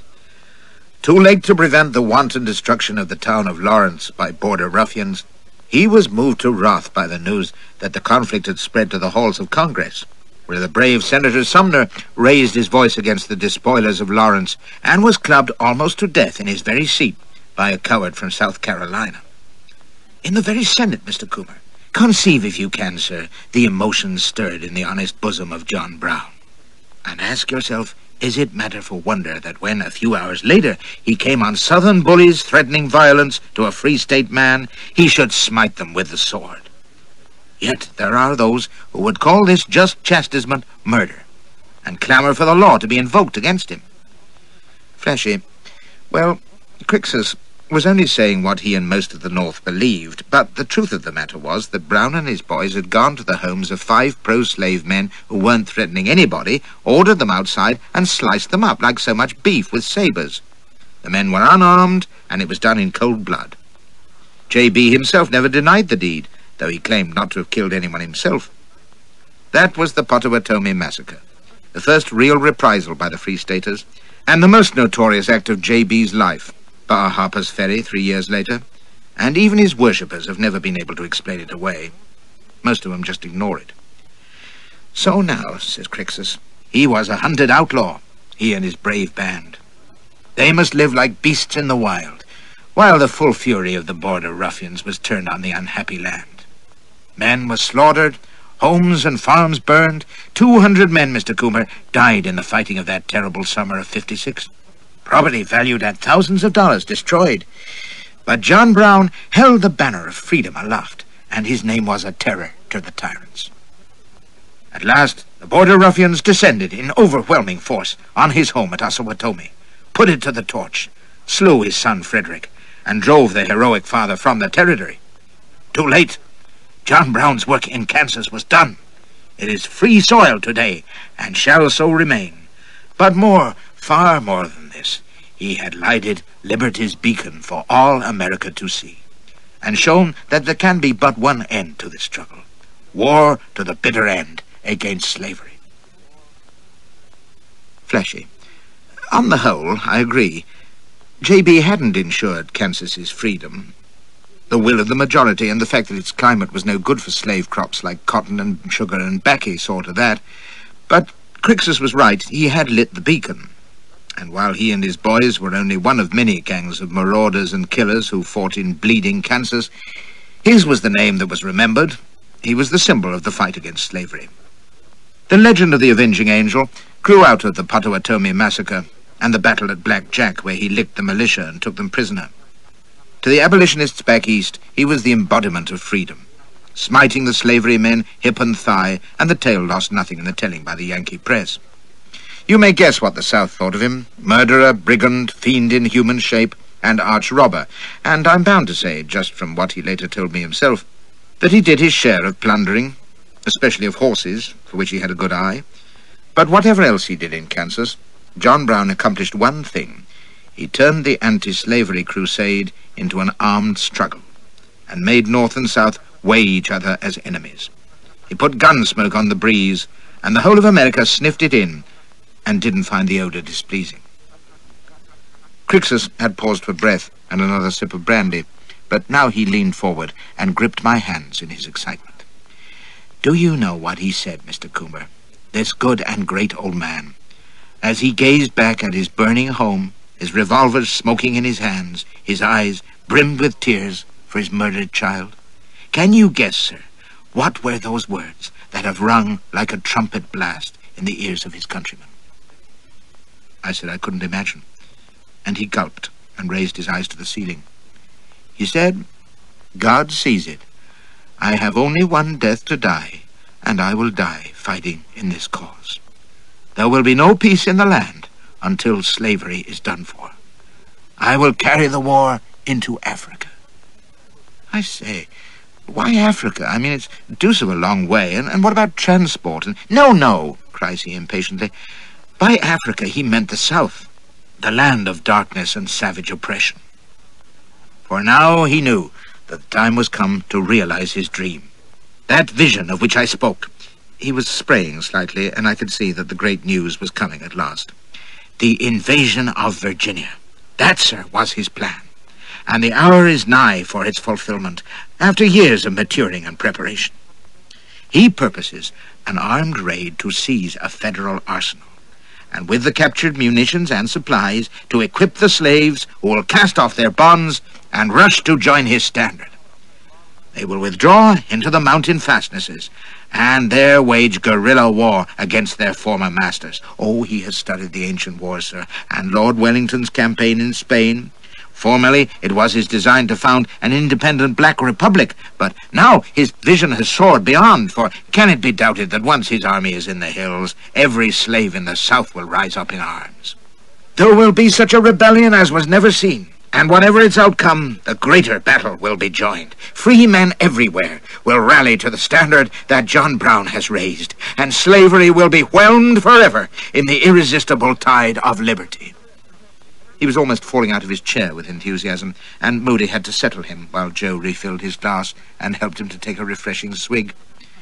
Neither of them said anything, but Crixus was staring at me with the eager expectancy of a drawing-room tenor who has just finished butchering the flowers on Mother's grave and awaits applause.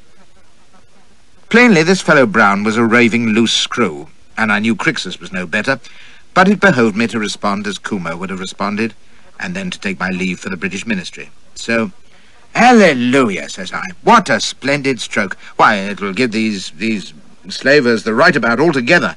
A capital notion, and will be well received everywhere, I'll be bound. I suppose it's a well-kept secret at the moment, what? Just so, that's prudent. I'll not breathe a word, of course. Well, it's getting late, so it is no secret, Mr. Coomer, says he solemnly. The where and when John Brown has yet to determine. But the intent is known, if not to the public at large, certainly to all who labor secretly for liberty. Aye, even in Congress it is known, thanks to the treachery of Captain Brown's most trusted lieutenant. You stare, Mr. Coomer? Well, you may, for the traitor was a countryman of your own, a rascal named Forbes, enlisted for his military experience gained in Italy with Garibaldi. He it was who babbled the secret abusing Brown's name because he claimed his pay was in arrears. Fortunately, those senators in whom he confided were no friends to slavery, so no great harm was done, and Brown at least became aware what a viper he had nourished in his bosom. Nor has he himself sought to conceal his design. Since leaving Kansas, he has been about the North, preaching, exhorting, raising the funds necessary for his great enterprise, purchasing arms, rifles and revolvers and pikes. Pikes, did you say? Indeed, to arm the slaves when the hour strikes. Wherever he has gone, men have fallen under his spell, seeing in him another Cromwell, another Washington, destined to bring his country liberty. Everywhere he rallies support. Alas, he shook his head, glooming, more have promised than performed. His treasury is low, his army stout of heart, but few in number, and even those devoted leaders of opinion who wholeheartedly approve his end shrink timidly at the mention of his means. Oh, blind! Do they think pious words can prevail against the shackle and the lash and the guns of the border ruffians? The damn fools!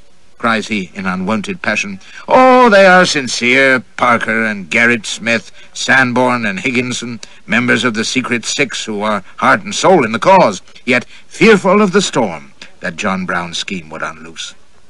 The North is with him in sympathy, Mr. Coomer. Aye, many even in the halls of Congress. But when his hand goes to his pistol butt, they quake like women, dreading lest he destroys the Union, as if that mattered. So it is made whole again when slavery is dead. But hold on a moment, sir, if you please. I tried to calm him before he did himself a mischief. You say they know in Congress, in the government, and he goes about, preaching and so forth? Well, how does he escape arrest, I mean to say? Arrest John Brown? He gave a bitter cackle. Why then, sir, we should have a storm indeed. The North would not abide it, Mr. Coomer. He is our hero. And he goes silently, without fanfare, appearing only in those public places where his enemies would not dare raise their voices, let alone their hands. Oh, Missouri has set a bounty of $3,000 on his head. And that pusillanimous wretch who calls himself our president, and whose cowardice has rent the Democratic Party in twain, has sunk so low as to offer $250, why not 30 in silver, false Buchanan, for his apprehension. But who in the North would try to claim such rewards? That's America for you. A maniac at large, threatening to stir up war and slave rebellion, and nothing done about it. Not that I gave a damn. What with brandy and sitting down, I was feeling easier than I'd done all day, and was becoming most infernally bored with Captain Brown and his madcap plans for setting the darkies against their owners, with pikes, I ask you, and anxious to be gone. So I shook my head in wonder, expressed admiration for Brown and his splendid activities, didn't doubt that he'd win a brilliant triumph, and hinted that I'd like to get to the British ministry this year, if possible. Do you know, Crixus didn't seem even to hear me. He was sitting back in his chair, brooding on me with an intense stare, which I found rather unnerving. Suddenly he asked me if I'd had food lately, and it came as a shock to realize that my last meal had been in Baltimore that morning. My God, it had been turmoil since then, with no time to think of eating. I was famished, but said I could wait until I reached the ministry. He wouldn't hear of it, reproaching himself for his thoughtlessness, bidding Joe rustle up sandwiches and drumsticks, waving me back to my chair, while Moody filled my glass and set a restraining hand on my shoulder, with a warning nod to me to humour the old buffoon. So I sat, fretting, but wolfed the grub down when it came, while Crixus resumed his tale. It seemed that Brown, having squeezed as much cash as he could out of well-wishers, liberal philanthropists and rich free blacks, had lately returned to Kansas under the name of Shoebill Morgan, and had set the border in uproar by raiding into Missouri, stealing 11 niggers and bringing them to free soil, dodging posses all the way. He also liberated several horses and a large amount of plunder, and left one unfortunate householder with his head blown off, but Crixus didn't see fit to mention that. The gallantry, the audacity of the deed has won all northern hearts and spread terror through the South, says he. From the very heart of the enemy camp, he plucked them forth, shepherded them north through the bitter depths of winter, the pursuers baying at his heels, and brought them at last to safety. And only last month, Mr. Coomer, he saw them across the line to British soil.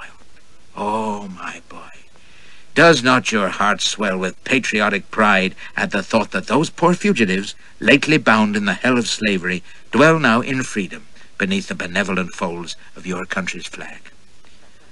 I assured him between sandwiches that I was gratified beyond all measure, and was mentally rehearsing a tactful farewell, when he startled me by pushing aside his rug, rising unsteadily, and confronting me with a pointing finger and bristling brows. He spoke slow and solemn.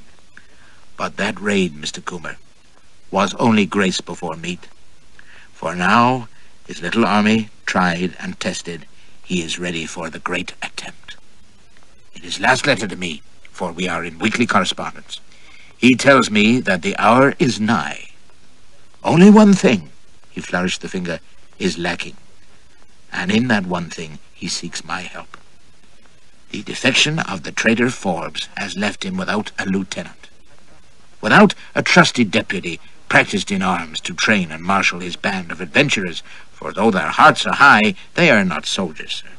And soldiers they must be if they are to foray into Virginia, storm a federal arsenal, overwhelm its garrison troops, and form the Praetorian Guard of the greatest slave army since Spartacus challenged the power of Rome. He stooped towards me, bright-eyed and panting, and seized my wrist as I was in the act of raising a drumstick to my mouth. A lieutenant he must have, a clear military mind, aye, or a naval one, to plan and to order, to chart the course and to lead the charge, a strong right arm on which to lean in time of trial. "Find me a Joshua," is his cry to me. It has rung in my ears these nights past, and until yesterday I knew not where to turn. Oh, I have prayed, and now my prayers have been answered beyond my dearest hope.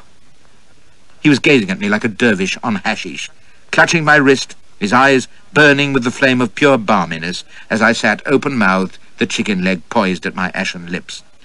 "I say it yet again. God has sent you to us, a Joshua for John Brown."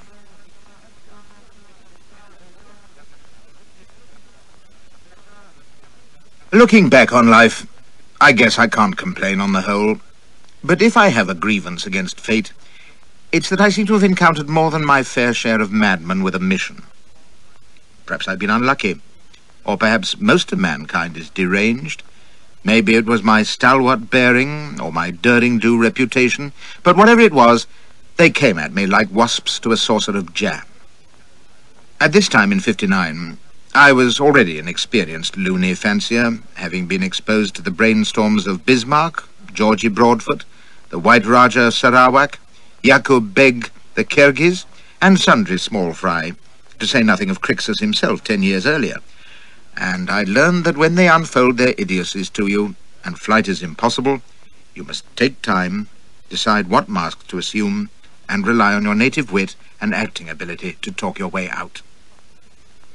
Oddly enough, this wasn't a difficult one. For a split second, his appalling proposal had frozen my blood, until I remembered who I was meant to be, and that I had a cast-iron excuse for refusal. Coomer wouldn't have laughed in his face, or told him what to do with his disgusting suggestion, or dived for the window. All I must do was to play Coomer to the hilt, and I was safe. So I stared at him bewildered for a second, and then with great deliberation I set down my drumstick, wiped my lips, rose, and with a smile of infinite compassion, gently pressed the old bedlamite back into his chair. I adjusted his rug, knelt down, took one of his claws in both hands, an artistic touch that, and gazed on him like a wistful sheepdog. "Oh, my dear old friend," says I, fairly dripping emotion, "you do me honour far beyond my deserts. That you should think me worthy to play a part in this great enterprise." I bit my lip, trying like hell to start a tear. "I shall never forget it, never.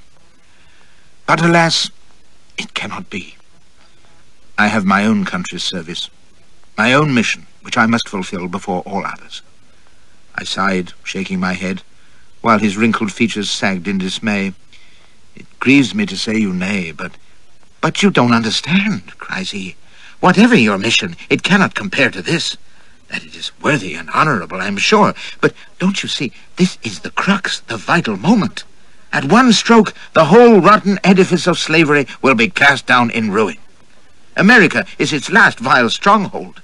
How can you hesitate? Oh, dear Mr. Coomer, All your work, all your valiant service in the cause can be as nothing beside this crowning. I'm sorry, sir.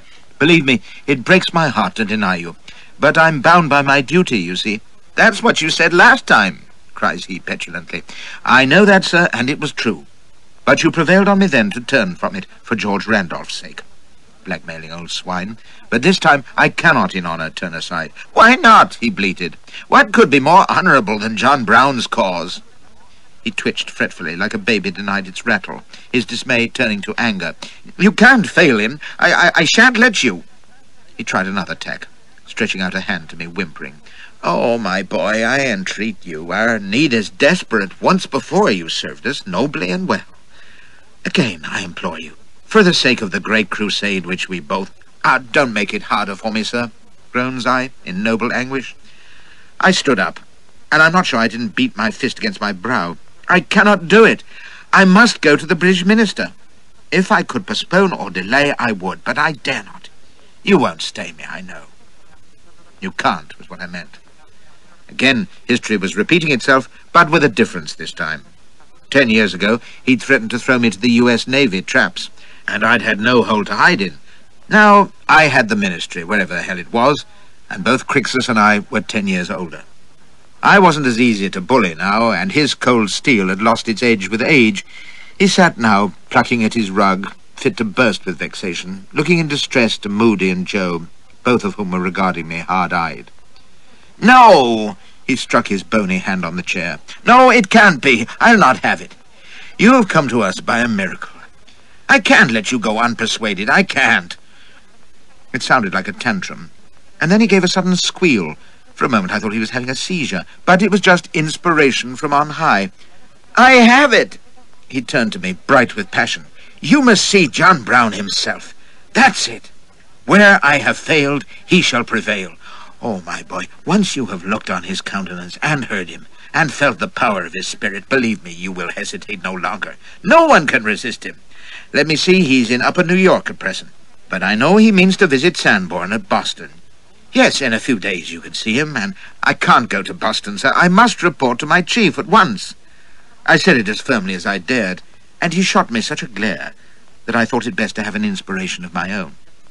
Of course, I added thoughtfully, if the minister could be prevailed upon to give me leave to release me from duty, why, then... I left it there, looking keen, thinking, once let me inside that ministry and you won't get me out with a train of artillery, you selfish little bastard. For a moment his face lit up, and then his lip came out, and I knew he was calculating that there wasn't a hope in hell of the British minister giving me leave to join a foreign rebellion, and was wondering what card to play next. Yes, says he at last. Yes, that would be best, I think. Yes, I could see Lord Lyons myself. Yes, I shall. In the meantime, you should remain here. He gave a convulsive grimace that was meant to be a reassuring smile. Yes, indeed, Mr. Coomer. You will be safer from prying eyes here. You may trust the railroad, sir.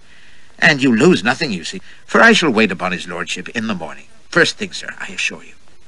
He forced a broader smile, half pleading, half cunning. That's settled then, eh? You'll stay, my boy, won't you? He was lying in his teeth, and I wondered why. Did he think that by detaining me he could somehow dragoon me into John Brown's harebrained war? Possibly, for when you're as besotted a fanatic as Crixus, you can believe anything. But more probably, he was playing for time. One thing he was sure of. If he let me go, he'd have to find his hero another lieutenant. So he'd hold me, by force if necessary, and hope for the best. For a moment I toyed with the idea of telling him who I truly was, and threatening diplomatic reprisals. But it wouldn't have served for a moment. Sir Harry Flashman would mean nothing to him, and God knew how he'd react when he learned that I wasn't Coomer after all. And since I couldn't hope to tackle Joe and Moody together, I must pretend to submit gracefully and take the first opportunity to slide. If they thought they could hold Flashy for long, they were in for a surprise. I sighed, spreading my hands, and gave him my rueful, affectionate smile. Oh, Mr. Crixus, you're too much for me. I believe you could wheedle a duck from a pond. Well, I guess the minister wouldn't thank me for waking him at this hour anyway. And truth to tell, I'm too tired to think. But you'll see him yourself, sir, first thing. Yes, yes, cries the old liar eagerly. And after that it was good fellowship all round, and he must embrace me again with more of his babble about God having sent me. And from that he passed to praying, while we stood with bowed heads, and then Joe sang Hark the Song of Jubilee in a rolling bass that billowed the curtains, after which Moody conducted me aloft to bed, not before time. I kept my eyes open, noting that the stairs were uncarpeted, and the upper floors, as far as I could make out by candlelight, were bare as a crypt. Evidently, this was a station the Underground Railroad used only on occasion. My room, under the eaves, held only a bed, a chair, and a washing bowl and jug. There were bars on the window, and the door bolted on both sides. At my request, Moody brought me a clean shirt and shaving tackle, waiting while I scraped my chin and then carefully pocketing the razor. He hesitated before handing me the shirt, clearing his throat uneasily. This year's shirt. You're a pretty big fella, and, well, the only one that fits you is this one, of Joe's. Do you mind? I asked him what he meant. Why should I mind? And he avoided my eye. Well, Joe, I mean, he ain't white. I'll be damned, thinks I, and on the Underground Railroad, too. He needn't worry, says I. You can tell him I'm not lousy. What? He stared, bewildered. No, you don't get it. Joe didn't say... What I mean, he stammered, is him being... Well, some folks wouldn't... I mean, just thought I'd mention it. But if you don't mind... I gave him my most innocent smile, while he fumbled the shirt and then handed it to me, looking confused. He said if I needed anything I should stamp on the floor and holler, bade me a rather puzzled good night, and left, shooting the outer bolt. I do love to twist tales, especially liberal ones. I wondered if his delicacy extended to black women. I was so tuckered that I supposed I'd fall asleep as soon as I lay down, but my mind was in such a whirl that I lay waking, trying to make sense of it all. It seemed an age since I'd woken beside that awful whore in Baltimore, and so much had happened that it was difficult to order my thoughts. One thing, though, was paramount. Thanks to Spring's informations, Kuma's presence was known. It didn't surprise me on reflection that the railroad had sniffed me out, for they were sharp men, but I wondered what other eyes might be on the lookout for me. I couldn't begin to imagine that, and once I'd escaped from my present hosts and reached the ministry, it wouldn't matter anyway. From that, my thoughts turned to what Crixus had told me not only about the lunatic Brown, but about the state of play in the States generally, which had been absolute news to me. To hear him, the place seemed to be on the brink of civil war. And that was hard to take, I can tell you. Such wars and revolutions were for foreigners. Heaven knew we'd seen that in '48, but not for us or our American cousins. I didn't understand then that America was two countries. But then most Americans didn't either. As you know, it was slavery that drew the line and led to the war. But not quite in the way that you might think. It wasn't only a fine moral crusade, although fanatics like Crixus and John Brown viewed it as such and no more. The fact is that America rubbed along with slavery comfortably enough while the country was still young and growing, and getting over the shock of cutting loose from the mother country. It was only when the free North and the slave South discovered that they had quite different views about what kind of country the USA ought to be, on that distant day when all the blank spaces on the map had been filled in, that the trouble started. Each saw the future in its own image. The North wanted a free society of farms and factories devoted to money and Yankee know-how and all the hot air in their ghastly constitution, while the South dreamed, foolishly, of a massa paradise where they could make comfortable profits from inefficient cultivation, drinking juleps and lashing sambo, while the Yankees did what they damn well pleased north of the 3630 line. They couldn't both happen. Not with northern money and morality racing forward in tandem, while the South stood still, sniffing the magnolias. Slavery was plainly going to go, sooner or later, unless the South cut adrift and set up shop on their own. There'd been talk of this for years, and some Southerners had the amazing notion that, left to themselves, they could expand south and west, for cotton needs land by the millions of acres, embracing Mexico and the Dago countries in a vast slave empire where the white boss would lord it forever. But their wiser heads saw no need for this, so long as the South controlled the Congress and the army, which they did because their states were united, while the Northerners were forever bickering amongst themselves.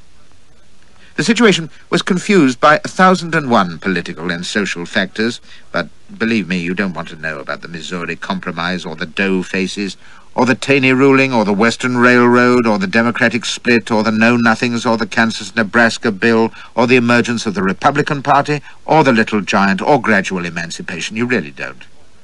It's worth noting, though, that there were folk in the South who wanted an end to slavery, and many in the North who didn't mind its continuing, so long as peace was kept and the Union preserved. Congressman Lincoln, for example, loathed slavery and believed it would wither away, but said in the meantime, if the South wanted it, let them have it. If slavery was the price of American unity, he was ready to pay it.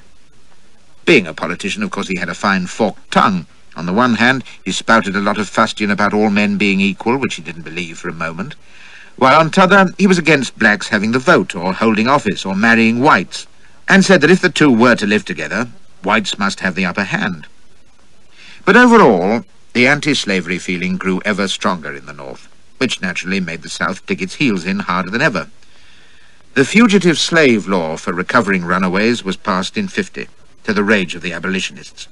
Uncle Tom's Cabin added fuel to the fire, and Crixus wasn't far out when he said it needed only a spark to the powder train to set off the explosion.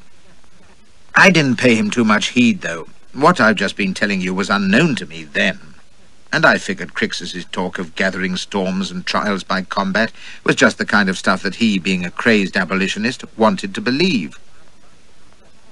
Well, he was right, and I, in my excusable ignorance, was wrong. The storm was gathering in '59. But what astonishes me today is that all the wiseacres who discuss its origins and inevitability never give a thought to where it really began, back in 1776 with their idiotic Declaration of Independence. If they'd had the wit to stay in the Empire then, instead of getting drunk on humbug about freedom and letting a pack of firebrands who had a fine eye to their own advantage drag them into pointless rebellion, there would never have been an American Civil War, and that's as sure as any if can be. How so? Well, Britain abolished the slave trade in 1807, and slavery in 1833, and the South would have been bound to go along with that, grumbling to be sure, but helpless against the will of Britain and her Northern American colonies. It would all have happened quietly, no doubt with compensation, and there'd have been nothing for North and South to fight about. QED. But try telling that to a smart New Yorker, or an Arkansas chawbacon, or a pot-bellied Virginia senator.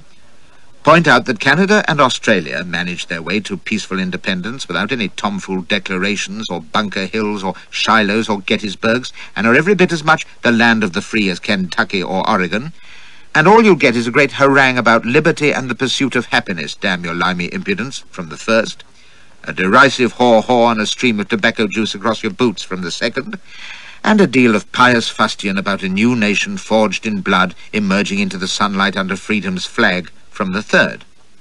You might just as well be listening to an intoxicated frog.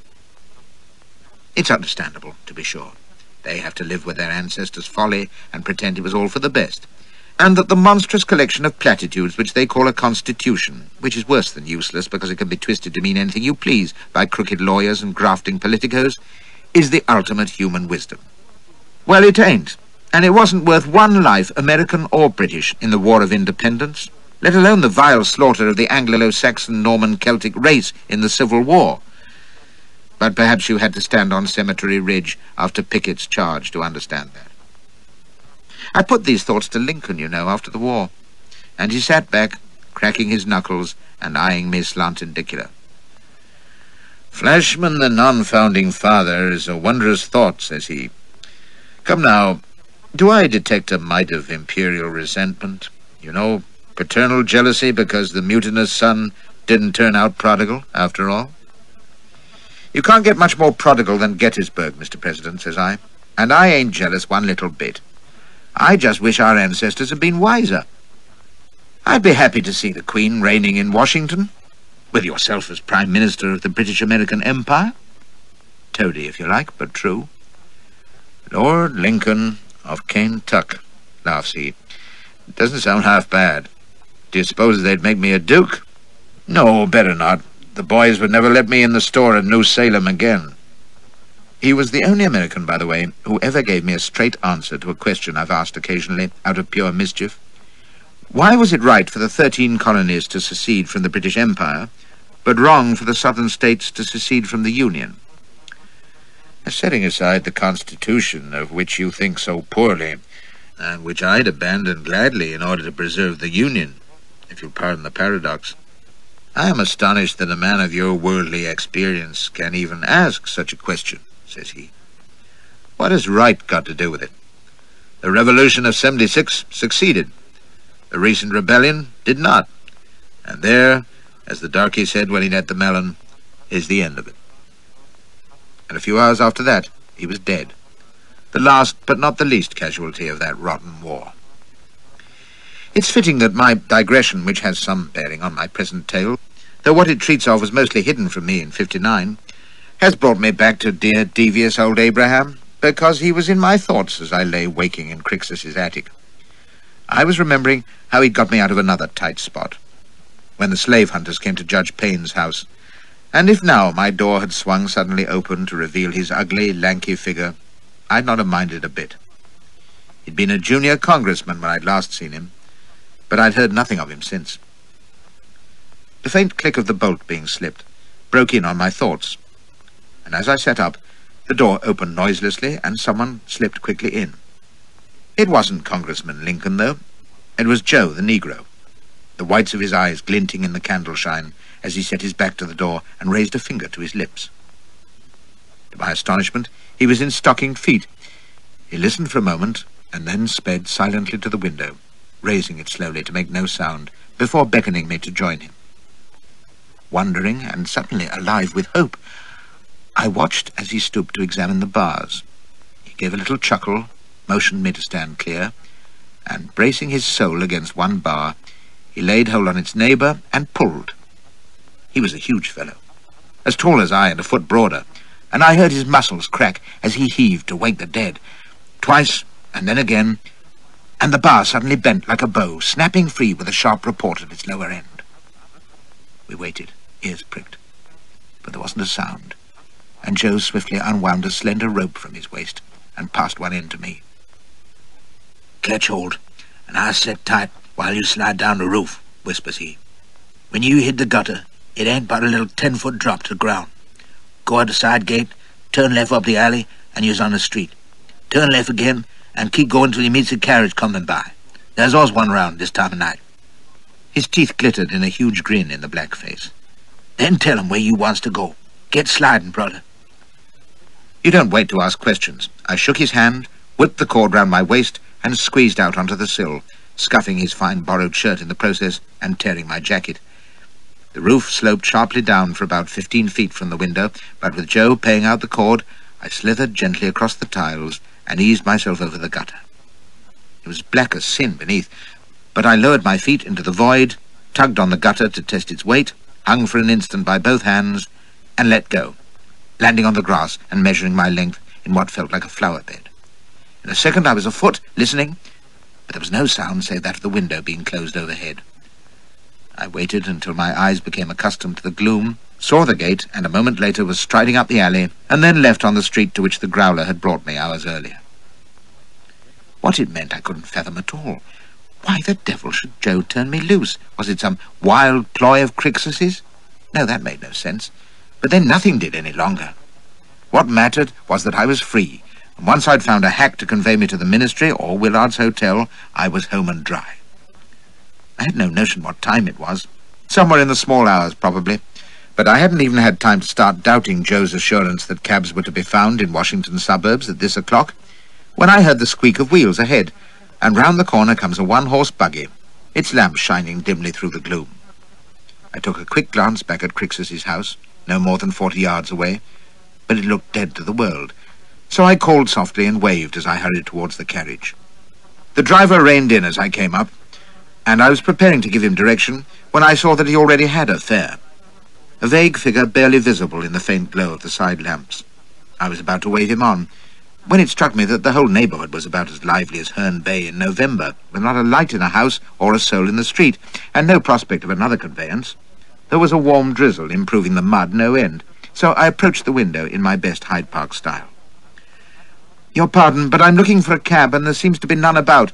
Would it inconvenience you if I shared yours until we meet one?" "Why, honey," says a soft feminine voice from the interior, "'twill be my pleasure to take you wherever you want to go." And a slender hand, gloved in lace, was extended through the window. "Why don't you all jump right in now? It's real cozy in here." A cruiser, by God, of all the luck. Though what custom she expected in this deserted backwater I couldn't imagine. I was inside in a bound, expressing my thanks to the neatest little cracker you ever saw, who rustled her skirts aside with a flurry of petticoats and slim fish-netted ankles to make room for me, and made no effort to disengage her hand from mine.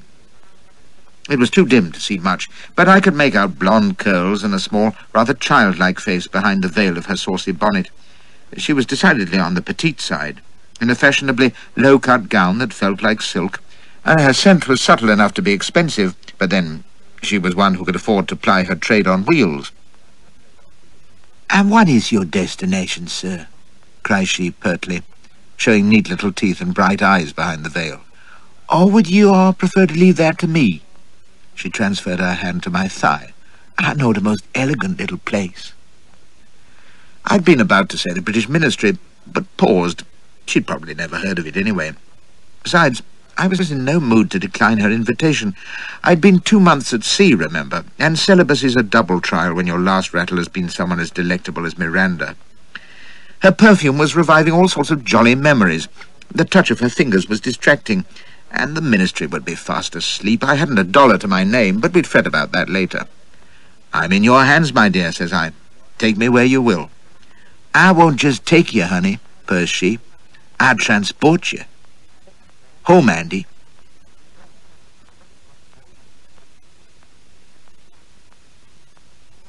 End of side 7.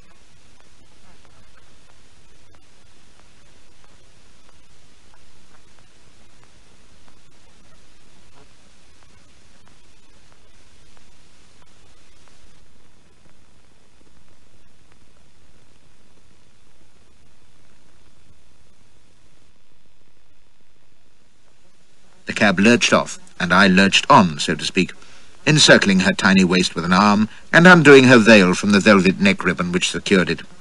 It wouldn't come loose, and in my impatience I kissed her through it, which was a novel sensation, while she squeaked and giggled and said I was so vigorous she feared I would do her an injury. "Just you rest quiet a little bit," she protested, "and quit chewing up my veil, you naughty boy. There, now it's out the way, you can chew me instead, you greedy old thing. My, I never did know such whiskers. You must be about the whiskeredest man in town, I reckon. Gently now, honey, gently, I's fragile." I had lifted her bodily onto my knee, for she was the daintiest little bundle imaginable, and if the cab had been roomier, I'd have done the deed then and there, for she kissed most artistically, and what with abstinence and encountering a little goer so unexpected, I was randier than the town bull. When I became more familiar, she wriggled and squealed, so I pinned her tiny wrists in one hand, scooped out her boobies, and began nibbling, at which she became unmanageable, swearing that she'd scream and scream, it was so awful ticklish, and if I'd just wait now, she'd show me the highest old time when we got to her place. We were on busier streets by now, with some traffic and passers-by, so I desisted, and she popped her bouncers away and patted my hand. "I don't believe you're from Washington at all," says she. "You sure don't taste like Washington, or of cigars, you know. And I think I detect an English accent, ain't that so?" Smart, too. I said I was Canadian, and she said, "Uh-huh," which is the most expressive word in the American language, surveying me through her veil as she adjusted it. She asked where I was staying, and I said Willard's, naming the only hotel I'd heard of. She said, "Well, land sakes," and I guessed she was weighing my dishevelled appearance, creased pants, torn jacket, no hat or tie or choker even, and a finger of doubt began to stir in my mind. This was a $20 whore, if ever there was one. Yet she'd picked me up, most convenient too, in my shabby condition, played up like a good 'un when I'd assailed her, and never a word about cash or her present to a client who looked as though he'd just crawled out of a hawse hole, which I had, more or less. Deuced rum. Unless her maiden heart had been smitten by my manly address and flashy charms, but even I ain't that vain. Something was amiss, and my coward's instinct was just considering whether to leap out and run for it, when the cab stopped, and she was smiling invitingly through the veil. "Here we are, honey. Home sweet home. To my astonishment, we'd drawn up on a street broad enough to be the avenue, outside a palatial building, which was plainly a hotel. For a moment I wondered if it might be Willard's, and she expected to be entertained in my room. There was a fine marble frontage, carriages were coming and going, with black porters holding doors. Gas flares sparkled on the jewellery and glossy evening tiles of the fashionably dressed folk crowding the steps. Even at this ungodly hour, some grand function must be dispersing. "Well, come on, honey. Hand me down, why don't you?" cries my companion. So there was nothing for it but to jump out into the usual 2 feet of mud and the appalling stink of sewer gas. She hesitated on the step, drawing up her skirt with plaintive squeaks, so I swung her up in my arms and ploughed to the sidewalk, grateful to have my scarecrow duds shielded from the gaze of the throng. "Don't set me down," she whispered and giggled. "I guess we can't go in the front door this way, can we? There, down the alleyway, and we go in the side door. Say, ain't this some fun, though?" Some fun? What the deuce was I, Harry Flashman, V.C., and soon to be knighted by Her Majesty, en route from India to England, doing toting a tittering whore down a reeking lane in America's capital city? Well, the wind bloweth where it listeth, you see, and if it carries you up several flights of back stairs, along corridors where the air has been replaced by cigar smoke, and the carpet fairly squelches with tobacco juice, and at last into a dimly lit salon, whose ornate gilt and plush decor would do credit to a Damascus brothel, why, you must make the best of it, and get her stripped and onto the bed before your luck changes. Which mine was about to do, with the most incredible coincidence that I can remember in a long career which has had more than its ration of freaks of chance. It had been staring me in the face, but lust is blind, alas, and I hadn't seen it. I was undressing her with one practised hand and myself with the other, even as I kicked the door to, and such is my skill in these matters that I had my pants round my ankles and her bare to her stockings by the time we reached the bed, where she tried to break free, breathless and giggling. "Let me take off my hat, for mercy's sake," cries she. "No, honey, just you hold on. I got to see my maid. Calm yourself, do. I won't be but a second." She slipped from my ardent grasp and scampered to an inner door, popping her head through and calling, "I'm back, Dora," and then something in a lowered voice that I didn't catch. A maid, forsooth, and not just a bedroom, but a suite of apartments. My blonde charmer was evidently at the top of her tree. I could believe it, too, gloating at the white perfection of that little body as she closed the door, turning towards me, and making a fine coquettish show of slipping off her garters and rolling down her stockings. She sauntered forward, stretching up to the chandelier chain to turn the gas up to its full brightness, and began to untie the bow securing her veil, all coy and playful. "Well now, big boy," drawled she, "let's have a real good look at you. My, I do declare, I never—" And then she stopped, with something between a gasp and a cry, her knuckles flying to her veiled lips, starting back as I went for her with a lustful tally-ho. "No, no," she faltered, and for an instant I checked in astonishment. The sight of flashy, stark and slavering might well strike maidenly terror in amateurs and virgins. My second bride, Duchess Irma, nearly had the conniptions on our wedding night, but this was a seasoned strumpet, and then I twigged. This must be her special ploy to rouse the roués, playing the helpless fawn shrinking before the roaring ravisher. Wasted on me, absolutely. Caroling or brazen, it's all one to your correspondent. As she turned to flee, whimpering, I seized her amidships, tossed her into the air, planted her on hands and knees, and was installed before she could budge, roaring feigned endearments to soothe her pretended alarm, and bulling away like fury. With 2 lost months to make up for, I'd no time to waste on further refinements, nor, I fear, did I treat her with that solicitude which a considerate rider should show to his mount, especially when she's barely 5 feet tall and half his weight. Having slaked what the lady novelists would call my base passion, I staggered up and collapsed on the bed, most capitally exhausted, leaving her prone and gasping on the carpet with her little bottom a-quiver, very fetching, and her hat and veil still in place. What with weariness and contentment, I must have dozed off, for I didn't hear her leave the room. It may have been 5 minutes or 20 before I became drowsily aware of voices not far away. I stirred and sat up, but there was no sign of her. Gone to make do and mend, thinks I, and since I didn't have a red cent to requite her, it struck me as a capital time to resume my scattered togs and make tracks for the ministry. In a trice, I had my shirt and pants on, and was slipping on a boot, well pleased at having had a most refreshing gallop for nothing, when a man's voice spoke loud and close at hand. Starting round, I saw that the door to the adjoining room was slightly ajar, and other voices were being raised in exclamation, the blonde whores among them. For perhaps 5 seconds I sat stricken with wonder, and then the man's voice was raised again, sharp with impatience, and my blood turned to ice. "What do you mean he ain't Coomer? Of course he's Coomer. Damn it, Joe heard that skunk Crixus call him so. Didn't you, Joe?" My hair stood upright at the deep bass reply, for it was the voice of the nigger who'd broken me out of Crixus's house.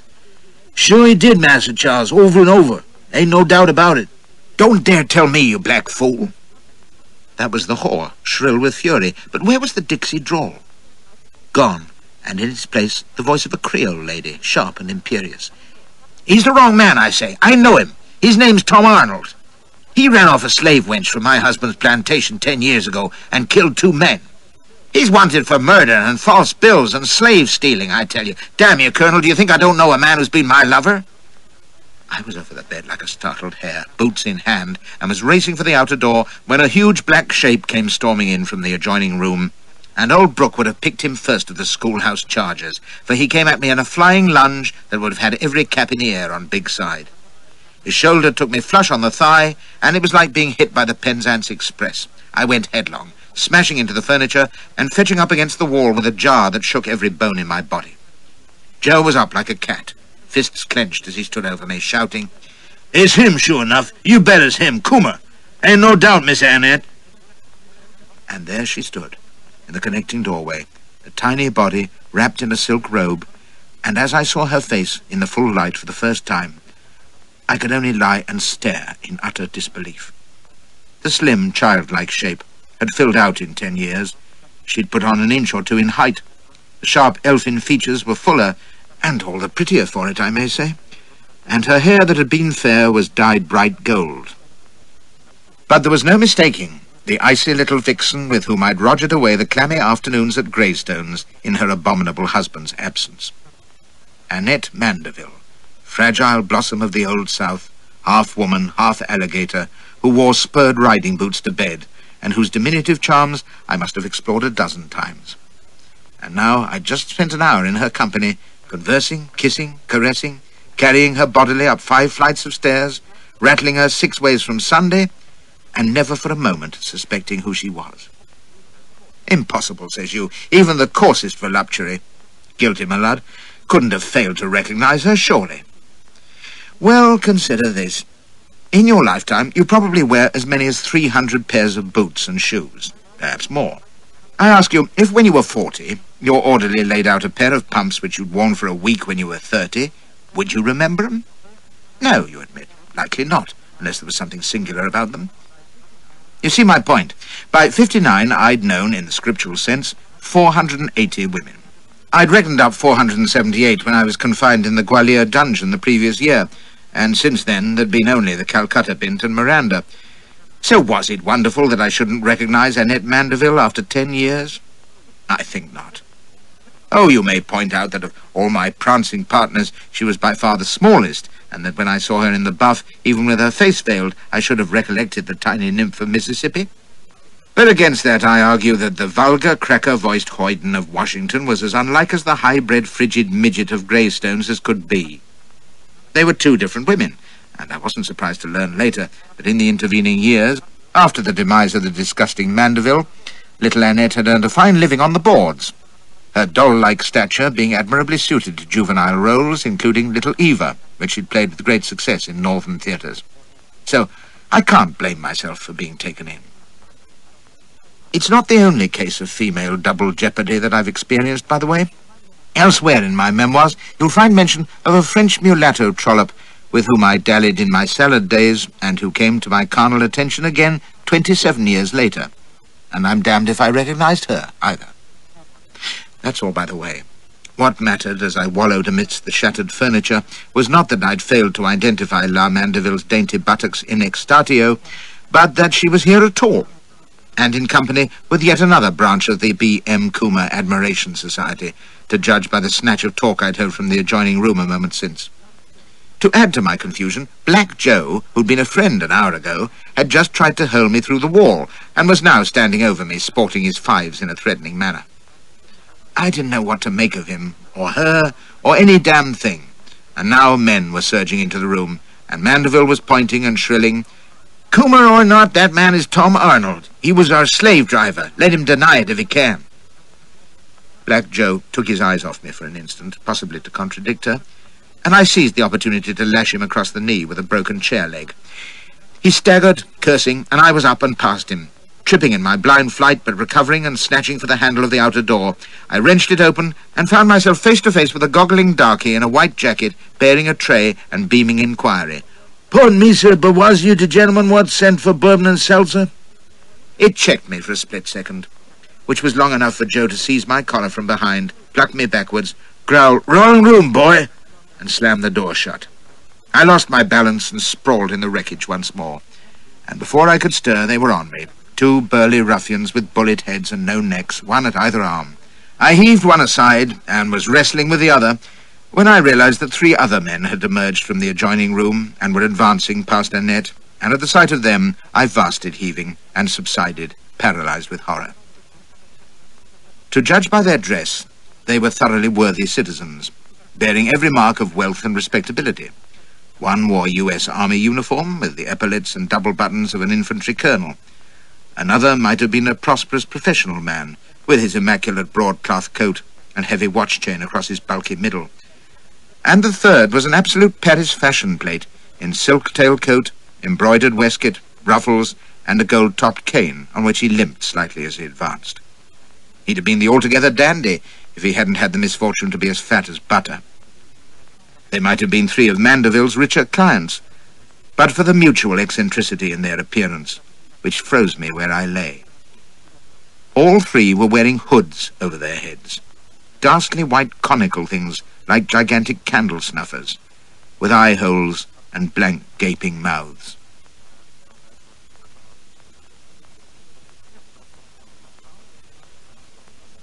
Barring an illustrated edition of Bunyan's Holy War, with its fanged devils sporting their horns and tails in the infernal regions, the great terror of my infancy was a lurid-coloured print entitled All Hope Abandon, purporting to show what happened when the Spanish Inquisition got hold of you, which they undoubtedly would, my nurse assured me, if I didn't eat my crusts or farted in church. It showed a dreadful, gloomy vault in which a gibbering wretch, guarded by hairy dagos in morions, was cowering before three inquisitors, one of whom was pointing to a fiery archway through which could be seen hideous shadows of stunted figures operating pulleys and wheels and brandishing whips. You couldn't really tell what they were doing, even if you squinted sidelong, but you could imagine it, you see, while your infant soul quaked at the visible terror of those three awful hooded inquisitors, one of whom I was convinced was the Pope. Nurses were sounder theologians then than they are now, I dare say. In any event, pointed cowls with empty eyes haunted my young nightmares, and the sight of them now, real and palpable, for the first time in my life, damn near carried me off. To make matters worse, I saw that the two thugs who had laid hold of me, and were now on their feet, had masks on their ugly phizzes, and Joe had a cocked revolver in his hand. "Cover him, Joe," barks the hooded soldier, "and you, sir, lay right still there. You hear? And speak up," snaps the broadcloth figure, deep and harsh. "What's your name, sir? Out with it. Coomer or Arnold?"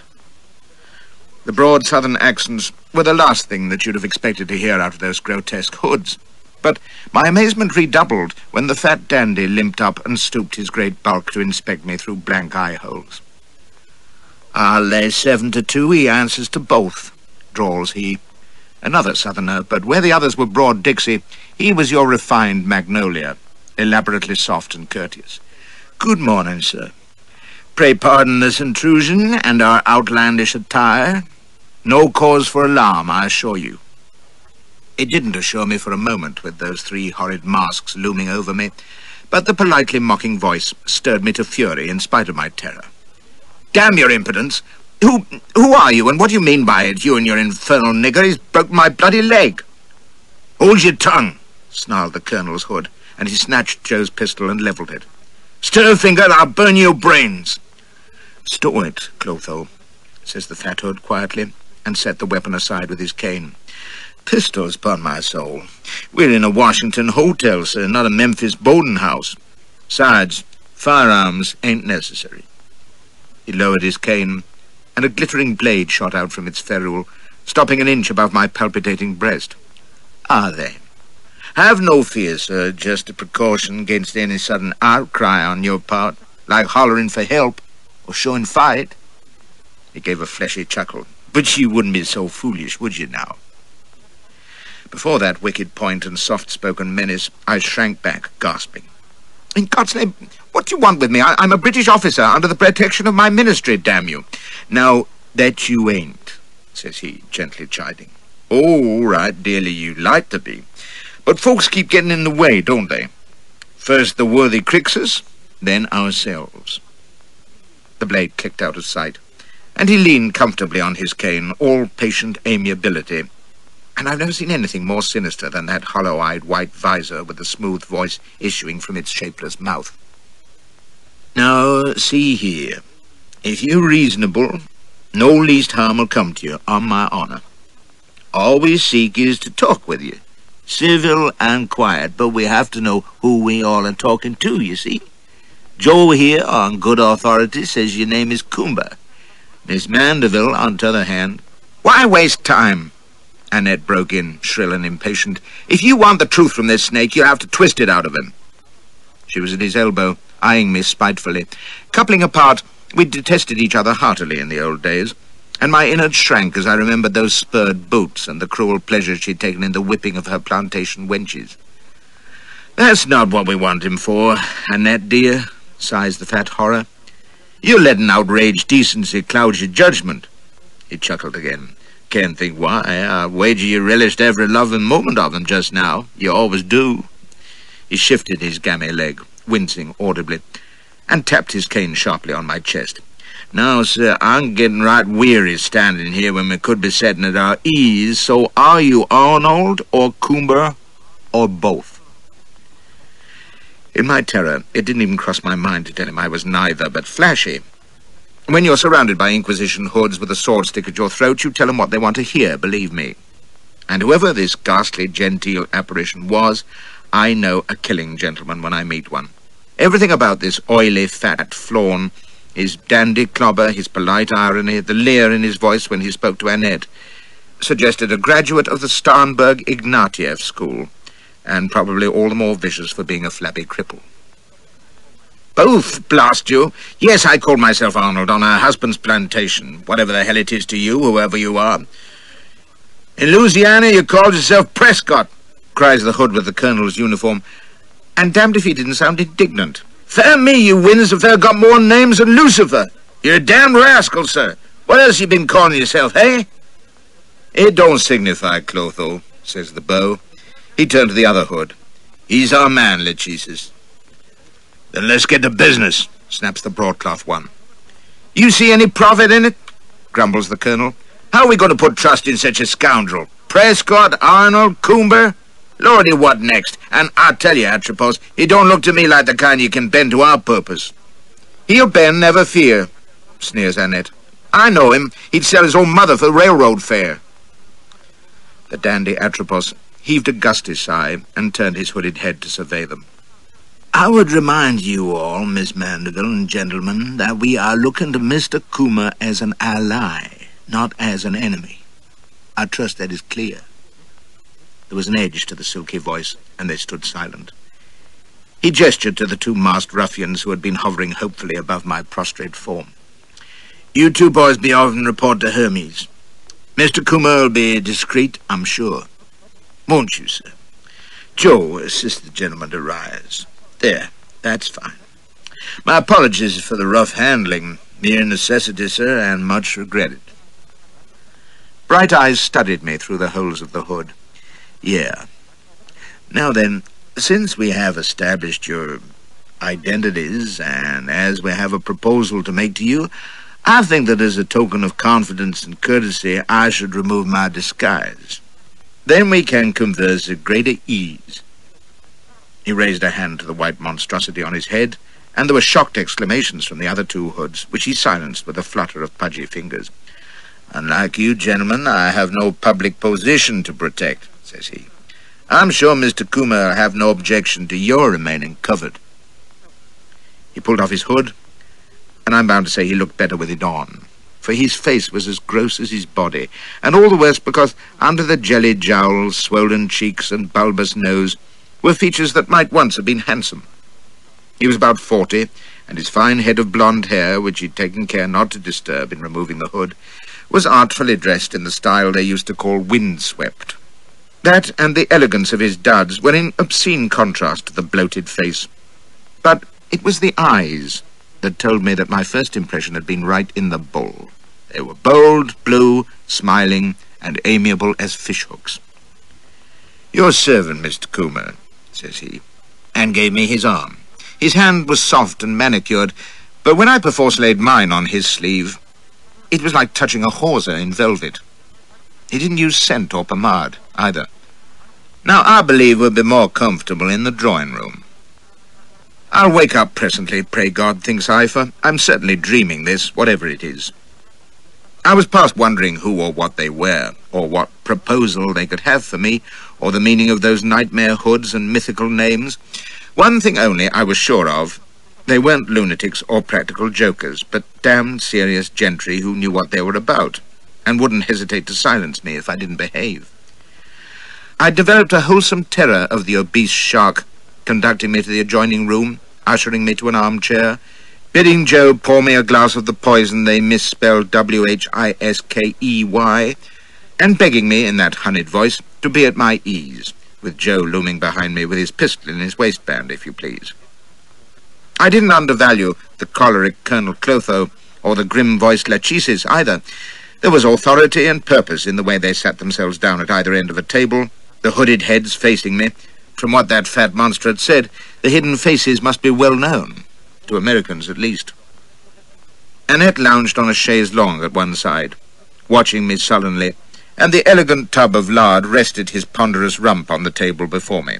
His gammy leg thrust out stiffly, lighted a long French cigarette, and blew thoughtful smoke, while I waited in scared bewilderment to learn what they wanted of me. Or of Coomer, rather. "Now then," says Beau Blubber, "you wondering who we are and what we want of you.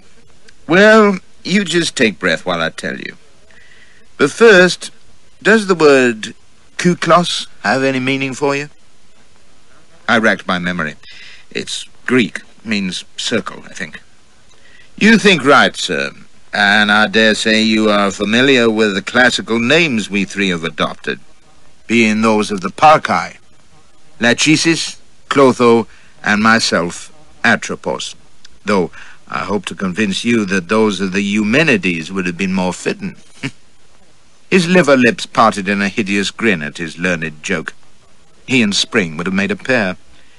"They are our secret names as officers of the Kuklos, which is a clandestine society of our southern United States, devoted to guarding and upholding those liberties and institutions which our northern fellow countrymen are bent on destroying. I refer to slavery, Mr. Coomer, which they affect to abominate, but which we of the South hold to be a natural condition, which, for better or worse, is inevitable." A strangled oath came from within Clotho's hood. "Better or worse, my ass! It's ordained by the will of God, goddammit! Why, you sound like a damned dollface, Atropos. You pardon, Miss Vanderbilt, but I can't abide that kind of feeble talk." If I wasn't drunk or dreaming, I must be drugged again.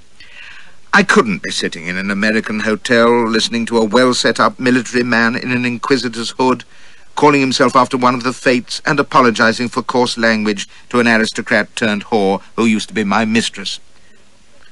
"I doubt if Mr. Coomer is impressed by the rhetoric of the camp meeting, Clotho," says Atropos.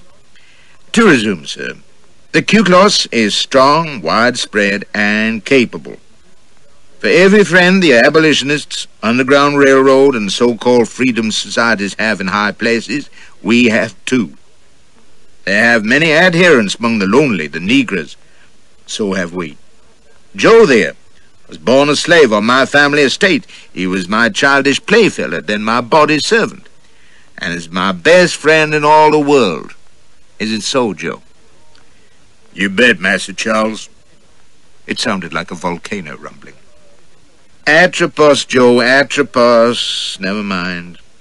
Well, sir, the Q-Class arranged for Joe to run 5 years ago. He became a passenger on the Underground Railroad and, in time, one of its most trusted conductors. For 2 years now he has been at Crix's his right hand, his loyal aide who observes, listens, and reports to the Q-Class. He gave a plump, satisfied simper. Now you know, sir, how you come to be here. We learned of your arrival at Baltimore as soon as Crix's did. Like him, we have agents within the police and government who noted the anonymous information which reached the authorities 2 days ago that one Beecham Coomer, an officer of the British Admiralty, had reappeared in this country. It was a name already known to us, continues the fat smug, from the access we enjoyed to the records of Crix's and the U.S. Navy, as that of the Englishman who, under the alias of James K. Prescott, ran the Negro at George Randolph North in 48. It was, however, news to us that this same Prescott had been party to a murder in New Orleans in the following year. That's a damned lie. I didn't kill Omohundro. He raised a plump hand. Party, I said, Mr. Coomer. Howsomever, the news of your arrival and your activities as an anti-slavery agent years ago were no more than passing interest to us, until we learned yesterday, thanks to Joe there, that Crix's was all on fire to secure your person and enlist your services on behalf of John Brown of Osawatomie. Then, Mr. Coomer, he pointed with his cane in emphasis, then, sir, our interest in you became profound and urgent. He paused, and I could hear my heart thumping. I listened in mingled confusion and alarm, understanding his words without finding the least explanation in them, but now I could sense hellish bad news coming. The blank eyes in the hoods of Clotho and Lachesis stared at me unnervingly, and I stole a glance at Annette Mandeville, coiled in the corner of her seat like a little white serpent, watching me through narrowed lids with that well-remembered sulky curl on her thin lips. At any other time I'd have guessed she was fancying me above half, but it seemed unlikely just now. So we made haste to secure you ourselves, Atropos went on. Joe released you, and Cher Annette met, beguiled, and conveyed you, all mighty smooth, you'll allow. We three should have been here when you arrived, but we were delayed, which I believe, his great belly heaved with amusement, gave her the opportunity to indulge her taste for mixing business with pleasure. Damn you, Charles, she came upright, flushed with anger. You bridle your filthy fat tongue. But whatever for, darling? We all know you loving weakness, and Mr. Coomer was an old friend. Which came as a right surprise to both of you, I collect. He took another cigarette, smirking. Still, that acquaintance may prove useful to our purpose. Annette dear. She answered nothing but a glare, and Lachesis drummed his fingers on the table. Get to the purpose, then. Time presses. Atropos struck a fusee and applied it to his cigarette without haste, watching me carefully as he shook it out. Crix has told you that John Brown plans to invade Virginia, raise a rebellion of the Negroes there, and he wants you, Mr. Coomer, to take the place of Colonel Hugh Forbes, who was lately Brown's lieutenant. Now, sir, he drew deeply on his cigarette, we'd kindly like to hear what you all think of that interesting proposal. At first, the question made no more sense than all the bewildering drivel and wild events of the past 24 hours. Was it only a day and a night since I'd come to in that stinking doss house? And here I was, with a pistol at my back, in the grip of Dixie fanatics, and Annette Mandeville, of all people, and still no wiser. But at least I could answer, though what the deuce it could mean to this foppish monster was far beyond me. I'd not touch it with a 10-foot pole, I told him. And Clotho gave a muffled grunt, while Atropos let smoke trickle slowly out of his nostrils, and nodded over my head to Joe. Good boy, Joe. You read me right, even if Crix's didn't. So, Mr. Coomer, care to tell us why you wouldn't touch it? Being in a fair bottled-up taking, I exploded, and like an ass let my tongue run away with me. Great God, man, do you think I'm as crazy as Crixus? What the deuce have I to do with his harebrained schemes? Look here, for heaven's sake. I don't know what you want with me, and let me tell you, I don't care. I ain't American. I don't give a rap for your politics, or your slavery, or Crixus and his damned railroad, or you and your infernal Q-Cos, and I wouldn't go near this madman Brown for a bloody pension. Lachesis' hand slapped the table like a pistol shot, cutting me short. What's that you say? He is strange talk from a liberationist, on my word. He was sitting forward, and I could see his eyes shining within the hood. You don't care about slavery? I find that passing strange from a man engaged by the Queen's Navy against the African traders, who spied on them in the Middle Passage and worked for the Underground Railroad running George Randolph to Canada, and dodged the patter-rollers to take a slave wench across the Ohio. Clotho was on his feet, and got shot doing it, and killed a couple of men along the way, according to what Miss Mandeville say. You claim now you're not an abolitionist? Lachesis rose in turn, accusing me like the lawyer he probably was. That's not what the U.S. Navy records say. We've seen 'em, and it's all there, under the name Coomer. I'd forgotten in my fright and confusion that I was meant to be Coomer. By God, was this the time to announce myself as Flashy? No, I daren't, for they'd never credit it, and if they did, God alone knew what they'd do.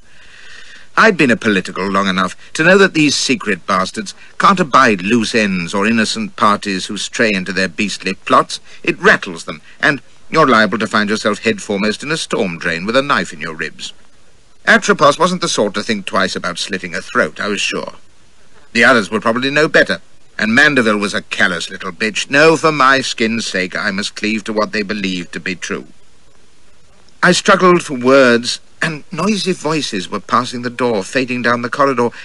Jesus, 4 floors below, careless diners would be wolfing steak and fried oysters in the breakfast room, and those hideous white death's heads were before me, Joe's pistol was behind, and Atropos was restraining my questioners with a languid gesture of his cane. Easy there, gentlemen, no call for heat. He sounded almost amused, and the gargoyle face was smiling inquiry at me. Well, sir? I tried to brush it aside. Why, that's all past and done with. I'm not with the Admiralty, haven't been for years. Retired ages ago on half pay. Lachesis pounced. That's not what you told Crixus. You said you was on a mission for the British, cries Clotho. I was there, remember? Joe's voice spoke behind me, like the knell of doom, and I could only bluster. What I told Crixus is my business. Damnation, what's it to you? Who the hell do you think you are to bullyrag me, rot you? I've no doubt they'd have told me, but Atropos intervened again, more firmly this time. Gentlemen, you're wasting breath. All this makes no never-minds. Whether Mr. Coomer's working for the British or not don't signify a bit. You see, sir, we need you, and we got you. All that matters is that Crixus wants you to go along with John Brown. He dropped ash from his cigarette, the ugly face regarding me blandly. And so do we. God knows what I looked like as I digested those unbelievable words. For a second I didn't take them in, and when I did I was too dumbfounded to speak, or laugh hysterically, or make a bolt for it. But I started to come to my feet, and Atropos raised his cane and gently pushed me back into my seat. If you'd said aye to Crixus, we could have left you with him to get on with it. But Joe figured you wanted no part of his plan. You were telling him maybe, but thinking no. So we had to lay hold on you, to persuade you. I heard myself croak. You must be as daft as Crixus. Why the hell should I do what you want? Because, he says patiently, it ain't far to Kentucky. What the devil do you mean? There's a warrant, maybe a rope, waiting there for Beecham Coomer, on a charge of stealing a Negro wench contrary to the Fugitive Slave Act. If that ain't enough, we could send you down the river to answer for the killing in New Orleans that you didn't do. He glanced at Annette. You say he killed 2 men in Ole Miss. I remember their names, Hisco and Little. There was a reward poster billing Tom Arnold as the murderer. She was absolutely smiling, enjoying herself, the malicious slut. Better still, there's a plantation in Alabama where he can be lost for the rest of his life. I never murdered anyone, I swear. It was the wench, Cassie. I'd no part. You never killed no one, did you? Came the growl from Clotho's hood. Oh, you sure have the damnedest luck. Atropos gestured him to silence. So you see, there appear to be compelling reasons why you should do as we ask, Mr. Coomer. If you came to trial, I doubt if Lord Lyons would stir himself to save you. Governments don't relish that kind of embarrassment. You're a long way from home, sir, says the flabby son of a bitch, with a mock rueful grin on his repulsive face. I reckon you got no choice. He was dead right. And the tirade of protest and appeal and raving refusal died on my lips. I could submit, or be shipped south to the gallows, or worse still, the lonely Alabama plantation where Mandeville's swine of a husband had planned to have me worked to death in the cotton fields. I didn't doubt their ability to do it, or to snuff me out here and now and save themselves the trouble. I could feel myself going crimson with terror, which I do, God knows why, and makes folk think I'm about to go berserk.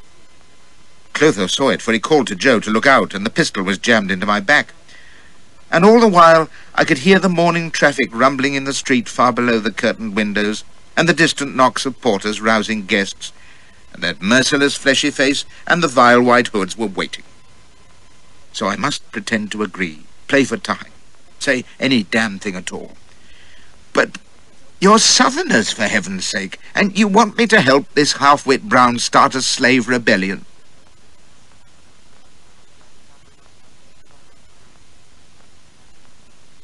End of side 8.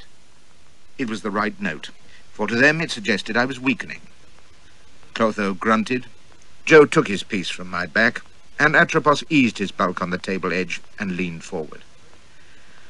There's an election next year, says he, but since you don't value our politics, it won't mean molasses to you if I tell you Seward and his Republicans are like to win it.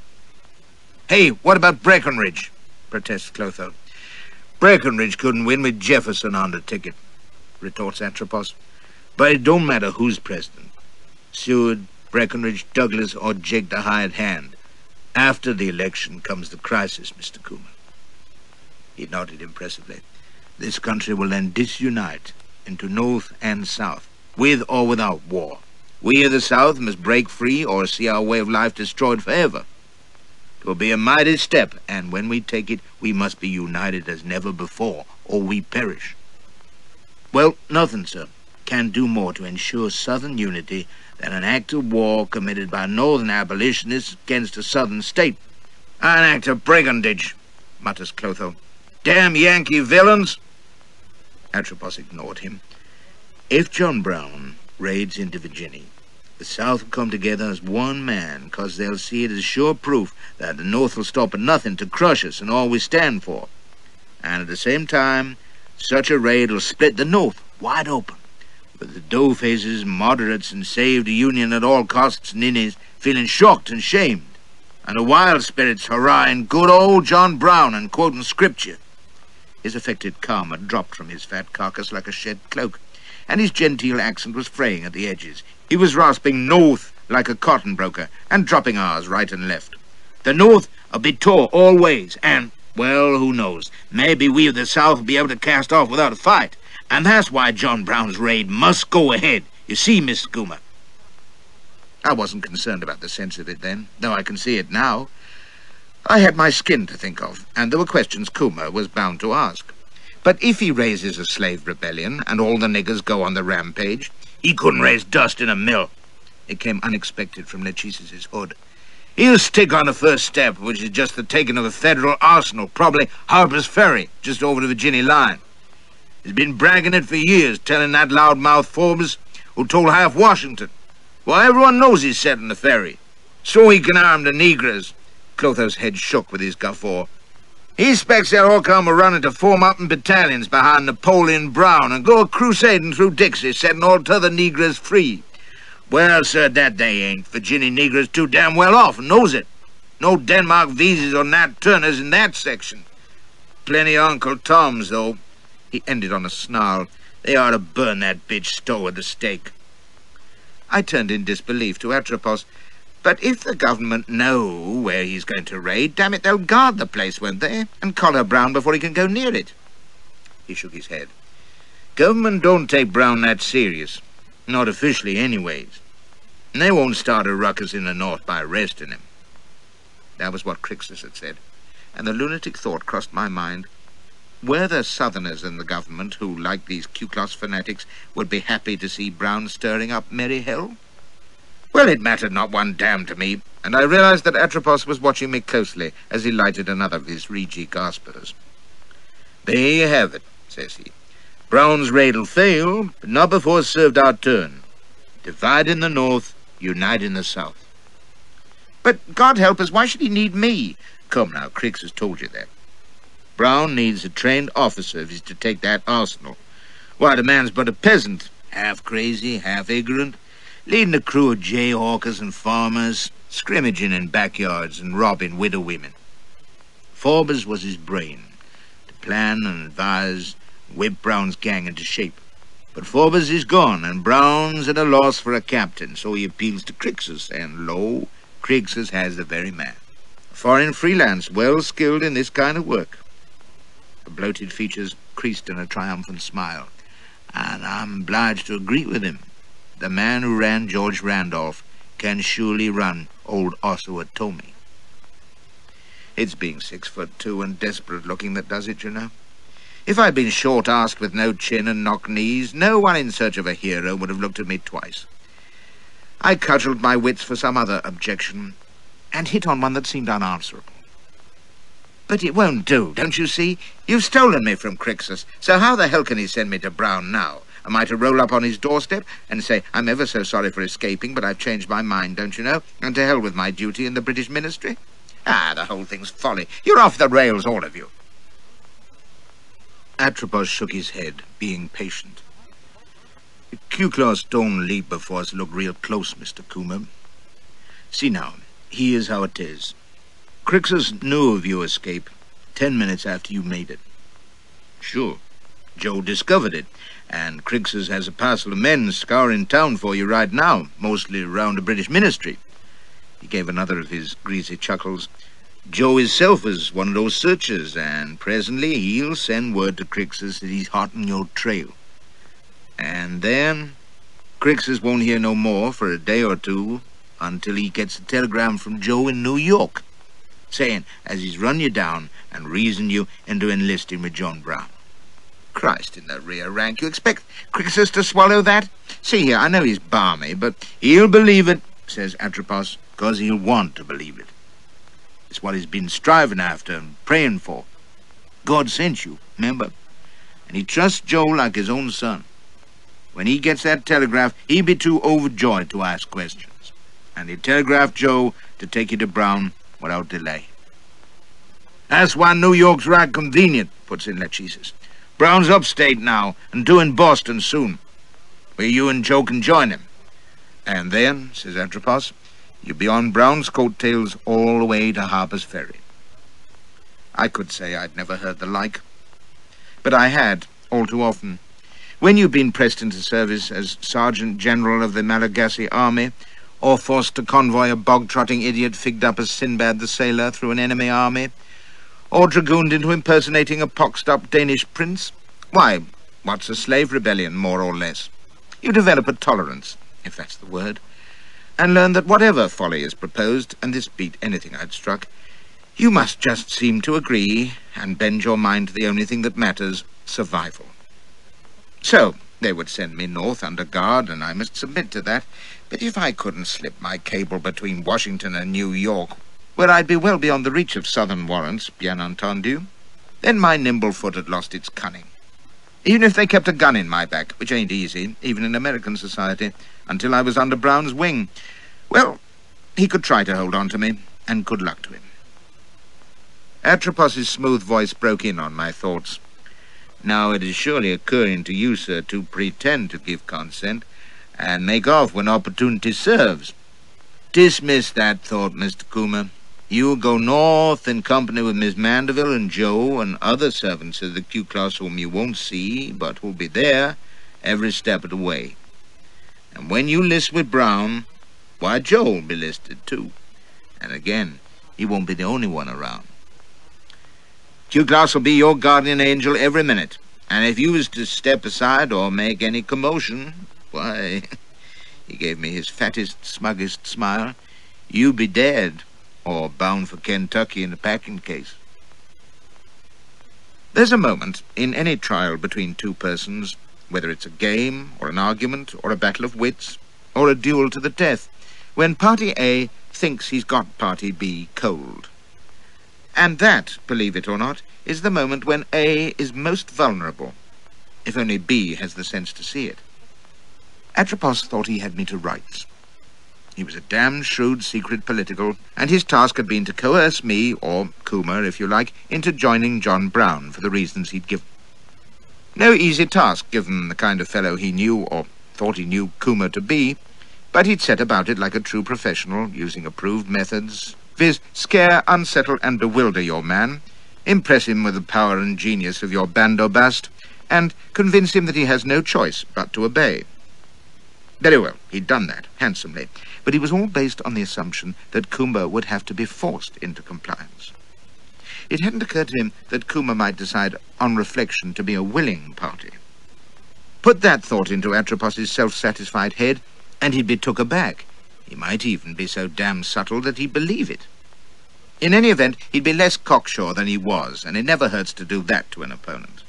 I hadn't been a prisoner of the Russian Secret Service for nothing, I can tell you. So I said nothing for several minutes, but sat there, mum and blank, while they waited in silence. Then I raised my head and looked the fat brute straight in his ghastly face. "It's a rum trick," said I, "but I don't doubt you're serious." "Well, sir, I'm a serious man too, you know. You put your proposal on what you account fair terms. Now you can hear mine." You could have heard a pin drop. $10,000. Or 2,000 sterling. That's my price. He didn't even blink. The others let out gasps and exclamations.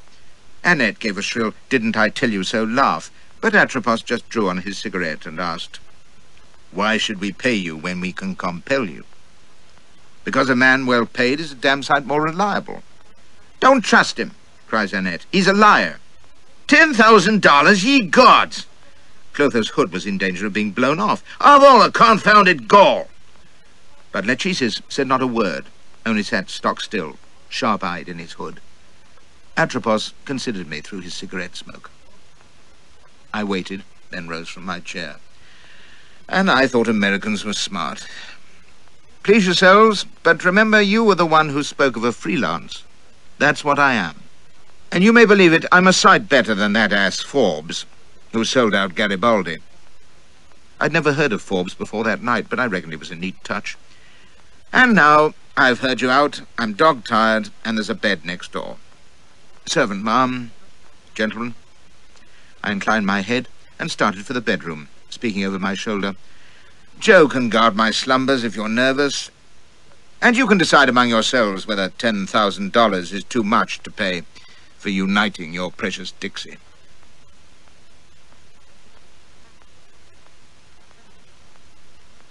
"I'd not have given you 1 red cent," says Annette Mandeville. "You'd be doing it for your miserable life and been thankful for that." "Ah, but we know your generous nature, don't we? And suppose I'd refused?" "You refuse? With your worthless skin at stake? You forget I know the kind of cur you are. I heard you that day at Greystones when my husband and his white trash caught you, and you whimpered and grovelled like a whipped negro wench. My, how you must miss the gracious life of the old plantation. Whining for your life, and I'd thought you were a man. Man enough for one eager little Creole lady, though, wasn't I? But then I was probably a welcome change after your nigger field hands." "Gently, Annette, dear. That fork is for dessert, not for stabbing.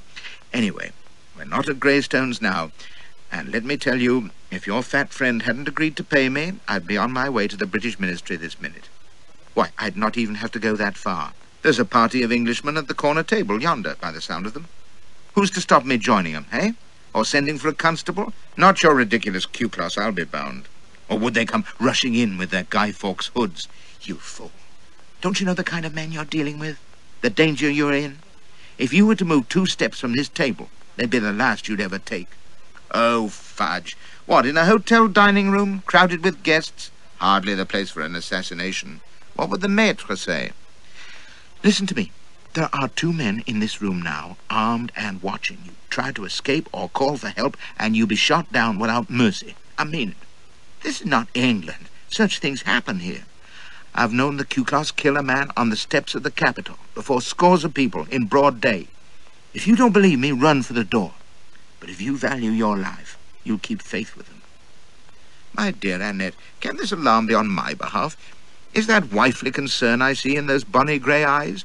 I'm concerned that the Ku-Klux's work is done, and that I play my part in it and you play yours.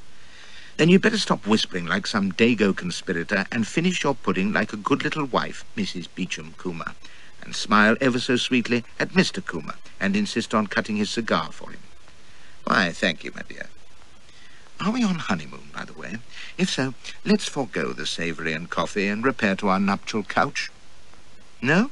Love's first bloom has faded, has it? Oh, well. Coffee, waiter!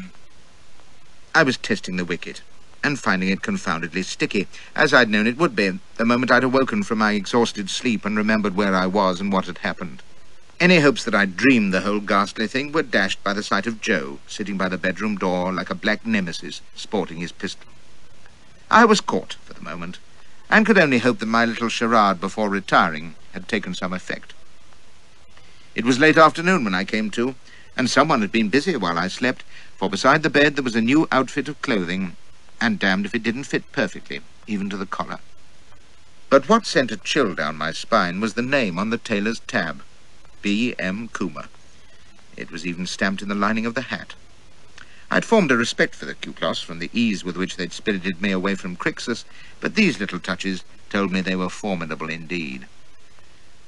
While I dressed, Joe brewed me some coffee on a spirit stove and directed me to the drawing-room.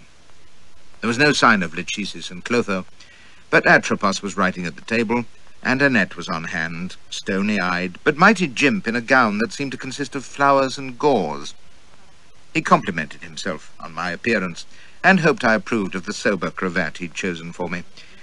Our colonial taste runs to more extravagant colours, but since your accent marks you as English, why, you best look it, says he, chuckling fatly as though he'd never put a point to my throat in his life. Suits well enough, I guess, and will serve for day and evening. I fear we still lag behind London in our deplorable failure to change after 6 o'clock. Now, sir, sit down and tend to what I say. First of all, says he, $5,000. We felt your request for remuneration was reasonable, but stiff. Would be placed to the credit of B.M. Coomer in a bank of the New York Safety Fund, and might be drawn at either of 2 addresses in Washington and New York, but only after the day on which the country's ringing with the news that old Osawatomie has made an armed incursion into Virginia. The gross cheeks creased in a sardonic grin. Then all you have to do is to present the draft, which you'll find in the breast pocket of that new coat you're wearing. Now I see it on you, I don't know as I can bring myself to like that collar. He squinted critically while I examined the draft on the Citizens Bank of Louisiana, and my spirit soared. It was all window dressing, to be sure, and they'd never put a cent to Coomer's account, but at least they were pretending to treat my offer of mercenary service seriously. Maybe they even believed it. Not that they'd trust me an inch, but they might be just a little less watchful. I pocketed the draft and told him the coat collar suited me to admiration. Well, if you're content. Now, sir, you and Miss Mandeville will travel to New York by the night flyer as Mr. and Miss Beecham Coomer. You're bound to keep that name, because it's the one John Brown will be expecting. Joe will accompany you as your slave, and when he's telegraphed Crixus tomorrow that you've been found in New York, he'd take you on to Boston or Concord, where you'll meet Brown, probably at the home of Franklin B. Sanborn, a prominent abolitionist. There you and Joe will list in Brown's service. It's all planned out, you see, neat as a Quaker's bonnet, says he with satisfaction. By, till you leave New York, you're in the care of Miss Mandeville, Miss Coomer, I should say. He shot her a greasy smirk, and will obey any instructions she may give you. What these may be, I can only guess. Keep to the business, you fat swine, snapped she. Why, surely, darling. And see you mind yours, and the Ku-Klux's. Just remember, you ain't taking this trip for pleasure alone. There was an edge to the soft voice, and I thought, hello, is someone's piggy carcass aglow with jealous passion for our tiny puppet? It conjured up a tableau too hideous to contemplate. So there it is, Mr. Coomer. All you need do is go along quietly, do whatever Brown requires of you. Go with him right down the line to Harper's Ferry, or wherever it may be. Put your trust in the good Lord, and go home to England with $5,000 in your money, puss. And again, and for the last time, he gave me his blandest fat smile. Don't ever think you can jump off the wagon along the way. The Ku Klux will be there, always. If you play false by word or deed, then, sir, you are crow pickings. He rose, smoothing his coat and shooting his cuffs, and stowed his writings in his pocket. I believe that is all, so I confide you to dear Annette, and Joe, of course, and your unseen guardians. Your servant, ma'am. Honored to have made your acquaintance, sir. I bid you adieu and good fortune. And you take care now, you hear? Do you know, when I look back on those bizarre few hours when the Ku Klux took me by the neck and twisted me to their crazy ends, the rummest thing of all wasn't the amazing coincidence of Annette, or those grotesque hoods, or that obese monster so pathetically bang up to the nines, or even their incredible plot, but those last 6 words from Atropos. After all the threats and blackmail, the gentle ritual of the Dixie farewell. God help me, I believe he meant it. When he'd gone, it occurred to me to twit Annette that she had an admirer in our dandy hippo. I asked innocently if he was her lover, expecting a fine explosion, and was taken flat aback by her reply. He's my husband. Good God, he can't be. What, that great bag of jelly? What happened to Mandeville? He died. And you married that? Well, I never... God, what a wedding night that must have been.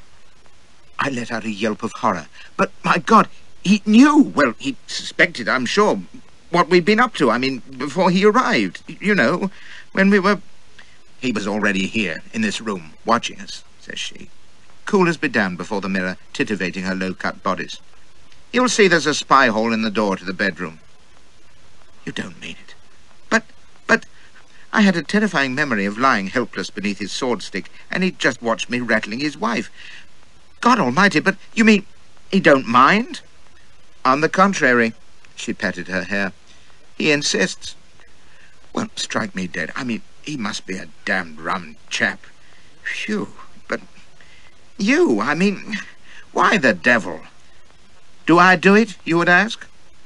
She took a last sneer at the mirror and faced me. He is the richest man in Louisiana. He is also the brain, though not the head, of the Ku Klux. You've been singularly honored by his personal attention, a measure of your importance. She gave me a withering look up and down. You probably think him mad. He's not. Whatever he plans succeeds, and whatever he promises, he performs. Remember that, for your own sake. Now it is past 5 o'clock, and I wish to dine before we leave. She drew herself up like a tiny guardsman. Give me your arm and take me down. So I did, ruminating on the manners and morals of the Old South. And now that we'd broken the ice so splendidly, we were soon chatting away in the dining room like an old married couple, as I've described at the beginning of this chapter. I affected a carelessness I was far from feeling, because I wanted to test just how real were the threats that Atropos had made. Her alarm told me all I wanted to know, and gave me some useful information. Apart from Joe, who was lurking in the lobby while we ate, there were 2 Ku Klux shadows watching me, and no doubt they or others would be on hand all the way to New York. I'd have to look damned slippy when the time came to run. It was a mad pickle, you may think, held prisoner amidst all the bustle and confusion of civilized society. But if your captors know their business and are ruthless enough, why, you might as well be chained in a dungeon. Rudy von Starnberg took me halfway across Germany against my will, simply by having a gun and a knife and being ready to use them if I so much as sneezed out of turn. And I'd no doubt the Ku Klux would be equally unscrupulous.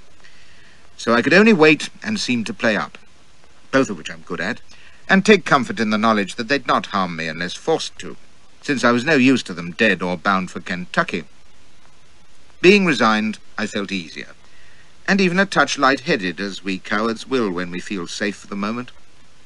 The upshot was that, with bottle and belly timber before him, Fleshy became, if not beastly, at least mischievously drunk, enjoying himself in contemplating the charms of the choice little icicle across the table.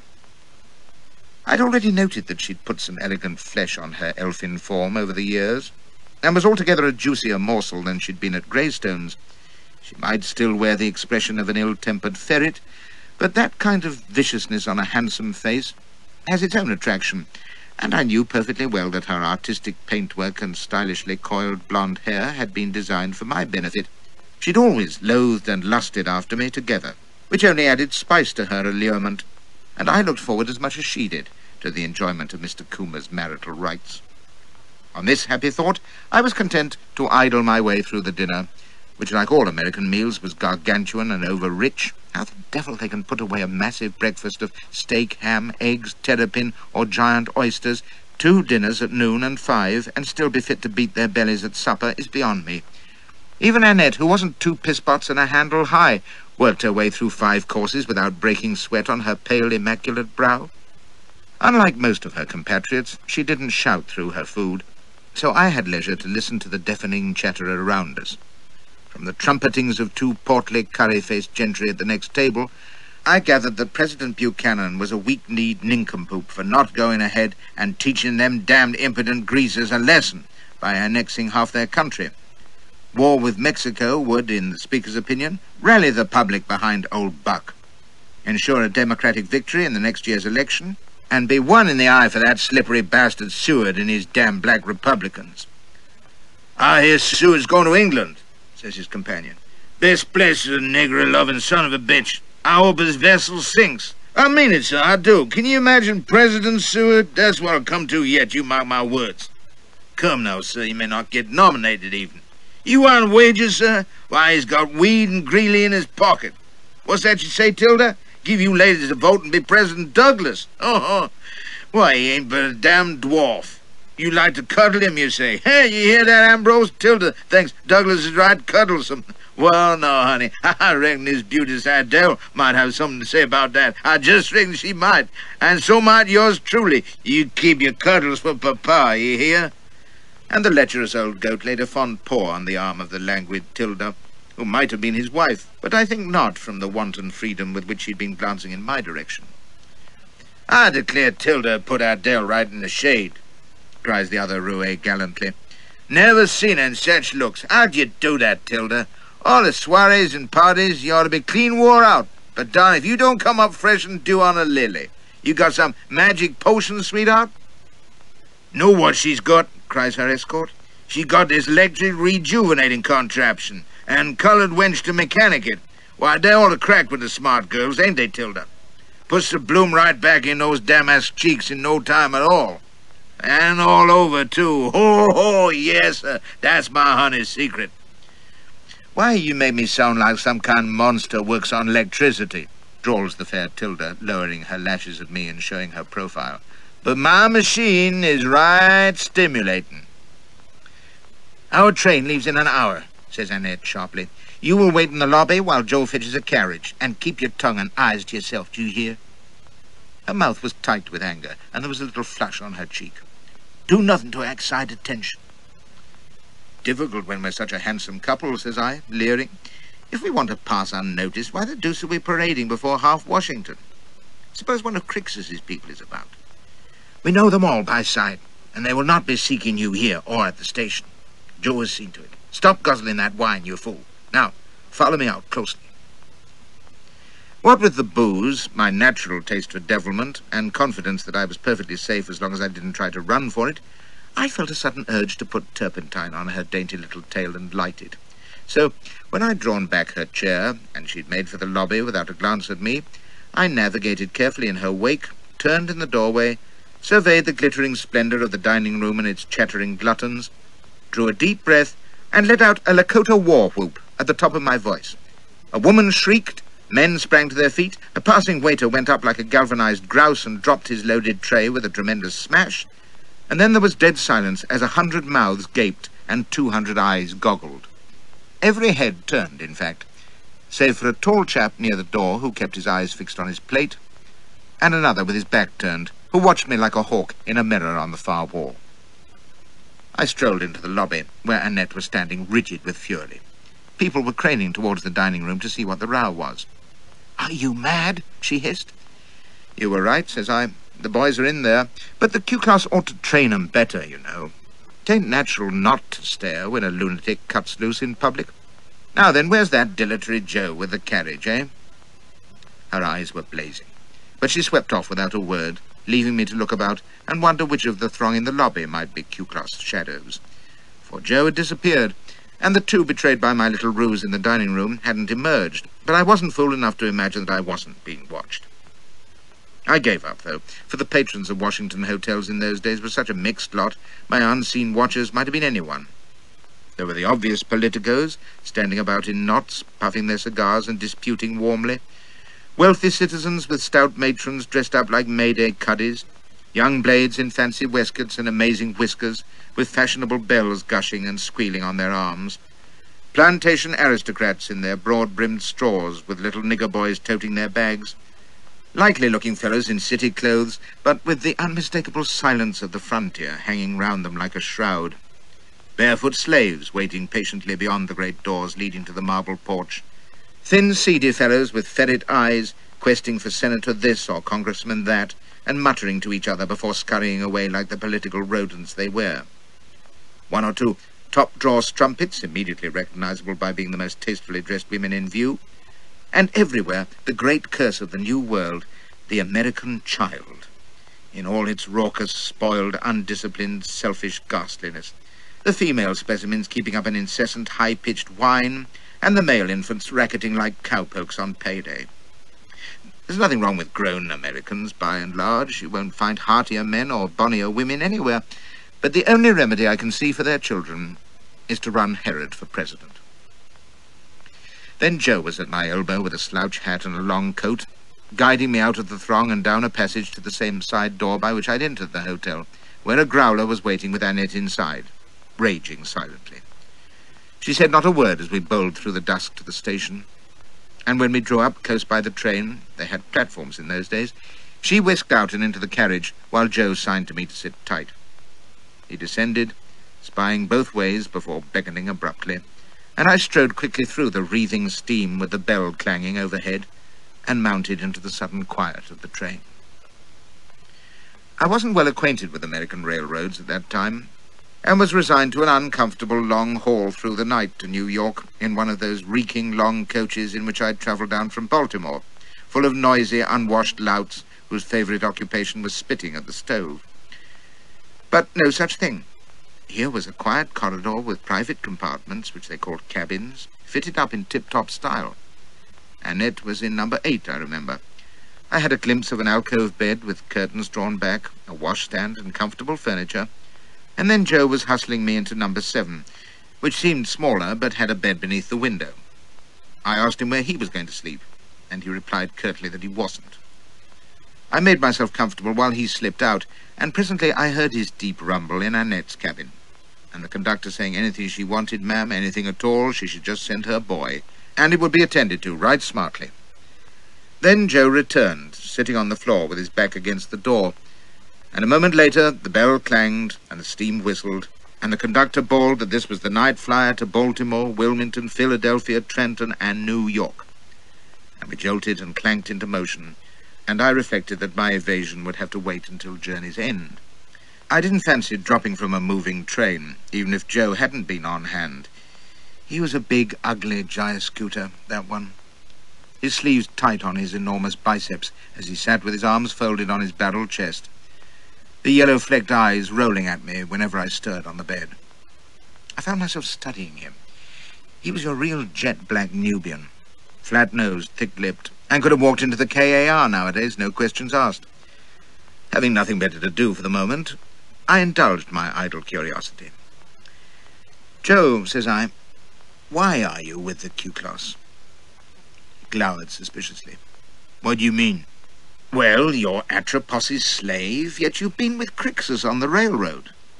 Had the chance to escape to free soil. Why didn't you? You want to be free, surely." He studied me in turn, the black face expressionless. Then, "You got niggers in England, that so?" "Yes, a few." And they're all free. So are the niggers in our empire, in Africa and the West Indies. No one owns them or can make them do what they don't like or sell them down the river. Wouldn't you like that? He sat, apparently thinking. No, you couldn't be sure with that face. At last he said, "You English niggers, how many on 'em got a fine coat like this here?" He ran a finger the size of a truncheon down his lapel. "How many on 'em got a silver timepiece and chain? How many got $5 in their pocket?" Why, Joe, you could have all those things in Canada, say, and be free into the bargain. You could do whatever you liked, go wherever you liked, be your own master. He digested this, staring at the floor, and shrugged his huge shoulders. "I guess so," says he slowly. "And I could be treated like black trash whenever I liked, and get out the way nigger whenever I liked, and go hungry whenever I liked, and beg my bread and go to jail whenever I liked." He raised his bullet head and stared at me. It was like looking into the eyes of an ape in a cage. "Don't have none of that with Master Charles. I a slave, but he treat me like a man, and folks respects me 'cause I's his nigger. Don't get treated like no black trash, no sir. Get good victuals, get good clothes like these here." He closed his eyes and gave a great growling sigh. "And I gets to hump his little white lady whenever Master Charles says so. Oh, but she is prime white meat. None of you free niggers gets that kind of pleasure, I reckon." I was shocked. Not that I'm a prude, you understand, but because I knew the physical loathing that Annette had for black skin. Why, at Greystones, any wench who'd had the misfortune to touch her by accident hadn't been able to walk for a week. The thought of her with this human gorilla. Well, my little French aristo was paying a price for being the richest woman in Louisiana, wasn't she? "You ask your African niggers whether they'd rather be free or Joe," growls he, showing his gleaming teeth in a great wolfish grin. "See what they tell you." "Ah, but they don't know any better, Joe. You do. They're savages, but you're, well, civilized, I mean. I've seen how you carry yourself with Crixus, and with Atropos, too. You're not a common nigger. Why, I'll bet you can read, can't you?" He stuck out a sullen lip. "Some. Writing and figuring, though, they're kind of tough." It's not often you find yourself conversing with a caveman, and I was becoming interested. But see here, if you can read a little, you can learn to write and, figure fast enough. Why, man, you could make something of yourself. And if you were free, you could buy all the white tarts you wanted. Manderville's nothing special, I can tell you. You're a fool, Joe. But you needn't go on being one, you know. You can be something better than a slave. "I can be white," growls he, shaking his head. And then he frowned, and a wicked glitter came into his eyes. "Say, Mr. Coomber, you trying to talk yourself out of this? You trying to fool this poor colored boy?" "No such thing. Why, if I wanted to be out of this, as you call it, don't think that you could stop me. I'm here because I'm being paid. Ah, there you have it. I'm free, you see, but you're not, because you're content to be bound to that great fat slug when you could be—" And then I caught the gleam in his eyes, and I stared for a moment, and then lay back on the bed, looking at the ceiling, anger giving way to amusement. "Joe," says I at length, "you are a smart black son of a bitch, aren't you, though?" I began to laugh, and so did he, the great black face split in a melon grin, his shoulders heaving. "Oh, you poor coloured boy, so writing and figuring are tough, are they?" "Some," chuckles he. "Can't hold a pencil in my big black fingers nohow." "Oh, leave off." "Begging your bread, forsooth, and mumbling like a field hand. What's the capital of Portugal?" "Oh, let me see, I got to study that. Tain't Madrid, no, sir, no. Gay Paris, Lisbon, maybe." "Say, though, which of your little old English kings got himself murdered in the Tower of London in 1483? "Don't be daft." "Oh, very well. Which one?" "Edward V. He was just 12 years old, and his mamma was a lady called Elizabeth Woodville." He sat there chortling, the jolly darky to the life, damn him. Yes, I should have remembered, shouldn't I, that anyone who can spy inside the Underground Railroad and fool Crixus knows more than picking cotton. Went to school along with Atropos. Master Charles, did you? Niggers don't tend school. No, we had the same governess, in the same nursery. Master Charles's papa was an experimental gentleman, so he raised us the same.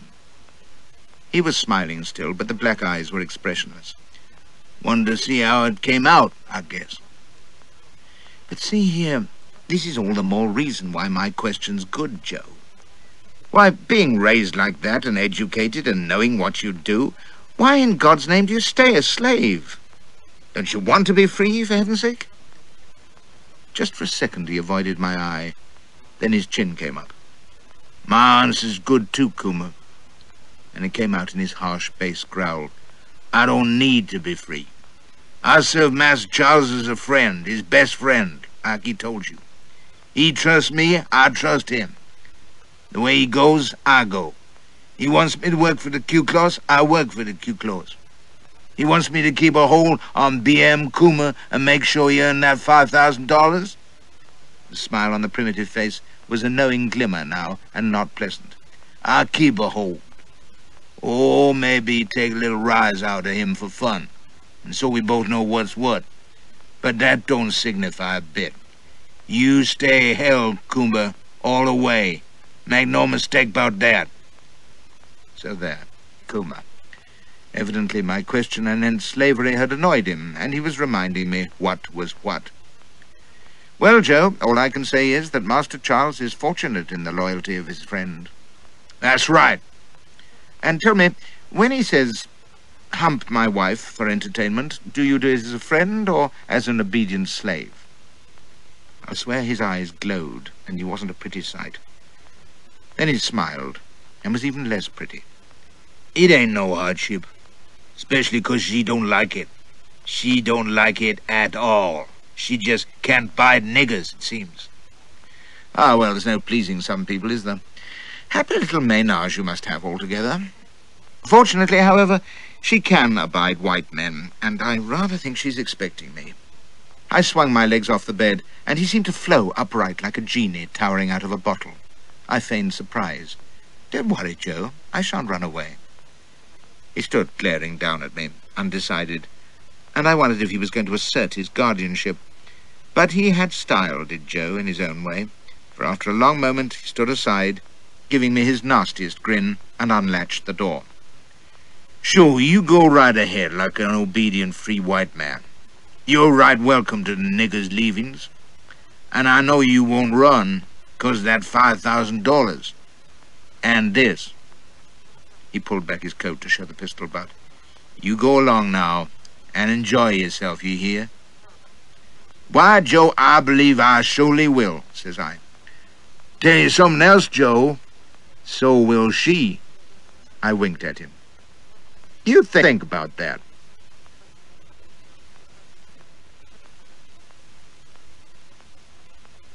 End of Side 9.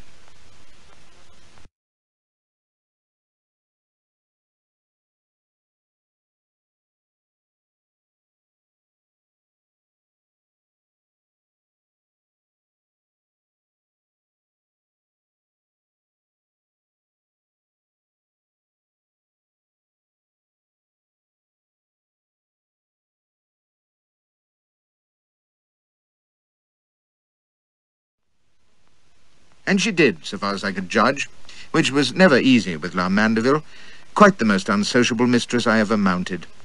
Most women I've known have exchanged seductive pleasantries beforehand, squealed and gasped during performance, and chatted comfortably afterwards.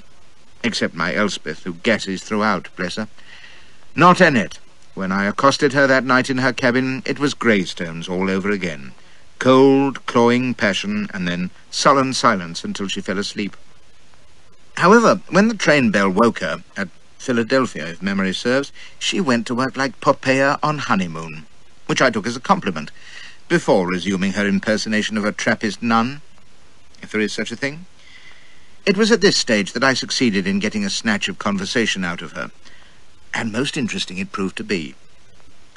In the interval between rounds, so to speak, while she lay cold and quiet beside me in the cramped berth, I'd been reflecting on Joe's capricious behavior. For a while there, we got on rather well. He'd taken me in by playing the darkest simpleton, teased me cheerily, and then, all unintended, I'd touched him on the raw. Probably by my impatient concern for his enslaved condition. Christ, you can't do right for doing wrong with these folk. So he'd turned ornery on me, been redoubled and set down, and from that moment we were sworn enemies. Well, the hell with him. At all events, in trying to coax some chat out of my tiny paramour after our final gallop, in which she'd drawn blood in 2 places, I mentioned Joe's name, partly out of curiosity, but mostly out of malice, I confess, and she started like a galvanized frog. What of him? What did he say? Aha, thinks I. Guilty conscience, capital. Oh, this and that. He's an odd chap. No fool for all he looks like a backward baboon. Knows more English history than I do, anyway. What? History, you say? She was wide awake now. What does that black beast know about it? The name of Edward V's mother, for one thing. Quite extraordinary. Aye, a most educated nigger. Smart as paint. I'm surprised your husband trusts him. She was silent for a moment. Why should he not? Well, Joe's a slave, isn't he? And here he is, heading for the Free States. So what's to hinder him lighting out for Canada? I would if I were he. But when I put it to him, he said your husband was his best friend, and he'd not dream of running from him. You know, loyalty and that sort of thing. Loyalty? What do animals know of loyalty? Oh, I don't know. Dogs are loyal, they say, though I never found them so. My Aunt Paget had one of those damned poodles when I was a kid. Stank, but she swore it was faithful. Took a great lump out of my arse when I tried to stick it onto some hens. What else did the brute tell you? Oh, nothing. I yawned. And when she'd turned away and settled down, I gave a drowsy chuckle. Nothing much, leastways. Oh, yes, I gather Joe likes white women. Unwilling ones, for choice. She lay dead still. So still I could sense the sudden tension of her muscles. Good luck to you, Joe, thinks I, if ever Atropos kicks the bucket unexpected and you become the widow's property. I waited for her fury to vent itself in shrieks of rage or fine French oaths, but nothing came for at least a minute. And then the most astonishing thing happened. She turned slowly towards me in the berth, and her hand stole across, searching for mine.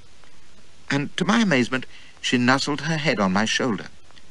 Her tiny body was trembling, and damned if I didn't feel wetness trickling on my skin. She was absolutely weeping, with a soft murmuring wail that I could hardly hear until it turned into a faint broken whisper. Oh, hold me. I couldn't credit it. Annette Mandeville, the spurred succubus, hard as a diamond and vicious with it, whimpering like a lost child. I slipped an arm about her, marvelling, and she clung closer still, pushing her blubbering face under my chin. Oh, hold me close, close. Oh, please. Well, naked tits never appealed to me in vain, so I drew her over me with her small rump in my one hand, for she was the veriest flyweight. She lay there, keening away, bedewing my manly bosom with her tears. Baffling, I found it, but rather jolly. I disengaged the clasp of her fingers so that I could work at her pounce with one hand and her stern with t'other. No, no, not that, sobbed she. Only comfort me. Oh, please, hold me close. She was crying hard now with a great yearning misery. Please, comfort me.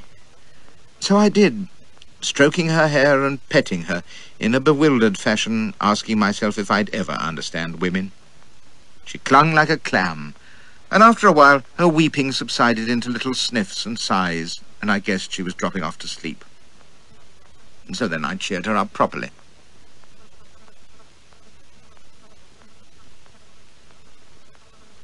Some cynic once observed that it was impossible to see the sights of New York City because there were no cabs to take you about.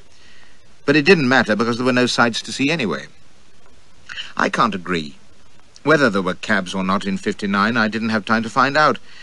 But for sights, well, there may have been no St. Paul's or Rialto or Arc de Triomphe or mouldering piles of stone or dreary galleries stuffed with the rubbish of centuries. But there was something far more moving, inspiring, and aesthetically pleasing to the eye than any of these.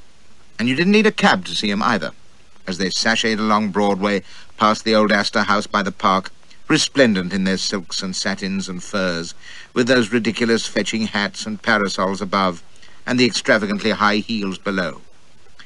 I refer to the women of New York, who for beauty of face and form, elegance of dress, and general style and deportment are quite the finest I've struck. Until they open their mouths, that is, which they do most of the time, but even that incessant nasal braying can't rob them of their exquisite charm. I don't mean only the trollops, either, of whom there were said to be 2,000 in a population of 750,000 in '59, and who counted them I can't imagine. Some clergyman, no doubt, but the respectable women of every class. I was enchanted at first sight, and if I were condemned to spend my dotage sitting in Stewart's store or the Metropolitan lobby contemplating the passing peaches, I wouldn't mind a bit, provided I was furnished with earplugs against the cackling laughter and cries of, "You bet! Be blowed!" and "Okay, Bo!" But they probably have different cries nowadays, and no powdered hands or Grecian bends, alas. They absolutely ruled the place then. New York was a woman's town, and let no one tell you different. They were the queens of the world, and didn't they know it? Not that they were pushing, you understand. They were just freer and bolder and more forward and independent than any women I'd seen elsewhere, taking it for granted that men existed to serve and minister to them, and not the other way about. For example, you could be on an omnibus, going through the inconvenience of paying the driver through his little window, and 3 or 4 dolly mops would come on chattering and laughing behind you, drop their money into your hand, and expect you to pay it over, and bring them their change. Perfect strangers, too. Mind you, the reward of a free and easy smile and "Thanks, Chief," from a pert New Yorker is a delight. Given time, I'd have been haunting that omnibus yet. Everything was for their convenience, too. Hotels had their ladies' entrances and dining rooms so that the dears wouldn't be offended by the reek of cigars and the conversation of horrid men. Every other shop seemed to be dedicated to cosmetics, female finery, and jewellery, from quality establishments like Ball and Black's to the seedier stores on Water and Mercer Streets. They had their own cake and coffee houses where no male dare enter. And there were even gambling hells for ladies only, and I mean society women, not cigar store tarts from below 14th Street, where they bucked the tiger and blued their menfolk's dividends at faro and billiards. And their husbands, sweethearts and paramours seemed to be all for it, and treated them with a regard and deference you'd never find in Europe. Why this should be, I don't know. New York men are certainly no more chivalrous than any other. It may be that women were scarce in colonial times, and so grew to be particularly treasured. But my own theory is that the USA being all for progress and liberty, and New York in the vanguard of everything, its women have become emancipated sooner than their sisters elsewhere. They've usurped not a few masculine habits, too. Anywhere in the world you'll see roués with fast young women in tow, but only in New York was it common to see fashionable ladies of mature years settling restaurant bills and buying gifts for handsome young clerks. They picked 'em up over department store counters, I was told. And the New York female grows up at a startling rate. My first day there, I was astonished to see a party of society schoolgirls, the kind whose parents live on Fifth Avenue and have the brats educated at Murray Hill, driving along in a basket wagon with a tiger on the step. None of them was above 12 years old, and all were got up like women of 20, even to the languid airs and gestures.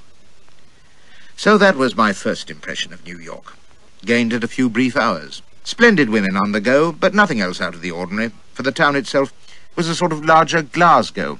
There were no skyscrapers then, and chiefly remarkable for being paved apparently with peanut shells, which were sold by swarms of urchins and crackled underfoot wherever you turned, even in the lobby of the Astor House, to which we drove from the station. It was the place in New York just then, and large even by American standards. A great barracks looking east across Broadway to the park, with a shaving mug and brush in each room. Talk about luxury, if you like. If my impressions are sketchy, I can only plead preoccupation. New York was where I was going to have to cut stick, not only eluding the Q-Closs, but hiding out from them, preferably with a British consul who'd see to my passage home once he found out who I was.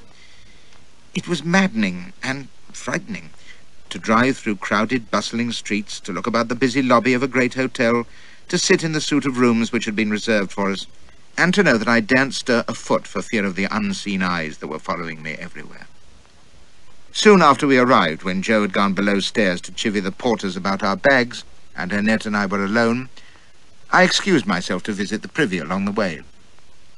She didn't even turn her head as I slipped out into the passage, which seemed empty apart from a couple of darkies clinging somnolently to their brooms. And then at one end there was a nondescript white man who turned his back just a shade too hurriedly at the sight of me. I strode smartly the other way, and became aware of a chap lounging in an alcove ahead with a round hat tilted over his eyes. Of course, he may have been an innocent citizen, but I didn't know that. I stepped into the thunder house palpitating. It was empty so far as I could see, but it was 6 floors above ground, and by this time I was convinced that there was probably an armed dwarf crouching in the bloody cistern. Right, thinks I, we'll have to wait until dark. If I'm not a better night stalker than anything the Q-class can show, it's a poor lookout. Meanwhile, we'll be a docile little prisoner and keep our eyes peeled. I headed back for our rooms and bore up sharp at the door, which was ajar, for voices were being raised within, Annette's and Joe's. Following her astonishing behaviour the previous night, when she'd crept into my arms blubbing like a baby, I'd looked to see a softening in her manner in the morning, but no such thing. The Annette who woke as we pulled into New York was her old shrewish self. When I referred to our tender interlude, she simply turned her back and ordered me out in her iciest tone so that she could get dressed. It was the same on the drive to the hotel with Joe on the box, and at breakfast in the coffee room. She either ignored my remarks or replied in cold monosyllables, staring past me. And now, as I eavesdropped, she was in fine withering form with Joe, who was fighting a dogged rearguard action by the sound of it. "I gotta wait for a reply at the Eastern Electric," he was protesting. "Crixus can't get my message till afternoon, and could be evening before it telegraphs back. Might have to wait till morning even." "What of it? Do you think I intend to sit here waiting for you?" "Might be best, ma'am. Can't leave Kuma here on his loan. One of us ought to be with him."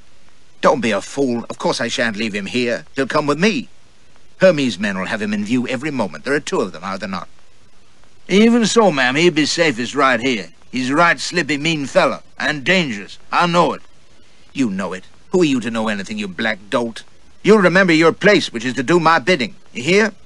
Now get to the telegraph office, and don't return till you have Crixus's order to take him to Boston. I don't care if you have to wait until tomorrow or the day after." He muttered something which I didn't hear, and she fairly hissed in fury. "Don't dare question me, don't dare! Kuma is my concern, not yours, you insolent offal. Do you hear? Answer me when I address you, do you hear?" "Yes, ma'am." His deep voice was shaking. "Supposing I get word from Crixus this afternoon, where I find you?" "You don't. Wait till I return. Now get out." I met him in the doorway, murmured, "Ah, Joe, how many free niggers get that kind of pleasuring, eh?" and received a murderous glare before he strode off.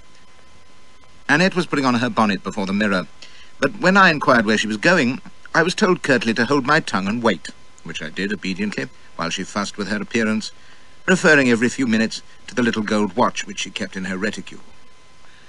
She was paler than usual, and twitchy as a nervous sepoy, drawing her gloves off and on and fiddling with her toilette.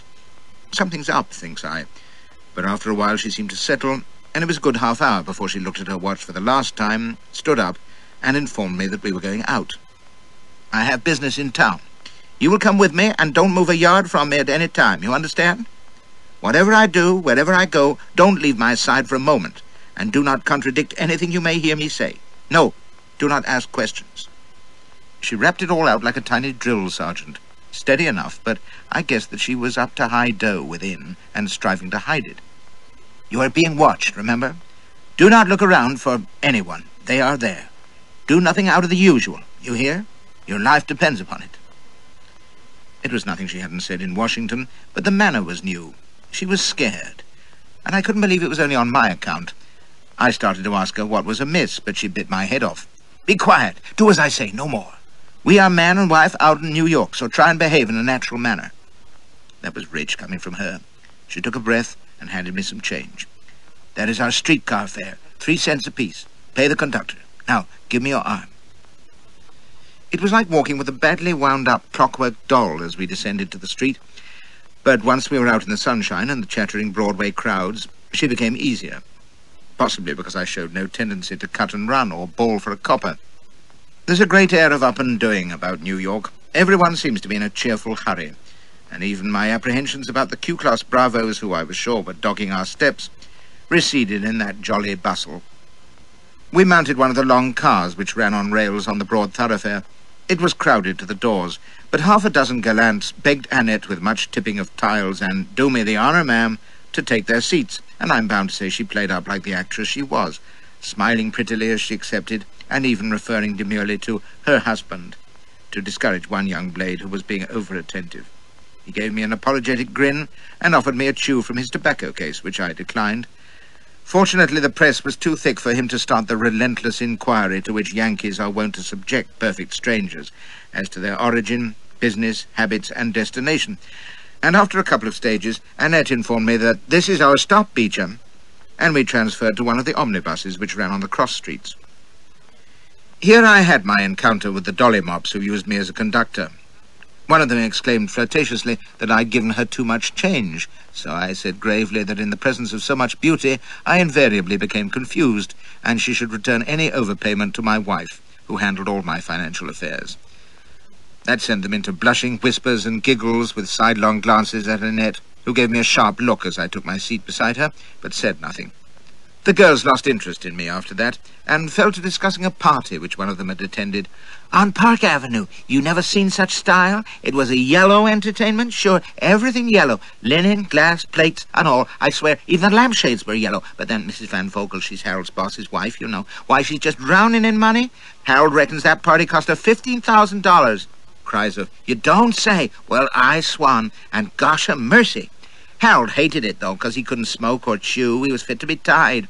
Say, Harriet, did you have to wear yellow, too? Why, sure. Do you think I'd go in green or blue to a yellow party? And we danced, and there was a magician and an English breakfast, and I never saw more policemen outside a house in my life to keep the crowds back from the carriages. Of course, Harold and I, we walked. Annette gripped my wrist. "Come," snapped she, and made for the door. We were at a stop. Some passengers had just descended, and the driver was about to strap up the door again. He raised a great bellow of complaint at our tardiness, but Annette squeezed out with me on her heels. I looked back at the cursing driver in time to see him close the door on another latecomer, a cove in a brown suit and bowler who was demanding that he open it again, but the Jarvey wasn't having any, and the bus rolled off with the fellow staring after us through the glass. "This way, do not hurry and do not look round." Annette's fingers were tight on my arm as she guided me along the crowded sidewalk, her heels clicking smartly. We were on one of the avenues, lined with fashionable shops, and before you could say Jack Robinson, she had whisked into one of them, a splendid emporium with two large glass doors, one bearing the word Madam and t'other Celeste, with fat gilt cupids capering on the lintel above. One moment we were in the crowded bustle of the street, the next in the hush of an opulent interior, the street noise cut off as the doors closed behind us. For a moment I thought it must be an exclusive brothel, for we were in a great salon, all plush and gilt and mirrors, with thick carpet and velvet divans and curtains looped back by silver cords, and Juno-esque females of perfect complexion drifting about. The air was heavy with perfume, and then I realized that I was the only man in the place, and that the Junos were shop attendants, waiting on society women of all ages.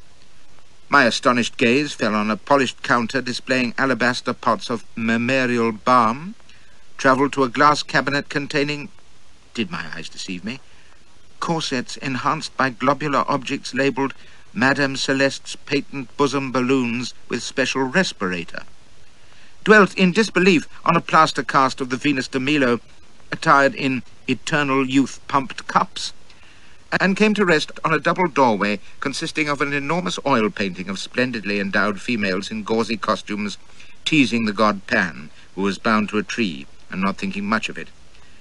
Above the doorway was a gilt sign enamelling the studio. I'm too young for this establishment, thinks I. But before I could speak, we were accosted by a dark, soulful beauty who would have been the picture of elegance if she hadn't been chewing like a longshoreman. Not baccy, but a curious grey pellet like candle wax, which she removed daintily as she approached, and secreted in a lace handkerchief, before inquiring languidly if she could render assistance to Mesdames. "I am Mrs. Coomer," says Annette. "I have an enamelling appointment with Madame Celeste." "Sure," drawls the beauty, Would Madame be requiring facial treatment only, or face and shoulders, or face and shoulders and bosom? What do you mean? Face, repeated the young lady patiently, or face and shoulders, or... She fluttered graceful fingers at Annette's upper works. The whole shebang. I shall discuss that with Madame Celeste, snaps Annette. Kindly send for her at once. Okay, sighs the beauty, and spoke as one in a trance. If Madame will please to be seated and study our tariff, she will see we offer the $25 weekly application, the $75 monthly application, and our special $500 application guaranteed for 1 full year. It is a capital economy much favored by our regular clientele. I said I shall discuss it with Madame Celeste. Annette kept her voice down, but it was quivering with impatience. She is expecting me, Mrs. Coomer. I must speak with her privately, you hear? Privately, huh? The beauty raised a knowing brow, gave a sly glance at me, and leaned forward confidentially. Is, Monsieur to be present during the application? What? Oh, yes, yes. Now, will you fetch Madame Celeste? Why, sure, right away. Perhaps Mesdames and Monsieur would care to study our choice of shades while you wait. She presented us each with cards bearing coloured illustrations of scantily clad females with varying complexions. Indian ivory, especially becoming for facial application, she murmured. On t'other hand, rose blush for the bosom is a prime favourite with gentlemen, we find. She tapped my card delicately. Perhaps Monsieur has a preference? Eh, says I, startled. Oh, I don't know. What flavours have you got? Bring Madame Celeste this instant, snarls Annette. And the beauty gave me a wondering look and swayed off, smirking, while my companion made seething noises and glanced quickly over her shoulder towards the door. Her knuckles were white on the handle of her parasol. If you're looking for the cove in the brown suit, he's still on the bus, whispers I. And she started, eyes white with alarm. He was cukeless, was he? Look here, what the devil's up, and what are we doing in this place? Are you trying to give them the slip? She stared at me wildly, lips trembling. But before she could speak, a tall beak-nosed female, with the beauty in tow, was bearing down on us, crying apologies for the delay, and would Mrs. Coomer kindly step this way. She bustled Annette off through the enamelling studio doors, and as I followed, the beauty stood aside to let me by. She was retrieving her chew from her handkerchief, popping it between rosebud lips, and I must have looked mystified, for she smiled brightly and said, "Spruce gum. 'Tis real succulent. You want to chew?" There was a sudden commotion at the street door. A tall, burly man, with another behind him, was pushing in, looking around the salon, thrusting past a girl attendant who tried to bar his way. I heard Annette give a little scream. She was staring back, white-faced from the enamelling studio doors, and at that moment the burly cove spotted us and started forward at a run, barging a customer aside and overturning a table laden with pots. Mammarial balm, probably, but I didn't wait to see. I was through the studio doors like a whippet, and Annette was crying, "Quickly, for your life! This way!" as she and Madame Celeste disappeared round a corner in front of me. I followed full tilt, and found myself facing a short flight of stairs leading upwards, but no sign of fleeing females. There was a door ajar at the stair foot, though. I dodged into it, and now it was my turn to scream as I found myself confronting 4 women, naked to the waist and painted entirely white, seated in barbers' chairs with girls in overalls lathering them in some kind of plaster from buckets. For an instant we stared in mutual amaze, and then someone shrieked, "Peeping Tom!" They rose as one enamelled female and scurried for cover, and Flashy tactfully withdrew and legged it upstairs 4 at a time. I heard the studio doors crash open behind me, booted feet pounding, oaths and screams as my pursuers encountered the plastered Punt Society, a roar of "This way, Jem!" and panic lent me wings as I shot up another 2 flights. And here was Madame Celeste on a landing, grim as a gorgon, but pointing towards an open doorway. "Through there," cried she. "They're waiting in the far attic. Run, I'll bar the door." Some chaps might have paused to offer gallant assistance or inquire who "they" might be, but if you're me and have no notion what the hell is happening, but only that you're a short stairway ahead of murderous pursuit, you do as you're bid and let chivalry take care of itself. I bounded through, heard the door slam and the lock grate behind me, and found myself in an immensely long studio gallery with a glass roof, full of lumber under dust sheets. Annette was 10 paces ahead of me, pausing in her flight to wave me on. I was beside her in a second, bellowing for enlightenment as she fumbled in her reticule and stamped her tiny foot in dismay. "Where are they?" cries she. "McWatters, à moi!" There was a distant shout from the far end, and then a splintering crash as the door was burst in behind us. I had a glimpse of Madame Celeste being hurled aside by the burly villain, and then he and his mate were hallooing at the sight of us, the leader drawing a revolver, and Annette had a derringer in her fist and was letting fly, once, twice. The sharp reports no louder than exploding caps, and God knows where the shots went, for he stood unharmed, covering us and roaring, "Give up, Coomer! Hold there, or you're dead, by thunder!" His muzzle swung to me as I heard Annette's hammer click on an empty chamber, and there was only one thing for it. Quick as light, I gripped her by the waist and swung her bodily before me as a shield. His gun boomed like a cannon in the confined space. I felt the wind of the slug pass my cheek, and as I flung myself back, clasping her to my bosom, an absolute salvo of revolver fire sounded from behind us. The burly man threw up his hands and pitched headlong. His mate fell back, clutching his arm, and now the gallery seemed full of men, running past us, 6 shooters at the ready, bawling to our stricken pursuers to surrender. One of the newcomers, a white-whiskered file in steel spectacles, dropped to his knee beside us and seized Annette by the arm. "Are you hit, woman?" cries he in a broad Scotch accent, and she plainly wasn't, for she struggled from my nerveless grasp, demanding furiously why he hadn't been on hand when needed. And then she became aware of the smoking derringer in her fist and went into a dead swoon. The Scotchman swore and demanded if I was wounded. I reassured him, and he promptly abandoned me and hurried off to supervise the apprehension and manacling of our 2 assailants, who were bleeding all over the shop and being deuced noisy about it. And so far as I could think at all, I was reflecting, well, if this is New York, they may keep it for me. 60 seconds earlier, I'd been quietly weighing the relative merits of Indian ivory and rose blush as knocker cosmetics, and here I was, lying winded in an attic, reeking with gun smoke. Sober men in large boots were pocketing revolvers and shouting at each other. One was hauling me to my feet and enjoining me to take it easy, and Annette was lying comatose while Madame Celeste waved a bottle of salts under her nose. One thing only penetrated my dazed mind. She'd led my Q-cloth shadows into a carefully laid trap in this unlikely tit-painting emporium. But why? And who were these hard-faced gentry who had emerged to smite the Amalekites in the nick of time? There wasn't a uniform among them, but they were far too official to be anything but police or government.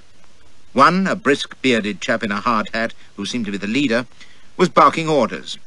And by God, he was another haggis fancier. No getting away from the brutes wherever you go. "Right, McWatters, away with 'em to the tombs," he was telling the white-whiskered cove. "Pickering'll have the 3rd in by now. They're to be kept apart and solitary, mind that. Now, the black fellow Simmons will still be at the telegraph office, and Casey's seen to it that no message from Washington will reach him till tonight. Your men are to observe him in the meantime, but let him alone, you follow?" He gestured at Annette, who was stirring feebly, eyelids fluttering, and snapped his fingers at the man beside me. "Johnson, carry her down. I'll attend to Mr. Coomer myself. You're no hurt," he added to me. "Capital, I'll be with you directly."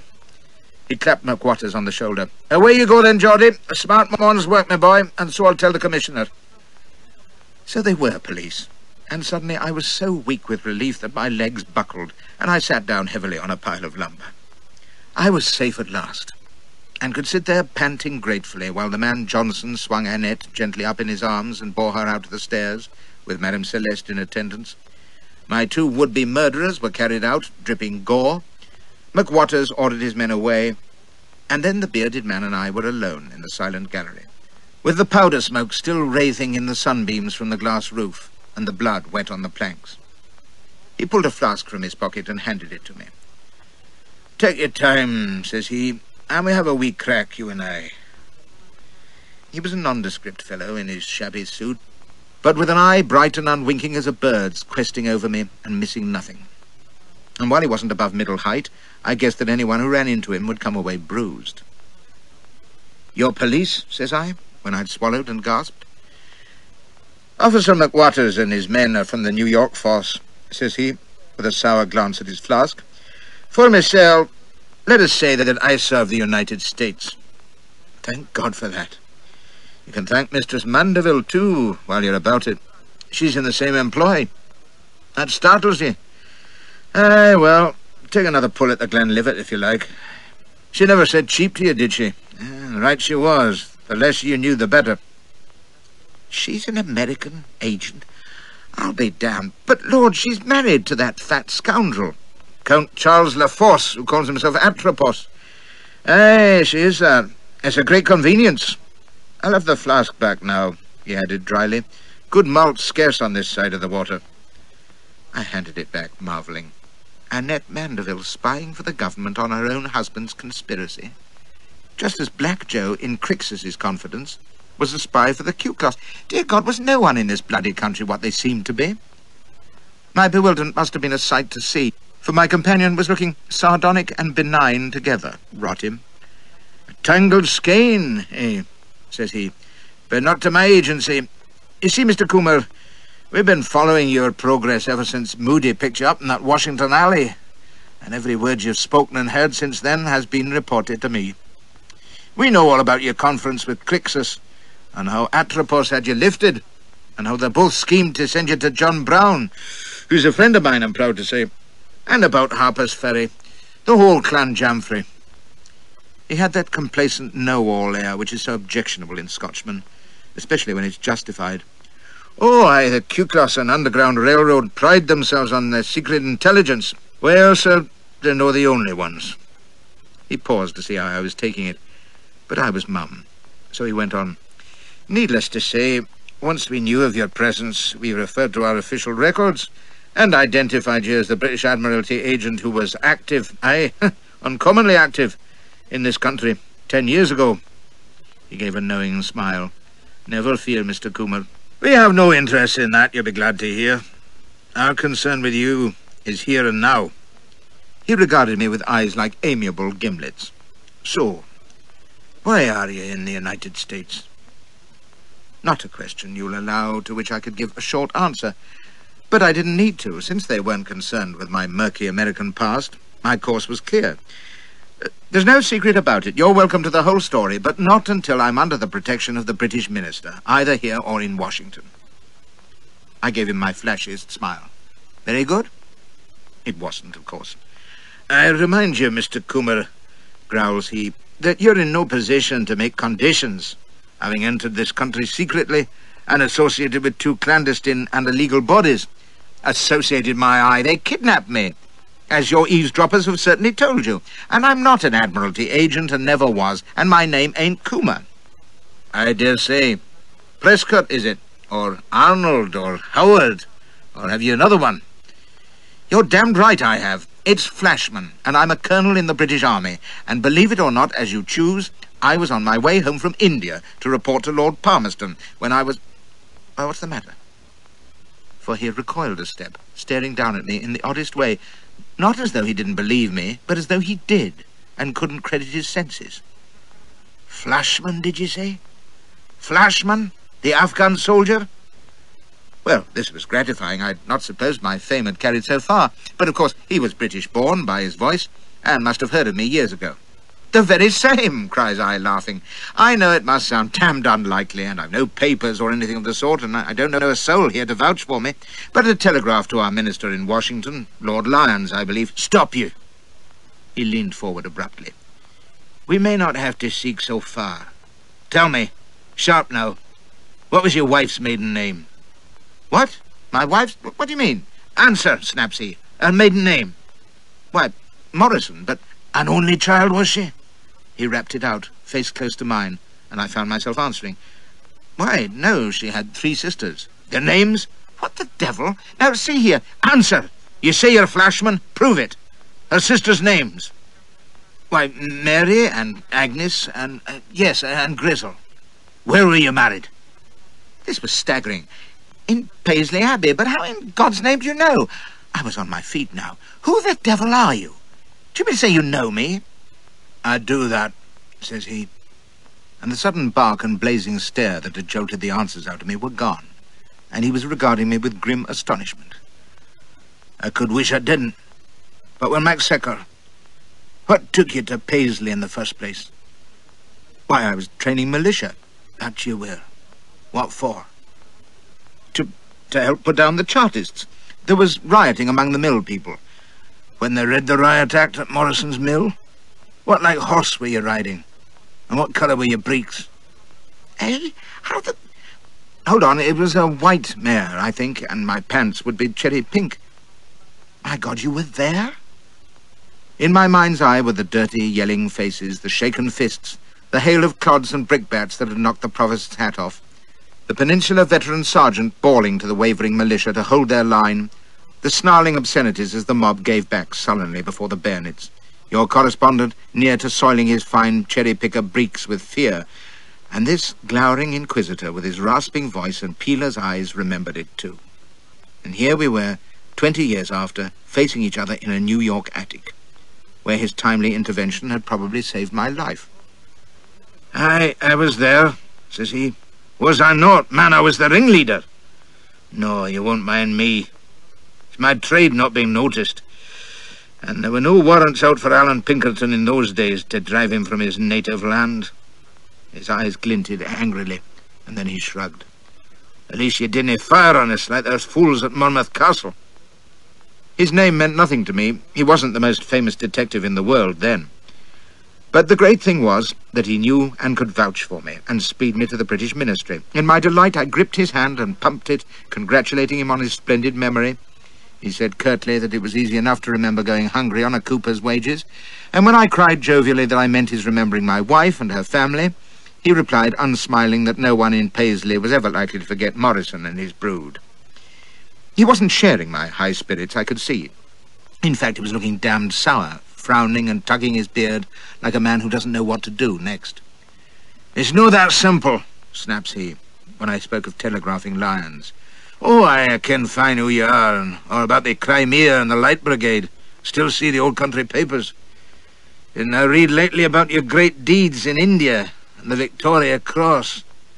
He ground his teeth. And you spoke of Palmerston. I suppose you're far bent with the Queen, too. Being married to Elspeth, I understand Glaswegian, so I could agree that I had the honour of Her Majesty's close acquaintance. But why should that upset him? Because Coomer was a poor crater of no account, but Flashman VC is another kettle of fish altogether, cries he, becoming Scotcher by the minute. And my orders are to hold Coomer for my chiefs and all them near the British ministry. Well, I ain't Coomer, so your orders don't count. Do they know? That's where you're wrong. He rounded on me. Coomer or Flashman, the United States want you, and that's the end of it. He added quietly, so you'll please to consider yourself in my custody. What? You told me a moment since they don't give a damn about 10 years ago, and by God I've done nothing since. My astonishment gave way to fury at the insolence of it. Custody be damned! Who the deuce do you think you are? Since I was railroaded into this bloody country, I've been assaulted, kidnapped, threatened, blackmailed, and damn near killed. And you've known all about it, damn your eyes, and never lifted a finger until now. Well, Mr. Alan Pinkerton, I've had enough of it, and you'll take me to the British minister or consul or whoever the hell it is, here and now, or I'll... Or you'll what? Says he. And as I gargled to a stop before that ruthless stare, he pushed me, unresisting, back to my seat. I'm as persuadable as the next man, you know. There's no help for it, says he. My chiefs may take a different view when they learn who you are, but I doubt it. There's too much at stake, and it all turns on what has happened to you in these few days past. He regarded me somberly. The fact is, we need you. Well, you damn well can't have me, do you hear? I never heard such moonshine. What the blazes can you need me for? Perhaps to preserve the union of these United States, says he steadily. But that far ahead I cannot see. Now, I'll take you to my chiefs, who are among the highest in the land, I may tell you, and they'll inform you further. He chewed his lip, considering. This much I'll tell you now, since the scheme is mine. For reasons quite different from those of Crixus and Atropos, whose infernal plans must be frustrated at all costs, my superiors would have you enlist with John Brown.